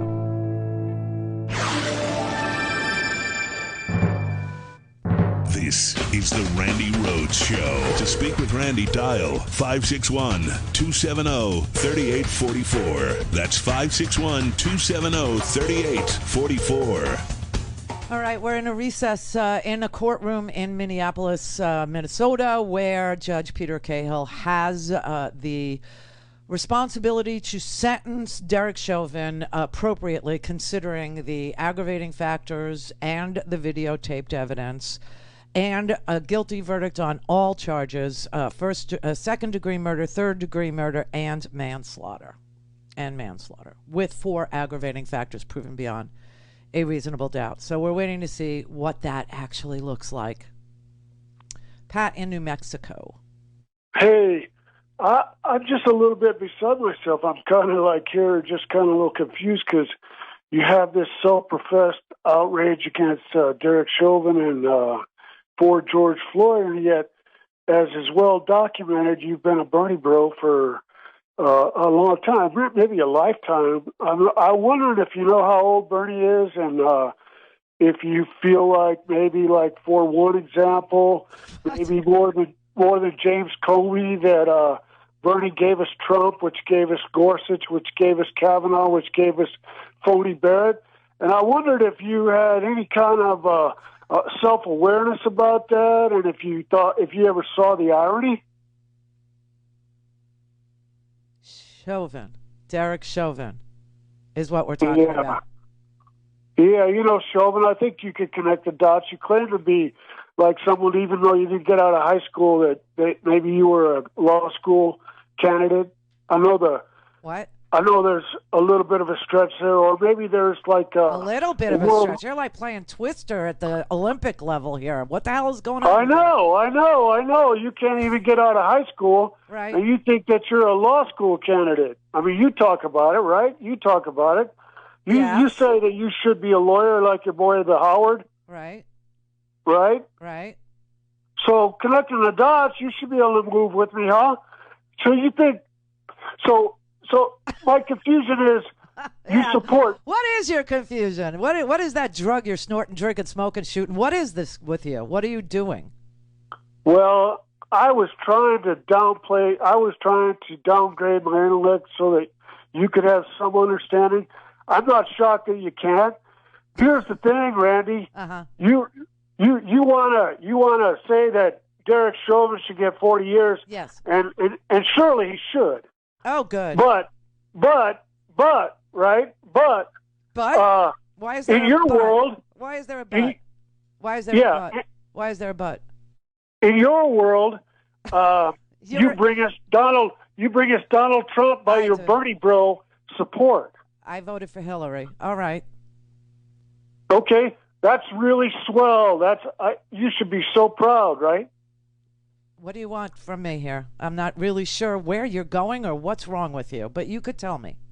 No. Okay, Randy. Let me ask you a question. Okay. In the primary, did you support Bernie Sanders? Yes. Did Bernie Sanders announce a desire to primary President Barack Obama? Bernie Sanders lost the primary. I voted for Hillary Clinton. No, I'm talking about 2012. What does that have to do with Derek Chauvin?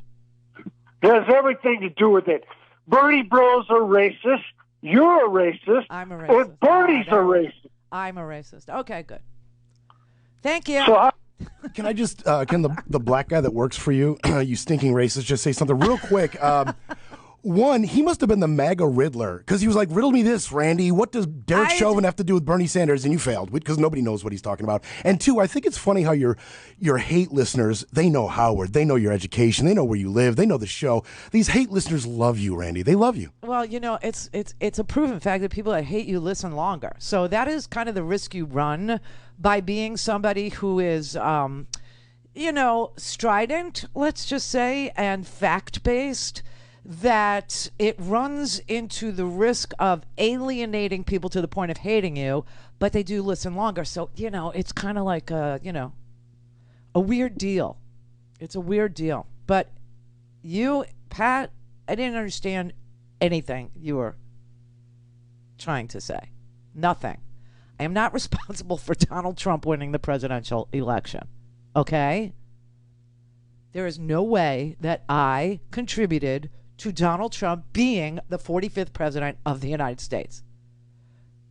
Not a chance, no matter how you sit there and spin your wheels, or what, you know, far left crap you imbibe or ingest all day. There is no way, no connection to how I voted in the 2016 election to Donald Trump winning. You get that? I hope you get that. Hello? Hello. Hello. How are you? All right. How are you? Who are you? I'm so glad it's Friday. There's so many trolls between It's okay. Free It's okay. Speech TV and the internet. But it's anyway. Fine. It's fine because they make no sense. And the more that you understand that they make no sense, the more that you understand that they think weird stuff based on nothing, the better off we are as a nation. So yeah, like Susan B. Anthony says, though, organize, agitate, educate. Yeah. And having trolls just makes us do that more. It But does. My reason for calling, okay, go ahead. My reason for calling is that I'm going to help the Democrats with some rallying cries and help them push the talking points by saying, if those were a list I gotta of people go. that Let you me were jump. naming off, I gotta jump because he's sentencing him right now. Okay. I want to listen in. This is Judge Peter Cahill. What the case is, or what the sentence is not based on, is emotion. Told you. Or sympathy. But at the same time, I want to acknowledge the deep and tremendous pain that all the families are feeling, especially the Floyd family. You have our sympathies. And I acknowledge and hear the pain that you are feeling. I acknowledge the pain not only of those in this courtroom, but the Floyd family who are outside this courtroom and other members of the community. It has been painful throughout Hennepin County, throughout the state of Minnesota, and even the country. But most importantly, we need to recognize the pain of the Floyd family. I'm not going to attempt to be profound or clever because it's not the appropriate time. I'm not basing my sentence also on public opinion. I'm not basing it on any attempt to send any messages. A trial court judge, the job of a trial court judge is to apply the law to specific facts and to deal with individual cases. And so, Mr. Chauvin, as to count one, based on the verdict of the jury, finding you guilty of unintentional second-degree murder while committing a felony under Minnesota Statute 609.19 subdivision 2 paren 1, it is the judgment of the court that you now stand convicted of that offense. Pursuant to Minnesota Statute section 60904, Counts 2 and 3 will remain unadjudicated as they are lesser offenses of count 1. As sentence for count 1, the court commits you to the custody of the Commissioner of Corrections for a period of 270 months. That's 270. That is a 10-year addition to the presumptive sentence of 150 months. This is based on your abuse of a position of trust and authority, and also the particular cruelty shown to George Floyd. You are granted credit for 199 days already served. Pay the mandatory surcharge of $78 to be paid from prison wages. You're prohibited from possessing firearms, ammunition, or explosives for the remainder of your life. Provide a DNA sample as required by law. Register as a predatory offender as required by law. And then you will receive a copy of the order and also the attached memorandum explaining the court's analysis. Anything further from the state? If this needs to be said, we just ask that it be executed forthwith. Defendant is remanded to the custody of the sheriff to be transported back to the DOC or... Okay, that's 22 and a half years, 270 months, 22 and a half years. So 42, 52, 62. He'll be 65. Something tells me Peter Cahill is a very smart man.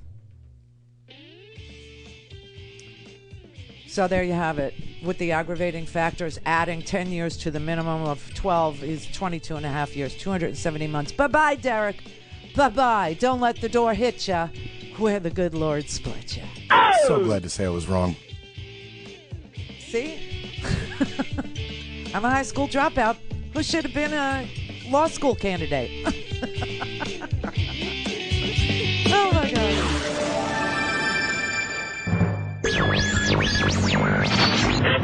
Mary had a little man. The fault. We believe that all men are created equal. To the magnificent mosaic that is America. From radio beacon to radio beacon. I have a dream today. Change has come to America. Believe me. Help is on the way. Knock, knock. Who's there? It's a figment of your imagination. Randi Rhodes Show. Turn up your mind. Today, the Department of Justice is suing the state of Georgia.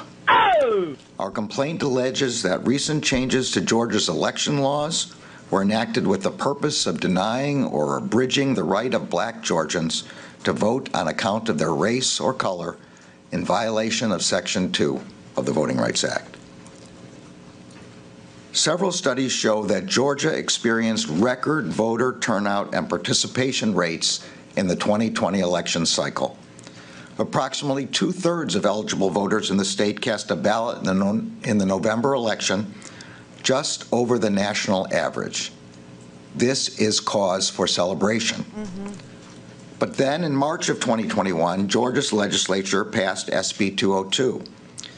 Many of that law's provisions make it harder for people to vote. The complaint alleges that the state enacted those restrictions with the purpose of denying or abridging the right to vote on account of race or color. Well, that's one way around a filibuster, ain't it? That was Merrick Garland, the Attorney General of the United States, today announcing that the Department of Justice is suing the state of Georgia for taking away, well, it's just for voter suppression efforts that are directly related to the number of black voters that showed up in 2020 for Joe Biden. That is and everybody say, well, you know, they didn't want to pass the Voting Rights Act. They didn't want to pass the Senate. You know, they filibuster. They don't even do. What are we going to do? What are we going to do? That's one way around the filibuster. So the filibuster prevented the Senate from saving elections. But then, like one of the callers said, could we turn to the courts? Listen, I'm going to tell you this is a very slow process, just so you know. It feels very good to see Merrick Garland do something dramatic today. It feels good to know that the Biden administration is clearly aware of voter suppression in Georgia being directed at black voters on purpose because the number of black voters that showed up in Georgia was cause for alarm for the Republicans. Of course, for us, it was cause for celebration. So it was good to hear, but let me tell you, the wheels of justice grind uber slowly. Uber slowly. So we do have a lawsuit now against Georgia. You would think that perhaps that lawsuit might be expedited, considering that we're going to have an election in 2022, and they've already passed this voter suppression bill, SB 202. Okay, so it's hard for me to feel confident that the courts will fix this. However, we did see Derek Chauvin today get 22 and a half years behind bars a year after George Floyd was murdered. So there's that. Kenyatta in L.A. Hi, Randy. I wanted to say to you, I did, as respectfully as possible, want to correct you on something, and maybe it's not a correction, but you had spoken of the uniqueness of the George Floyd murder and the callous and craven manner in which Derek the chauvinist carried about his lynching and execution of this man. But I do want to let you know that what took place that day was in no way unique. What took place that day happens to black men and women in this country every single day, not always resulting in death, but psychological maiming that lasts a lifetime. So please don't be under the impression that this was somehow unique. As a matter of fact, had that camera not been there, that's the point. That young lady, had it not been there, Derek Chauvin would be at the strip club where he worked right now, prepared to do the same thing to some other black person. Well, I apologize to you if I wasn't clear. What I was driving at in the unique comment was that we saw it on camera, that he stared into the camera with that look on his face, and that America got to see that. Because, I've watched, Eric Garner get choked out many times, but I never saw anything like the arrogance that Derek Chauvin, displayed in front of, a 9-year-old girl, 17-year-old girl, and a camera. So that's the uniqueness. I mean, I watched, Philando Castile get shot in the head in front of a 4-year-old baby. I saw that. And he did nothing.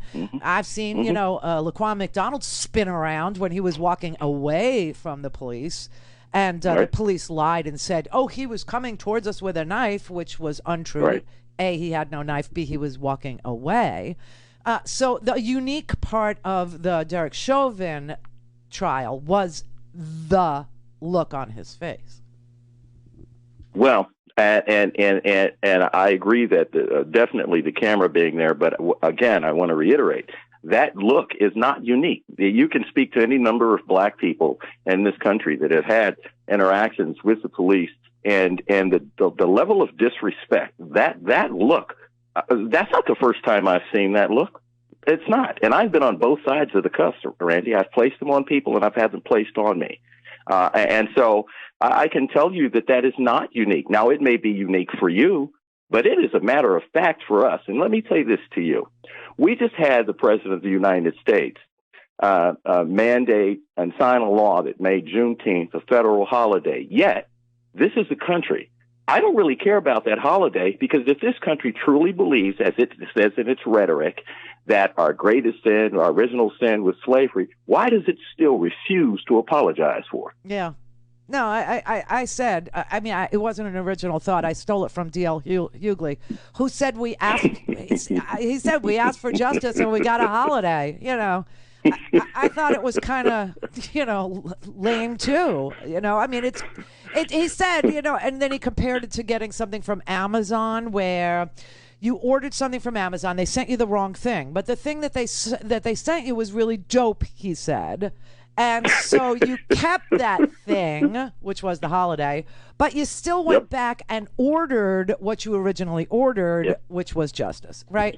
So that wasn't my original thought. I just thought it actually represented my thinking in the best way possible. So, yeah, I agree with that. Enjoy your show, and be mindful, Randy. We still have the appellate process to go through, so the agony will continue. No, what are they going to appeal? They're lawyers. They get paid by the hour. You know that. Oh, no. High school dropout. I am a high school dropout. I am. I actually am. I really did drop out of high school. Well, I'll tell you what, you are a remarkable one, and if that's the case, I wish I had dropped out. So, anyways, listen, thanks for the time, Randy. Thank you. All right. So I wanted to tell you this, Kenyatta, but I let you go off the phone. I get emails about you. I swear to God, I get really nasty emails about you. I'll if you email me, I will send them to you so you can respond to the person who's sending them to me, because I don't get it. I really don't get it. But anyway, yes. So they asked for justice and got a holiday instead, is what D.L. Hughley said. And I thought it was exactly the way I felt. So I repeated it. But of course, you give credit to the big brain that thought of that. But the appeals process, can I just say what I think about that as a high school dropout? Can I just say what I think about that? I hope I can. So the appeals process in a criminal setting, which is what we have here, would only be to the procedure. It would only have to do if the judge procedurally erred, made a mistake, right? So I don't see an appeal happening in this particular case. I see Derek Chauvin rotting in jail until he's 65, which is what this high school dropout said would be the minimum for me. I wanted the whole 40, but the minimum was put him in jail till he's 65 years old, and that is what will happen. Now remember, he also has a constitutional civil rights claim pending. All things Randy at RandyRhodes.com. Go for launch. Speaking truth to power, the Randi Rhodes Show. Our complaint today alleges that several provisions of SB 202 were passed with a discriminatory purpose in violation of the Voting Rights Act. The Georgia legislature passed SB 202 through a rushed process that departed from normal practice and procedure. The version of the bill that passed the state Senate on March 8th was 3 pages long. Days later, the bill ballooned into over 90 pages in the House. The House held less than 2 hours of floor debate on the newly inflated SB 202 before Governor Kemp signed it into law the same day. These legislative actions occurred at a time when the black population in Georgia continues to steadily increase. So that's Kristen Clark. She's in charge of the Civil Rights Division over at DOJ. And, you don't want to be like a Derek Chauvin with Kristen Clark at the head of the Civil Rights Division at the Department of Justice.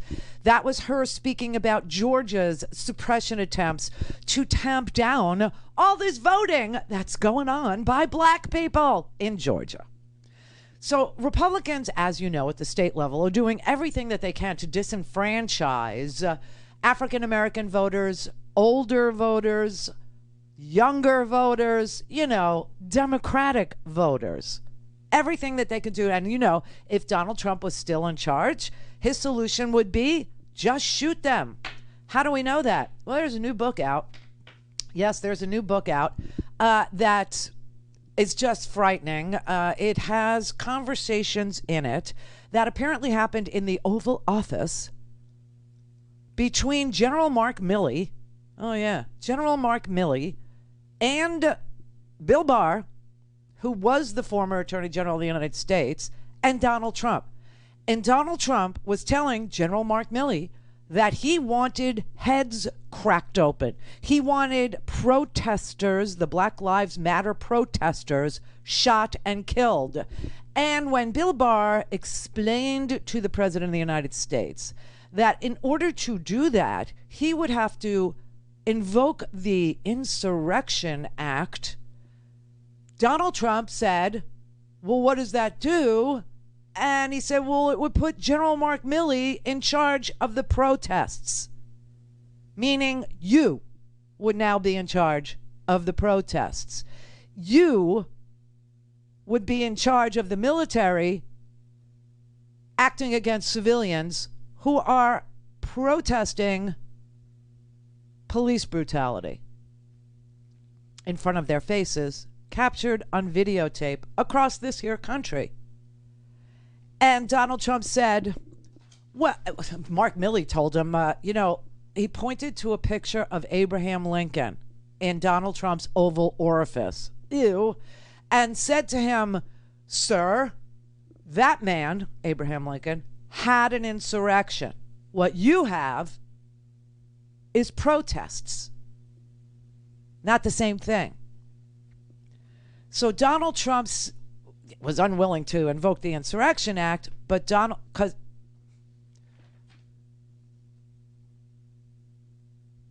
he said, that's how you're supposed to handle these people.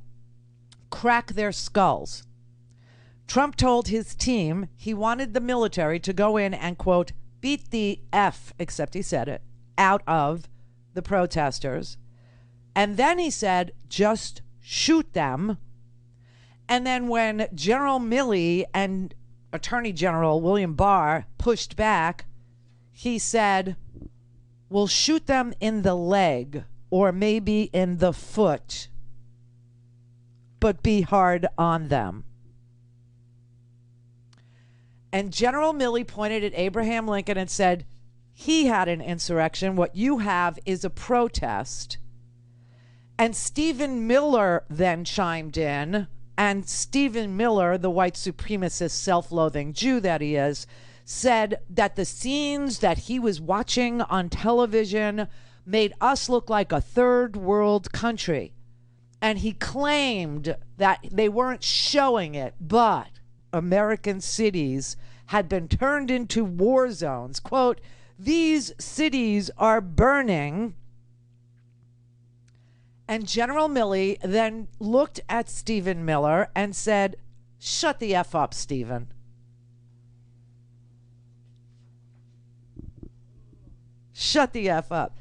And Milley apparently was particularly distressed about Donald Trump attacking the American people with use of the military, and was also upset with Donald Trump screaming about Mark Esper being bad and other Pentagon officials being bad, and offered and said to him, if you want to invoke the Insurrection Act in the face of civil unrest, you would be then invoking military force on the streets against civilians, and you would then be taking control of the protests. You would be in charge of the protests.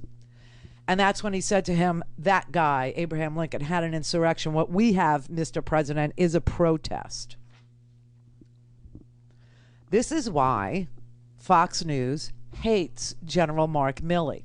Not just because General Mark Milley testified at the Armed Services Committee in the face of Matt Gaetz's non-serviced life and, smirkiness, that he is interested in finding out why there is so much white rage in this country, what is actually fueling all this white rage in this country. Yes, he's interested in knowing the answer to that.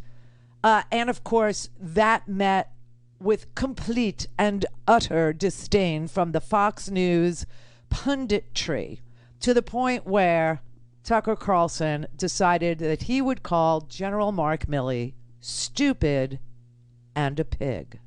Mark Milley is the chairman of the Joint Chiefs of Staff. He didn't get that job because he's brilliant or because he's brave or because the people who know him respect him. He is not, and they definitely don't.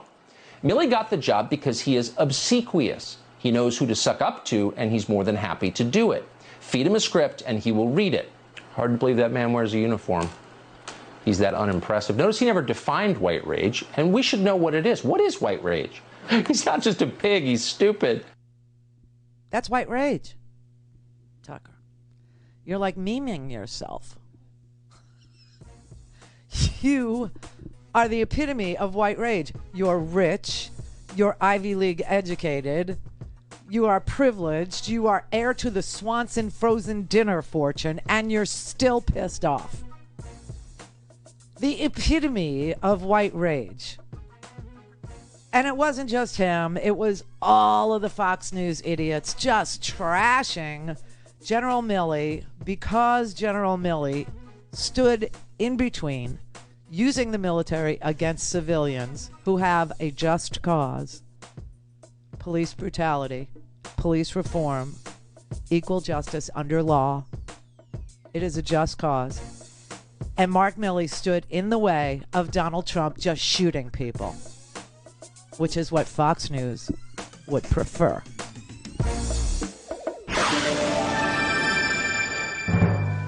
All things Randy at RandyRhodes.com. Go for launch. Speaking truth to power, the Randi Rhodes Show.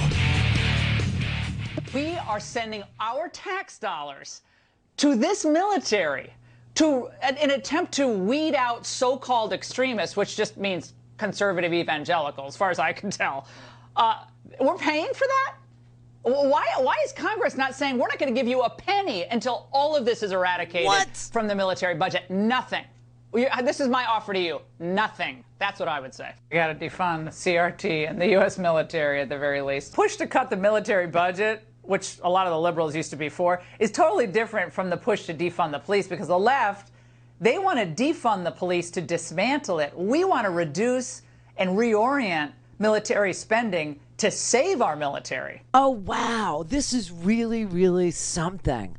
Laura Ingraham wants to defund the military. Defund the military. Holy crapola, man. That is amazing. We finally found what the conservatives are really all about. And what they're about is they're backstabbers, man. You do not want Laura Ingraham in your unit. You do not want Laura Ingraham in your squadron. You do not want Laura Ingraham in your battalion or your platoon. Laura Ingraham is the kind of wacky soldier that you don't really want to go into battle with, because she will spin around on her little kitten heel and stab you in the back when it's convenient. Wow. Talk about showing your true colors, Lala. Have another glass of wine. More wine, dear? Holy crap. Want some cheese to go with that wine? They want to defund the military because they hate General Mark Milley. That is amazing. So I'm telling you, the Republicans will turn on you on a dime. You know, they're pro-police until they think the police are actually enforcing laws they don't like insurrection, like attacking the Capitol, like bringing a freaking noose and a scaffold to the Capitol to hunt down and hang Mike Pence. And the Capitol Police put their lives on the line, go out there, literally get tased by this crowd, get bear sprayed by this crowd, get beaten by this crowd with skateboards and flagpoles and their own shields, okay, and sticks. And the Republicans literally turn on their police. They literally turn on them. And now they're doing it with the U.S. military too. When they don't like you, they will backstab you. You do not want to go into battle with these Republicans. I'm so sorry, but they have absolutely no core principles. They have nothing that is of any value to them except for the actual emotion of outrage. That is it. That is what they care about. That is how they think they win elections. That is what they do. Voter suppression and an outrage machine. Holy crap. Oh my God. I couldn't believe it. I just, because I watched this swell. I have to watch it. And I'm like, they have talked about critical race theory 1,800 times now. 1,860 times they have brought up a graduate level course taught in law schools that is 40 years old. Okay, this course of study is 40 years old, and it looks at, after the civil rights era of justice reform in this country, after, the Voting Rights Act, the Civil Rights Act of 64, 65, in 1970, it decided to look at the effect that the previous discriminatory laws had on people of color in this country, right? That's what critical race theory is. It's a law school grad course that looks at discriminatory laws and their effects. They have talked about it 1,860 times in just the last 100 days, and every day they talk about it even more. And now they are so married to the outrage that they can generate by talking about a grad school course and misrepresenting it to parents, right? Insisting it's being taught to children, a grad school course, right? But they like the outrage so much that if it includes backstabbing the Joint Chiefs of Staff, General Mark Milley, so be it. If it includes literally beating police officers to get your way, so be it. You do not want to go into battle with these people because they will turn on you. This is every soldier's nightmare, is to have to fight alongside a Laura Ingraham. This is every airman's nightmare, is to have to fly in a fighter jet along with Tucker Carlson. You're only as good as the weakest among you, okay? It's the weak link in the chain theory. And they are the weakest of the weak. They are the snowflakiest of the snowflakes. They are the most fragile of the fragile white people. There is nothing tough. There is nothing meaningful about them because they're not grounded by any value or principle that you would recognize. The air is rarefied in their little bubble. And trust me, they will turn on you as well. Just like they turned on the insurrectionists, right? The people that went and did the damage into the they don't cover them. They don't advocate for them. They just ignore them. They let them rot. They're on to the newest thing. Critical race theory. A graduate. Now, this girl went to Dartmouth. She knows this. And Tucker Carlson, by the way, you ever wonder where the insiders close to Trump, the anonymous sources, where they're... It's Tucker Carlson. It is. It's Tucker Carlson. He's on the phone all day talking to the press. All day talking to reporters, telling them about this thing and that thing and what Trump said and what Trump, was on the phone and what he was, alleging. And Tucker Carlson, he is that guy. He is that guy. And that's why the press doesn't go very hard on him, because they rely on him for information. It's a sick little twisted, mainstream media thing that goes on with him. Man, I tell you, they got nothing. They got nothing but voter suppression laws. And now the Department of Justice is going to sue the crap out of them. By the way, I have to tell you that after the federal, legislation failed, H.R. 1, S1 failed, right? Because they filibustered it. All of a sudden, Kansas passed a law that the Secretary of State of Kansas now needs approval from the legislature to settle an election lawsuit. Arkansas, they just gave the State Elections Commission the permission and power to investigate any aspect of any complaint that comes in about election irregularities without any limitation.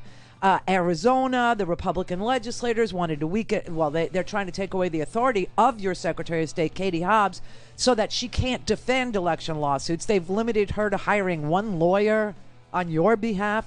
Holy crap, man. They are trying to put the fix in every state, and that's why it is important that the DOJ moves against Georgia. But now, and they also said today at the end of the press conference, more to come if other states follow. They're following. It's all they got. Voter suppression and undo the election part.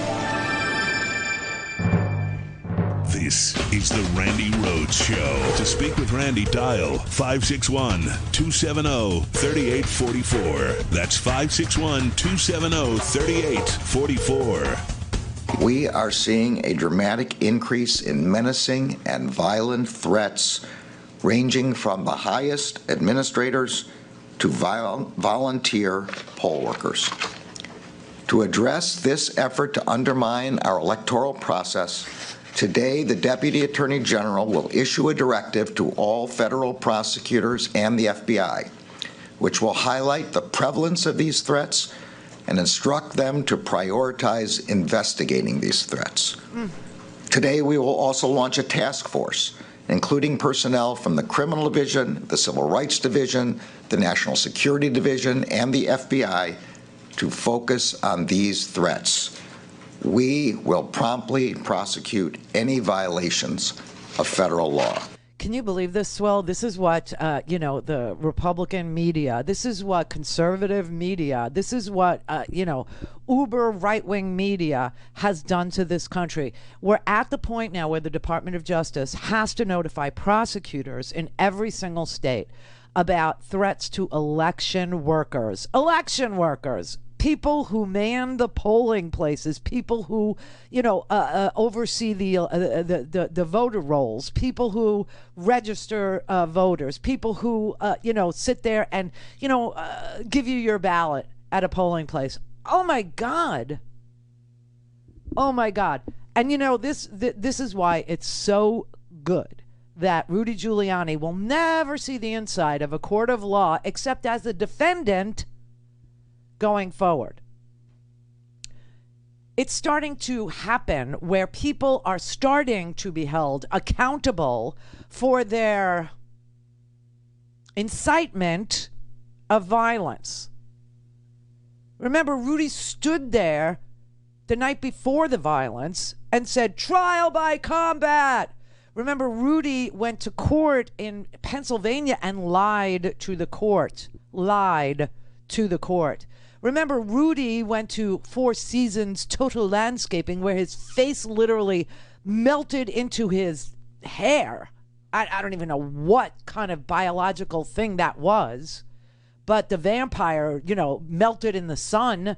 And he was lying to the American people about fraud and lying to the American people about votes flipping and lying to the American people and getting them agitated and getting them outraged to the point where they showed up for a rally that the president had tweeted would be wild, and Rudy told them what that wildness should look like: trial by combat.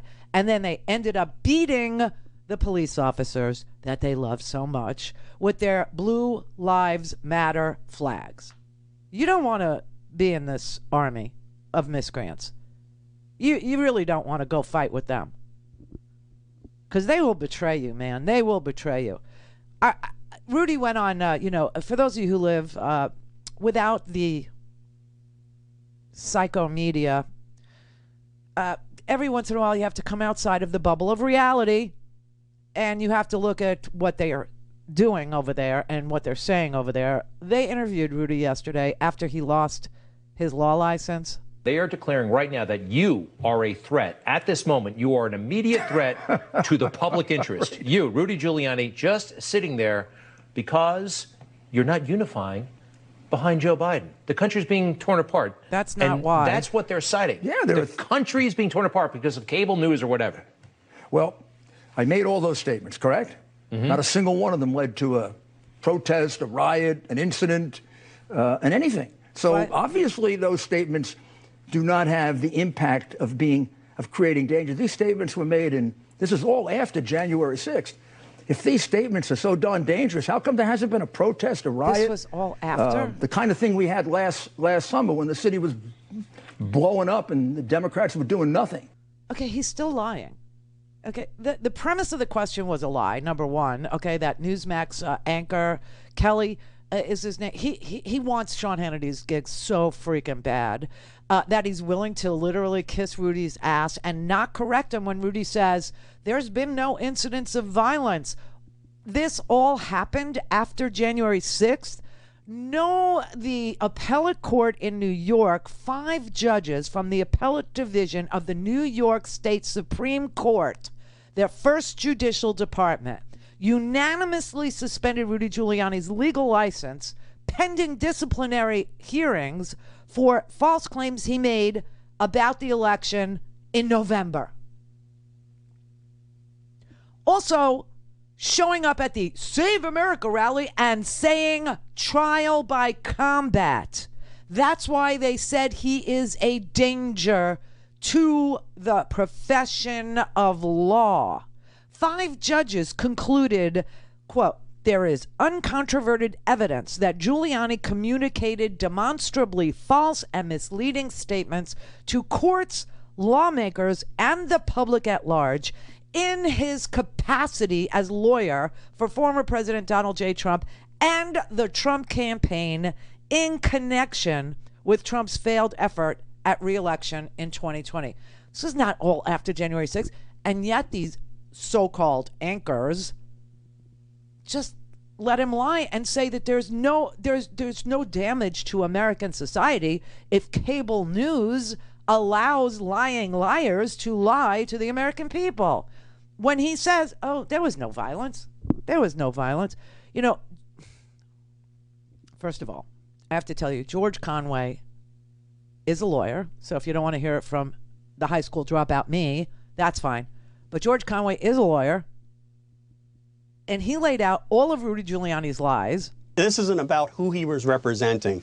This was about the lying, the incessant lying, saying that thousands of people voted in Georgia, dead people voted in Georgia, and in fact only 2 were found to have voted that way. Trump voters. Saying that thousands of underage voters in Georgia voted, and in fact there was a full audit in Georgia, and it was found that 0 people had voted. 0. He lied to a court about the claims that were actually being litigated in the court.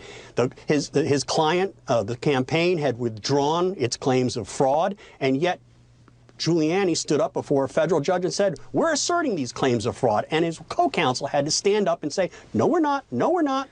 He lied to courts. He lied to the public. And in the context of how important and how significant and the poisonous effect of these lies, the court said that they had no choice but to suspend him even before having a full hearing.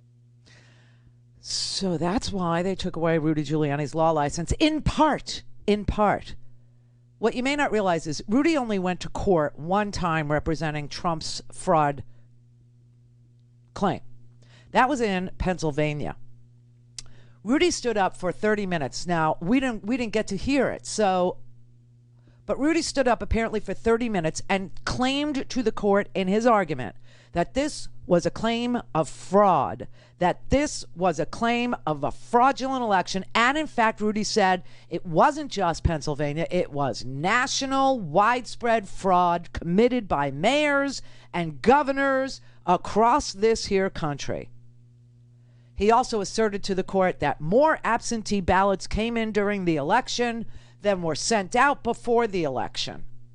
And none of that was true, and the court found that none of that was true, and the court challenged Rudy on these facts. And when he was challenged on the facts after a 30-minute tirade, a 30-minute argument to the court about why they were there, he then said, oh, no, we're not alleging fraud. We're not alleging fraud. And that's because his co-counsel said, we're not alleging fraud, we're not alleging fraud, we have no proof of fraud. There is no proof of fraud. But what the 5-judge panel found was that Rudy's claim and his mischaracterization of the case, he said it was just a passing mistake. These 5 judges heard his argument and they said it was not simply a passing mistake or an inadvertent reference.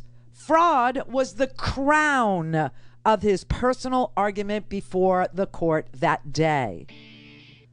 His allegation of widespread, nationwide voter fraud, of which this is a part, is the claim he persisted in making. And when the court pressed him to prove any of this, he claimed that a member of his team, inadvertently took the information from a website.